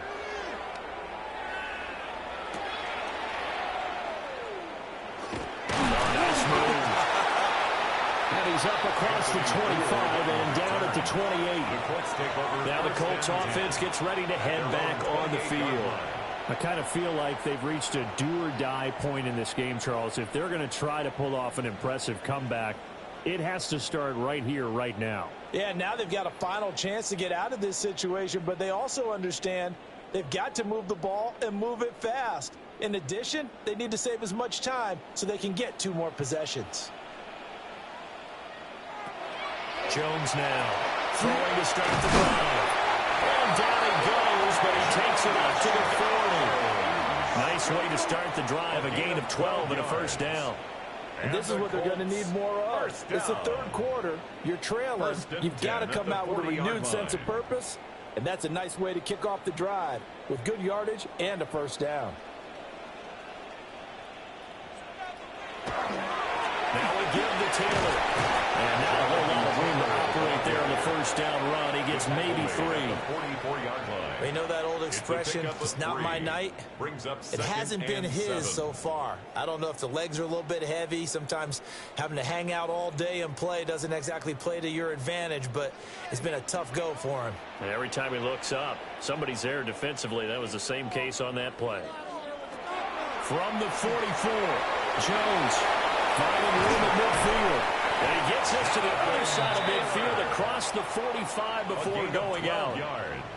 Indianapolis moving the chains there on a gain of 12. But they certainly had success throughout this contest, getting him the ball in the passing game, and there he picks up another first down. Whatever they saw going into this one, they've been able to capitalize on it, and no adjustment has been made to take it away. Now on first down, he'll drop to throw it. This one finds Pierce on the out route. And he's going to be out of bounds down around the 35-yard line. And that's good for a pickup of 10 yards. And they'll be left with a second and about a foot. It's second and inches at the 35-yard line.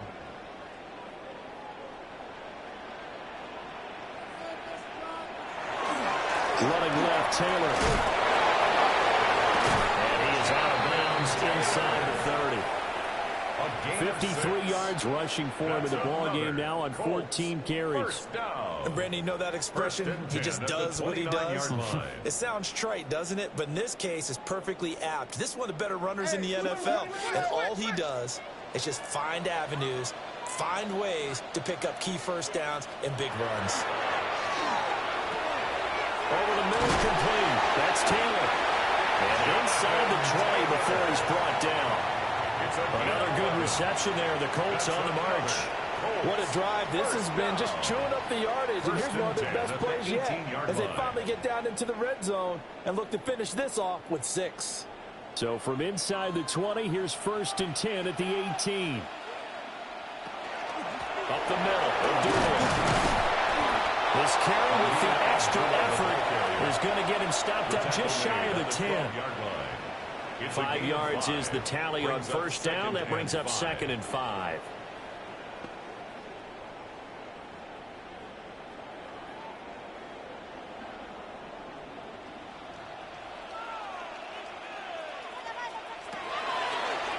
Play action. Jones. And he'll get into the end zone. Touchdown, Indianapolis. Daniel Jones, a 12-yard touchdown run. And the Colts are able to make some inroads here to that deficit. Hey, you're down on the scoreboard, but now your offense is in close, and this is where, as a quarterback, you say, I've got to make a play here. Doesn't matter whether it's a pinpoint throw or a scramble like this one. He takes matters into his own hands and delivers a touchdown run. Michael Badgley on for the extra point.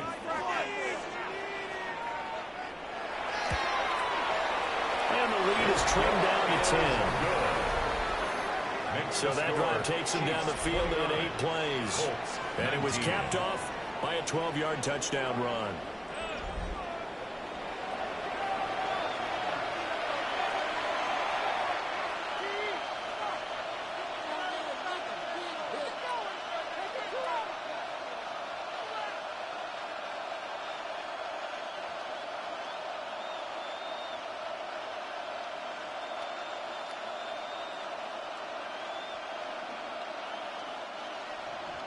Following the touchdown, Badgley out there to kick it away.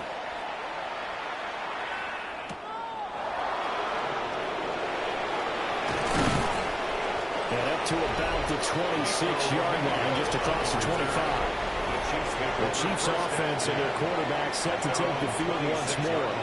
And he's been a nightmare to scheme against throughout this one. This defense has been totally taken apart, and that is borne out in his numbers. He's been terrific all game long.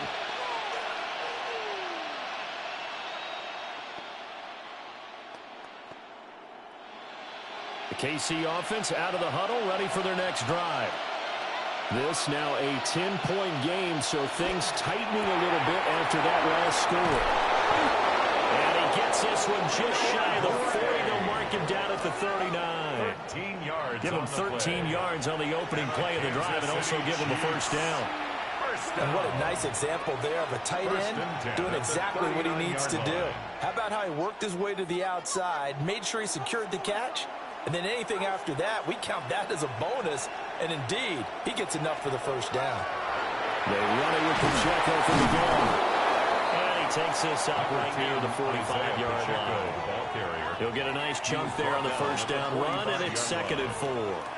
If you're in the offensive huddle, you're smiling after that play because you've certainly got them guessing now. 2nd and short, could they just hand it off for another big gain? Or do they take advantage of this spot to take a big shot downfield? Pitch and catch here to Travis Kelce. But he's able to take it across midfield before going out of bounds. A 5-yard gain on the play. A gain of 5, good enough for the first down. And the tight end is certainly a position built to move the chains because they can control space underneath. If they've got good hands, then of course they're a dynamic target. But one other thing is they're right in the sight lines of a quarterback on just about every play. That makes it easier for the quarterback to pick him out and deliver. 79 yards for him on the ground now. He has been a tough man to bring down all night. Now that was an excellent run. And when you see that happen, that's when you're seeing guys doing their job and then some people doing a little bit more. Offensive linemen and tight ends, they're expected to block. But the wide receivers, all they want to do is catch passes. So when they block on a big-time running play and create extra space, you've got to hit the job right there. And they'll get him to the ground, and he has another first down at the Colts 19. That one good for 20 on the catch and run. That's another Kansas City Chiefs. First down. 1st and 10 at the 19-yard line. Oh, that was a nice job there. Quarterback and receiver reading the pressure that was brought. They both knew it was going to open up the middle of the field. Nice little shake and bake at the line of scrimmage. Got right into his route. And the quarterback hit him in stride, and he was able to run free after the catch. He's going to find his man out of the backfield. That's complete. He was unable to shake free there, and they'll cover him for a loss of a yard. Well, if you're going to turn things around in a game like this, Charles, those are the kind of plays that you need. And I just love the way that defense rallied to the football on that one. They got the completion, but he was smothered behind the line of scrimmage. And when you make tackles like that, your whole defense is going to be fired up. Really nice play getting to the ball. Caught, Kelce, left side. And he takes this into the end zone for a Chiefs touchdown. Mahomes hitting his favorite target, Travis Kelce, on a touchdown pass. And his guys now an extra point away from taking a 3-score lead. Well, we know someone just added to his touchdown passing total, but all he did was get the ball out quickly to his tight end and let him take care of business the rest of the way.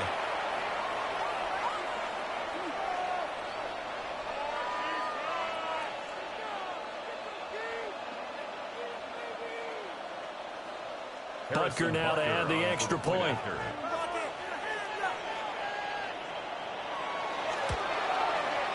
And that'll make this a 3-score game as the lead moves to 17. Chiefs 36. So this drive spans 7 plays. And it culminates in a Travis Kelce touchdown.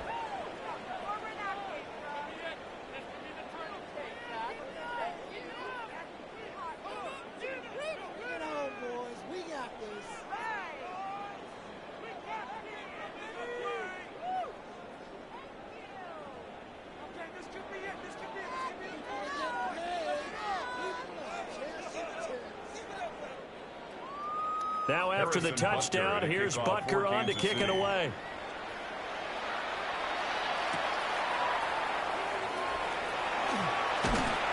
And he'll take it up past the 25 to the 26-yard line. And now Indianapolis set to take the field. Right now, Charles, it just feels like they're trying to keep pace. They did score the touchdown last time out, but they still trail by double digits here. We'll see if this offense is once again up to the task. Yeah, and I think that after the last drive, they've got to be pretty revved up, don't you think? Everything they were doing was working pretty well. They go back out there with the same mindset, play at the same tempo and the same pace. Still a lot of time left to make something happen in this one. Throwing to start the drive. Jones. Got his man. It's Warren. They'll wind up getting 7 on the play. And that's going to bring up second down.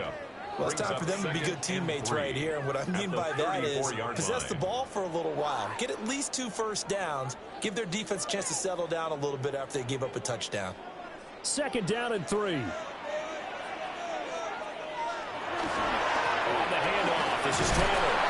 And he's stopped after a gain of 1. Not enough. Still a yard to go on third down. Defensively, we always know that he is tough in run support, and I think the way that he gets there is he understands what an offense is going to do before the ball's even snapped. A great job of scouting prior to the game, then reading, reacting, and taking the right path to the ball carrier. Jones is sneaking. And he is going to have a close first down as they're able to get the third down conversion. And when all you want to do is keep your drive going, quarterback sneak's a great call, isn't it? Pick it up, get a new set of downs. And on third down, usually you'd think fourth down quarterback sneak. There, though, it worked on third.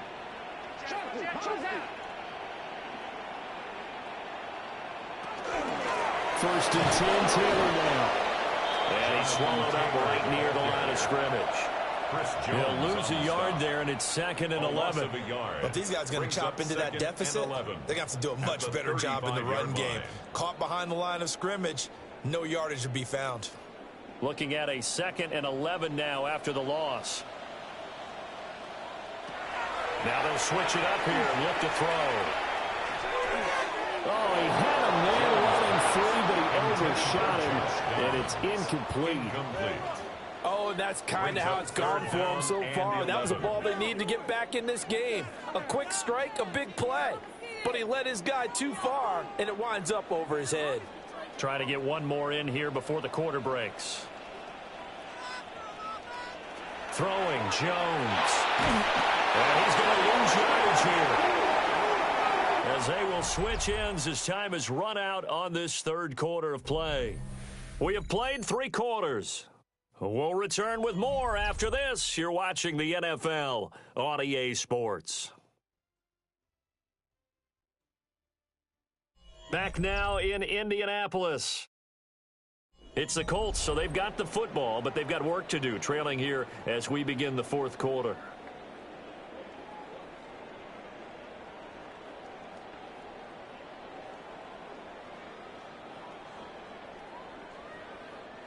All right, they're going to try and keep hope alive here on 4th down. They're going for it. Desperation time now. Here's Jones. They'll let one go deep for Downs. And he bats it away, and it falls down incomplete. The Colts unable to convert here on 4th down. And the Chiefs will have the football back in excellent field position. Well, at this stage of the game in the second half, down 3 scores, I guess they felt like they needed to push. And let's face it, with this deficit, if they give up another score here after they didn't get it, does it really matter? Right. It really doesn't. They had to go and try and make something happen if they had any chance of winning this game.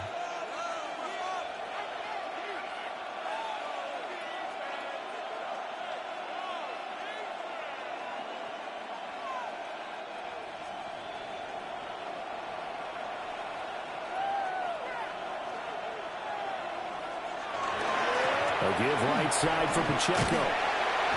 And he went backwards.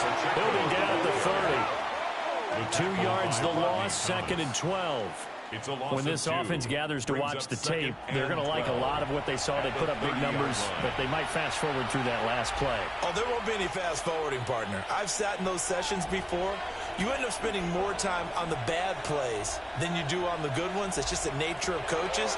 But I know sitting in that room, when you've had a big game, the night that they've had, you don't want to hear that. You just want to focus on the good stuff. That'll put him over 150 yards receiving now. Quite a ball game and a first down. And remember, this drive started off following the turnover. And they've taken no time working their way down the short field. A nice connection there, and now they're looking at a 1st and goal.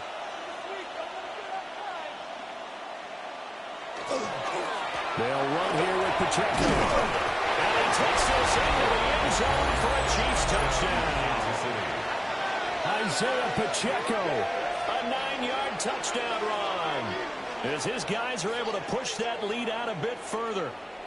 Sometimes you get a 1st and goal and you're back near the 7, 8, 9-yard line, and you start thinking, maybe we'll run it here on 1st down to get half of what we need, so maybe we can have 2 or 3 shots at going for it from closer range. So this is a bonus right here. What a great run to work his way into the end zone.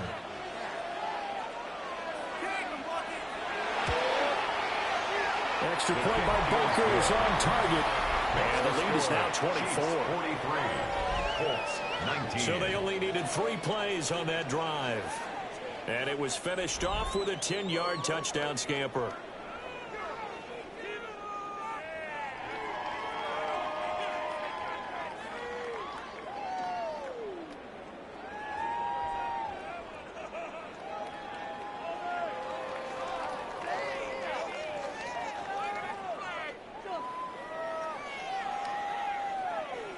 Now after the touchdown, here's Butker on to kick it away.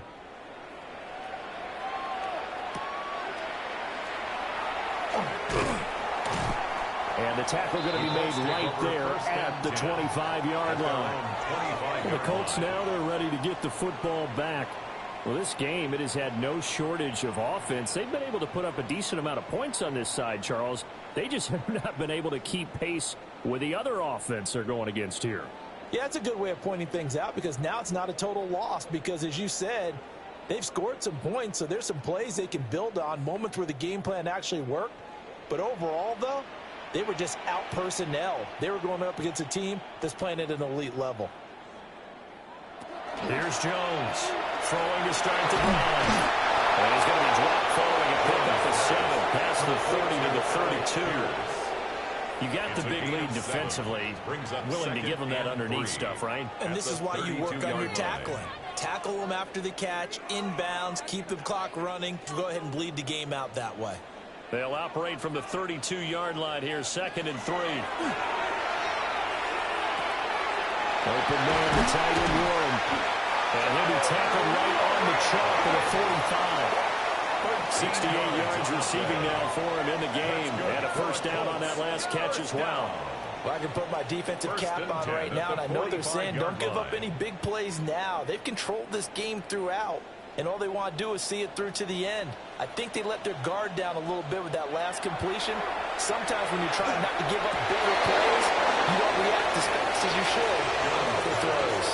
And that is incomplete. Oh, the coverage a little too good there, and it's second down. At this point, down big, you'd have to imagine this defense are just going to sit back, blanket the field as best they can. Yeah, this is actually the easy part of the game for them because, just as you noted, they can sit back, keep everything in front of them. But they've blanketed the field the entire game using a variety of coverages. With a middle pass caught by Warren.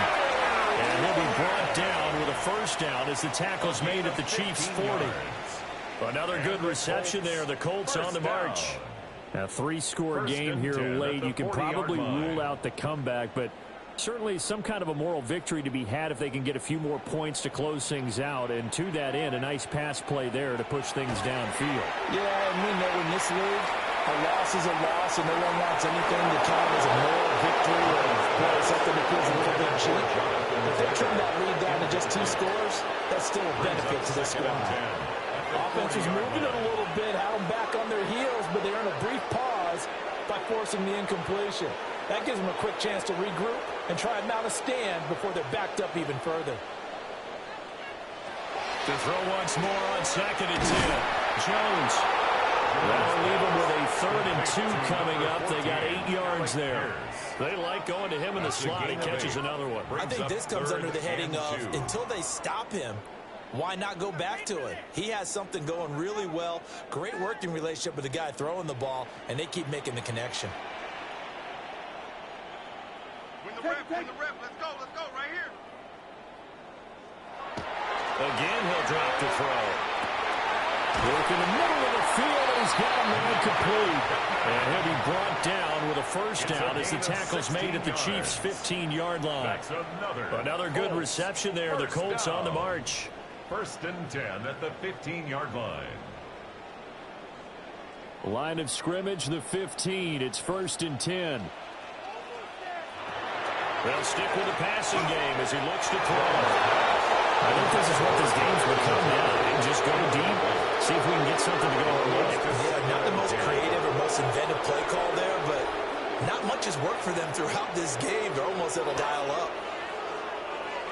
After the incomplete pass, here now is 2nd and 10. Now Jones. And that falls to the ground, incomplete. A nice job of bodying him up defensively, and now it brings up 3rd down. As soon as he leaked out and began his route, someone on the defensive side broke with him and arrived just in time to separate him from another reception. This offense was on the move. Now 2 straight incompletions have them looking at 3rd and 10. They'll look to throw again. And he's not able to get away. Sacked back at the 22.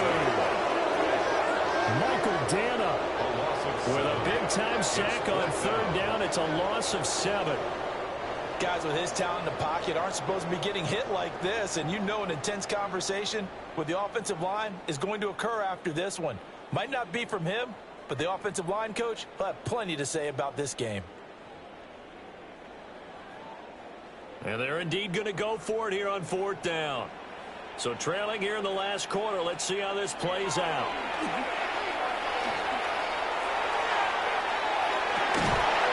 that is caught. Touchdown, Indianapolis. Alec Pierce, a 22-yard touchdown grab. And the Colts' decision to go for it pays off with 6 points. He's got them out now to a 3-score lead here in the 4th quarter after that one, CD. And well, he looked right off the line like he knew that. And now before we get to the extra point, remember all touchdowns do have to be confirmed by the replay official. Is under review. They're taking a peek at whether or not those feet were in bounds, and obviously a big call here in the end zone. And not just the feet. How about the hands? How's the ball possessed while the feet are hopefully getting down in bounds? That's what they're trying to look at to see if it all comes together. After review of the play, the ruling on the field stands.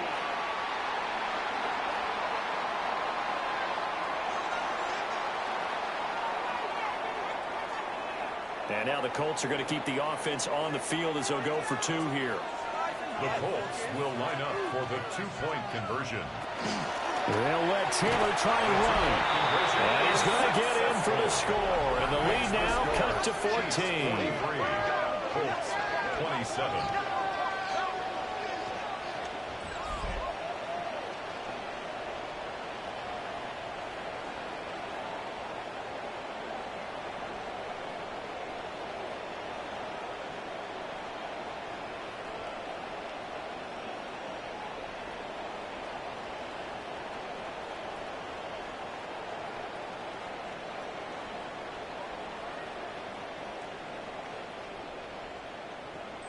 Well, it's still an uphill battle from here, that's for sure, but that makes it a two-score game. And now we see why teams practice so much on the two-point conversion, why you have more than one play ready, because you may need multiples to throw out a ball game.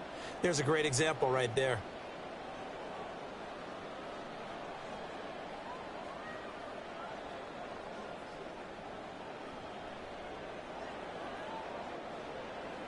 Following the touchdown, Badgley out there to kick it away.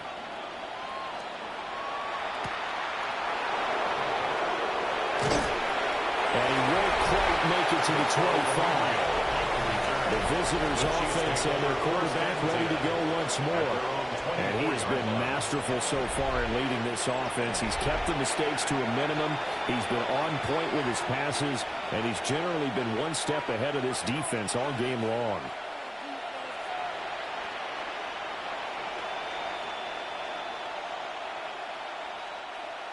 The Chiefs' offense about set to begin this drive. Well, there are two scores on the plus side. Still time here in this fourth quarter, but maybe you start thinking about playing keep away? Yeah, I think here's the situation. You're not thinking touchdowns anymore. You're just thinking first downs. To keep up with your theme there, playing keep away. First downs, they can't touch the ball. I see the surprise in your face there, partner. That is a rare incompletion from him. He's been on point this entire game. He has percentage completion-wise way up. Not that time. From the 24, they'll go again on 2nd and 10. To throw, it's Mahomes. And he'll be brought down by the Colts. Quiddy Pay getting in there and burying him behind the line. Okay, you know my bias is about to come out here. A lot of people think that the offense is just moving in the wrong direction. I'd say they're moving in the right direction because the defense is pushing them back. Former defensive guy. Now, as a quarterback, 3rd and long, you really got to rally the troops here, don't you? Yeah, you do in a big way. And what else do you have to look out for? More pressure coming at you because it seems to be working pretty well. After the sack, things get a little tougher here. 3rd and long for Mahomes and the Chiefs. Back to throw. And that is incomplete. Intended for critical play in this football game because if they pick up the first there, that clock keeps rolling. Has to be a little frustrating for them because they know that they pick up a first down there and continue to eat away at the clock, really increases their chances of closing this one out. Now they're likely going to have to give the football up and sweat it out on the sideline. On 4th down, the punt team is on as this is sent away. We'll call that a 43-yard punt, 2 on the return. And out will come the offense as they take over. Indianapolis offense ready to go again. Their defense was able to force the punt. That's the good news. But this is still a 2-score game, and they need points on this drive and in a relatively quick manner. Good starting field position for the Colts as they have it 1st and 10 at the 40. Throwing to start the drive. Jones. Oh, he's got a man wide open, complete. He's going to get this all the way down inside the 35. The extra effort after the catch makes it good for a gain of 26 and also a 1st down. 1st and 10 at the 34-yard line. Good yardage on the completion there, and when they look at the scoreboard, they do understand a field goal is not going to do them any good. My guess, they're going to press the ball downfield as far as possible, try and throw it into the end zone and get a score because they know they've got to get that done and get the ball back as quickly as possible.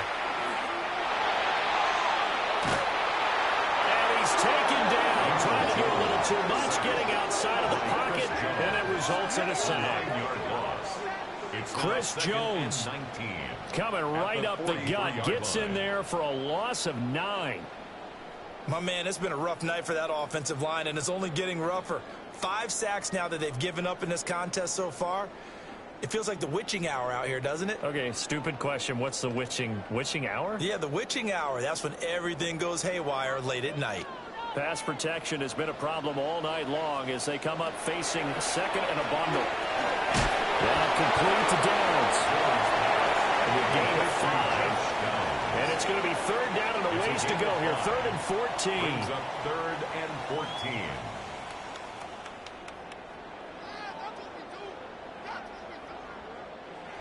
Going to need a crafty play call here. 14 yards is what they need to try to convert this thing.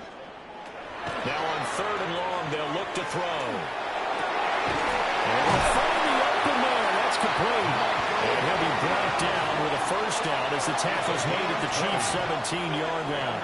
Able to convert on 3rd and 14. A terrific play call. At the 17-yard line. And in a 2-score game, obviously, every play, every third down, like we saw there, magnified. Big pickup. It was a huge pickup.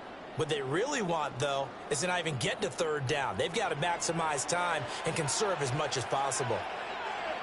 Back to throw now on 1st down. That's to the right sideline, and it falls incomplete.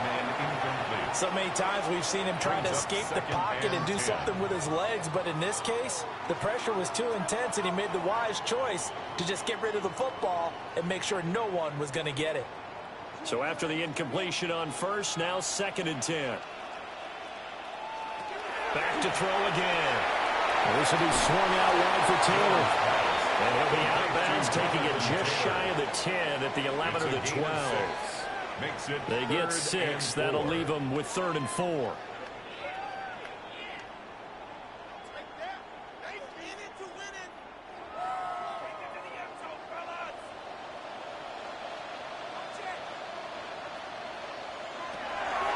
Out of the gun, they'll look to throw. And this pass broken up. Excellent coverage there on 3rd down, as that was not an easy one to hold on to. Once you get into the red zone, space is at a premium for receivers to try and operate and shake themselves free. That one's incomplete. The offense is going to stay out there. They've converted twice, failed once so far on 4th down. Let's see what's in store here. He's got his target. That's complete. And the Colts are going to have 1st and goal as they try to finish off this drive with 6 points. 4th down, trailing in the 4th quarter. They felt compelled to go for it, and they got it. Well, I'd look down at my play sheet, and what I would find, plays have been successful throughout the game that have worked at the distance you need, and that's exactly what they got done. They'll run here with Taylor. A minuscule gain, maybe a yard from the 6 to the 5. The yards may start getting a little tougher to come by down here near the goal line. That's good work defensively there on 1st down, holding them to a short gain. And the ball smack dab on the 5-yard line. Here's 2nd and goal.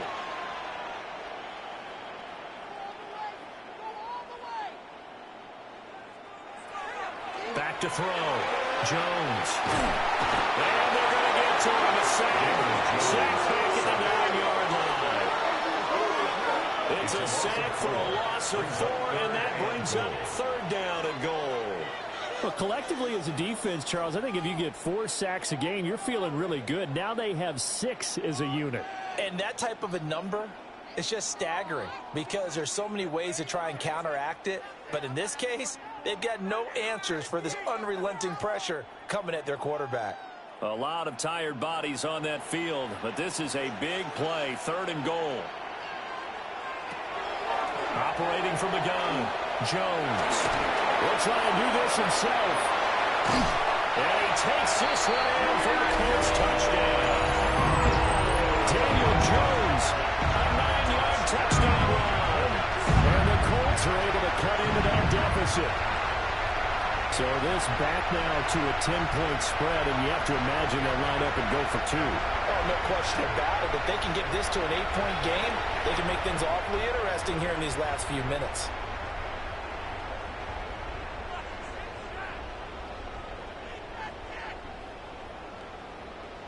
All right. right, now a big two-point conversion attempt still to come. The Colts will line up for the two-point conversion. Jones throwing for it. And they're going to get the two. It's called. So they get the conversion. And now we're back to a one-score game. Colts 35.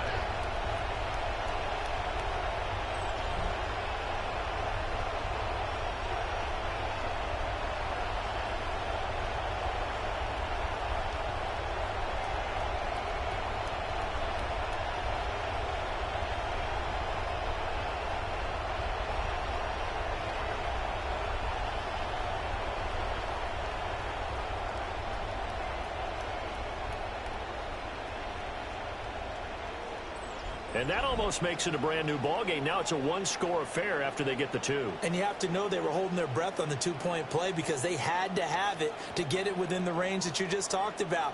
Dialed up their two-point play. It worked. Now they're feeling like they've got a shot at this one.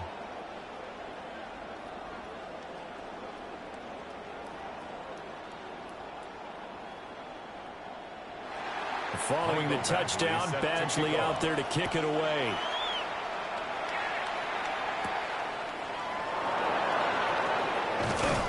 And able to get this out to the 25. The visitors' offense and their running back, Isaiah Pacheco, getting set for this next possession. And it's hard to believe you could run the ball a whole lot better than he has. The vision, the cutback ability, the acceleration, it's all been on display throughout.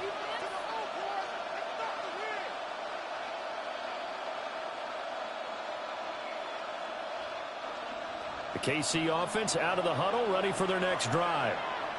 This game has really flipped on its head. 2 unanswered touchdowns by the other side, and now they take over here with just a very slim one-score lead. And we've seen this how many times now?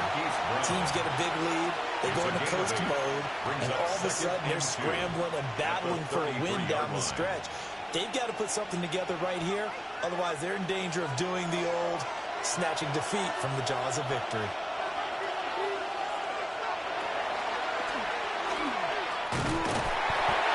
He's going to be met at the line of scrimmage and taken down. Call it no gain on the keeper, and it's going to bring up a third down. Makes it 3rd and 2.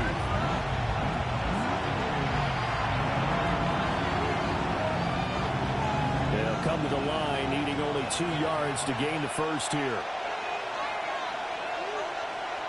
Here's Mahomes to throw. And that is incomplete. Oh, he had a defender right there with him to force that to the ground. And 4th down now coming up. 4th down. Good clean play. No flags coming out of the pocket of the officials. Turns into an incompletion, and that should get him off the field with a 3 and out. Here's the Chiefs punter now as he's on to kick it away. He's averaging just under 50 yards a punt as he gets this away. Calls for the fair catch, makes the fair catch just inside the 15-yard line. So a change of possession here on the punt. And the Colts are going to take over, albeit deep in their own territory.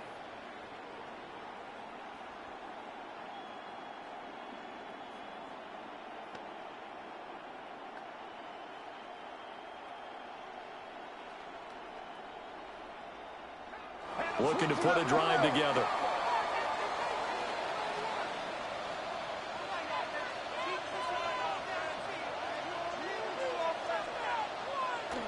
A carry by Taylor to start the drive. And they'll take this one up over the 20 to the 21-yard line. It's a 6-yard gain on the ground, and that'll make it 2nd and 4. From the lineman to the guy running with it, that was a well-executed first down by the offense. With 2 shots left to get the first, you can get a little aggressive here on 2nd down if you want and try for some bigger yardage. Looking to throw on 2nd down. Jones. The toss here completed to Bittner. And he gets this one just shy of the 40, down at the 39. 75 yards receiving for him now. It's a first down. 1st and 10 at the 39-yard line. And that's a much-needed first down right there. Look, they're down by 8. So logic says they don't have to get a touchdown out of this drive. But the way things are going, I don't know if I'd put it in the hands of my defense here. You might not get the ball back at all. So if a 4th down situation comes up, I'm thinking hard about going for it right here and right now. They'll run the jet sweep here with Bruce. And nothing doing. He's immediately taken down at the line of scrimmage. Officially, it's a 1-yard loss. That's going to bring up second and 11. Well, as a wideout, when you take that handoff and you're coming around the edge, you're expecting to see nothing but empty space in front of you. But if not... Well, things can go south in a hurry, and that's exactly what we saw in that play with a loss. 9 yards, not quite enough, and they'll be left now with 3rd and 1. Josh Downs. A gain of 9 brings up 3rd and 1.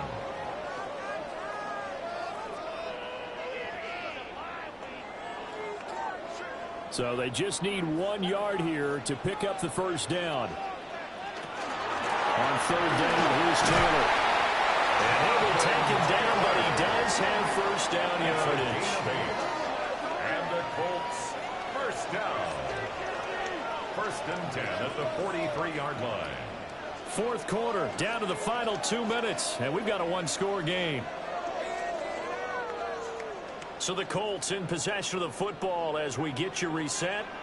They come up on a 1st and 10, desperately needing a score here on what could be their final drive. And he's going to take this ahead for right around 3 yards, but no more than that. 2nd down. Yeah, I don't know if it's exactly a win-win, but if you're on offense, you'll take that kind of a run, all right? It was kind of stacked up, found a little bit of yardage, and frankly, they're pretty close to staying on schedule on offense. The playbook is still open for the coordinator. They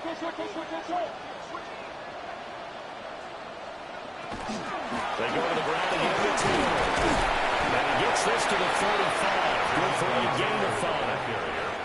They're making steady progress, but I see your face. You're worried about that clock. I'm worried about the clock, and at some point, you have to have a splash play in there as well. A big play in this football game. 3rd down and 1.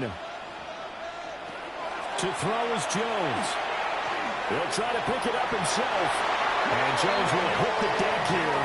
And he is able to pick up the first down. If they get a game-changing score on this drive, it's going to be because of plays like that. That run was pure heart. Took it himself, found a way to reset the downs, and advance the ball. All 3 timeouts still at their disposal. Here's 1st and 10 now. A short throw. This is caught by Counts.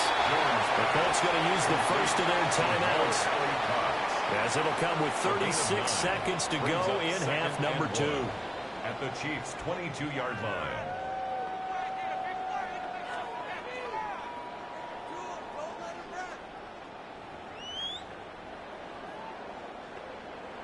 Here comes 2nd down.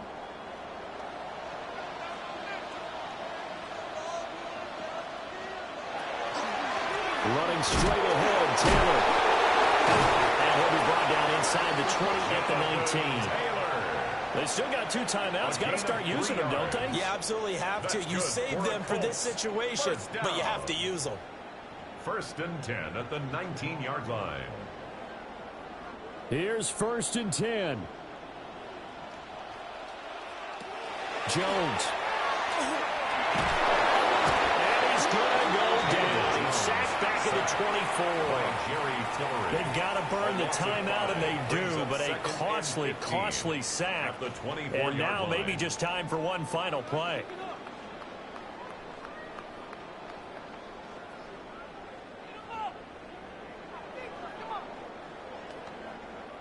They'll come up now. This is 2nd and long.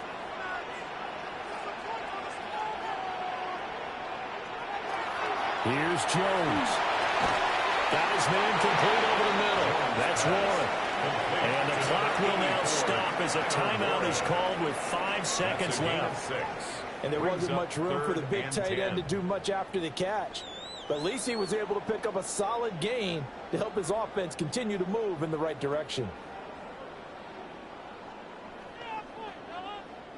And now a tough spot here. This is 3rd and 10. One final shot. They'll look to throw to the goal line, but it's incomplete. Intended for Down to their final play. They've got to get in the end zone. That's part one. Part two, the two-point conversion. Throw the two-point conversion right out of their mind. That's what they have to do. What you said is accurate. In the end zone, have to score a touchdown for that to even matter. No choice but to go. Here's fourth down now. That's to his running back, complete. And the Colts are going to have first and goal as they try to finish off this drive with 6 points. Partner, what a finish to this one. I mean, this offense, they had it down there inside the red zone, but ultimately couldn't execute that final snap to find the end zone. Yeah, and they're going to walk away from this one, and you know it's going to go through their heads the entire time until they get to play again. If we could only have that final snap to do over one more time, maybe with a different play call. So that'll do it for us. For my partner, Charles Davis, and all the hard-working men and women on our crew, I'm Brandon Gaudin. You've been watching the NFL right here on EA Sports. With that, we say good night, everybody, from Indianapolis.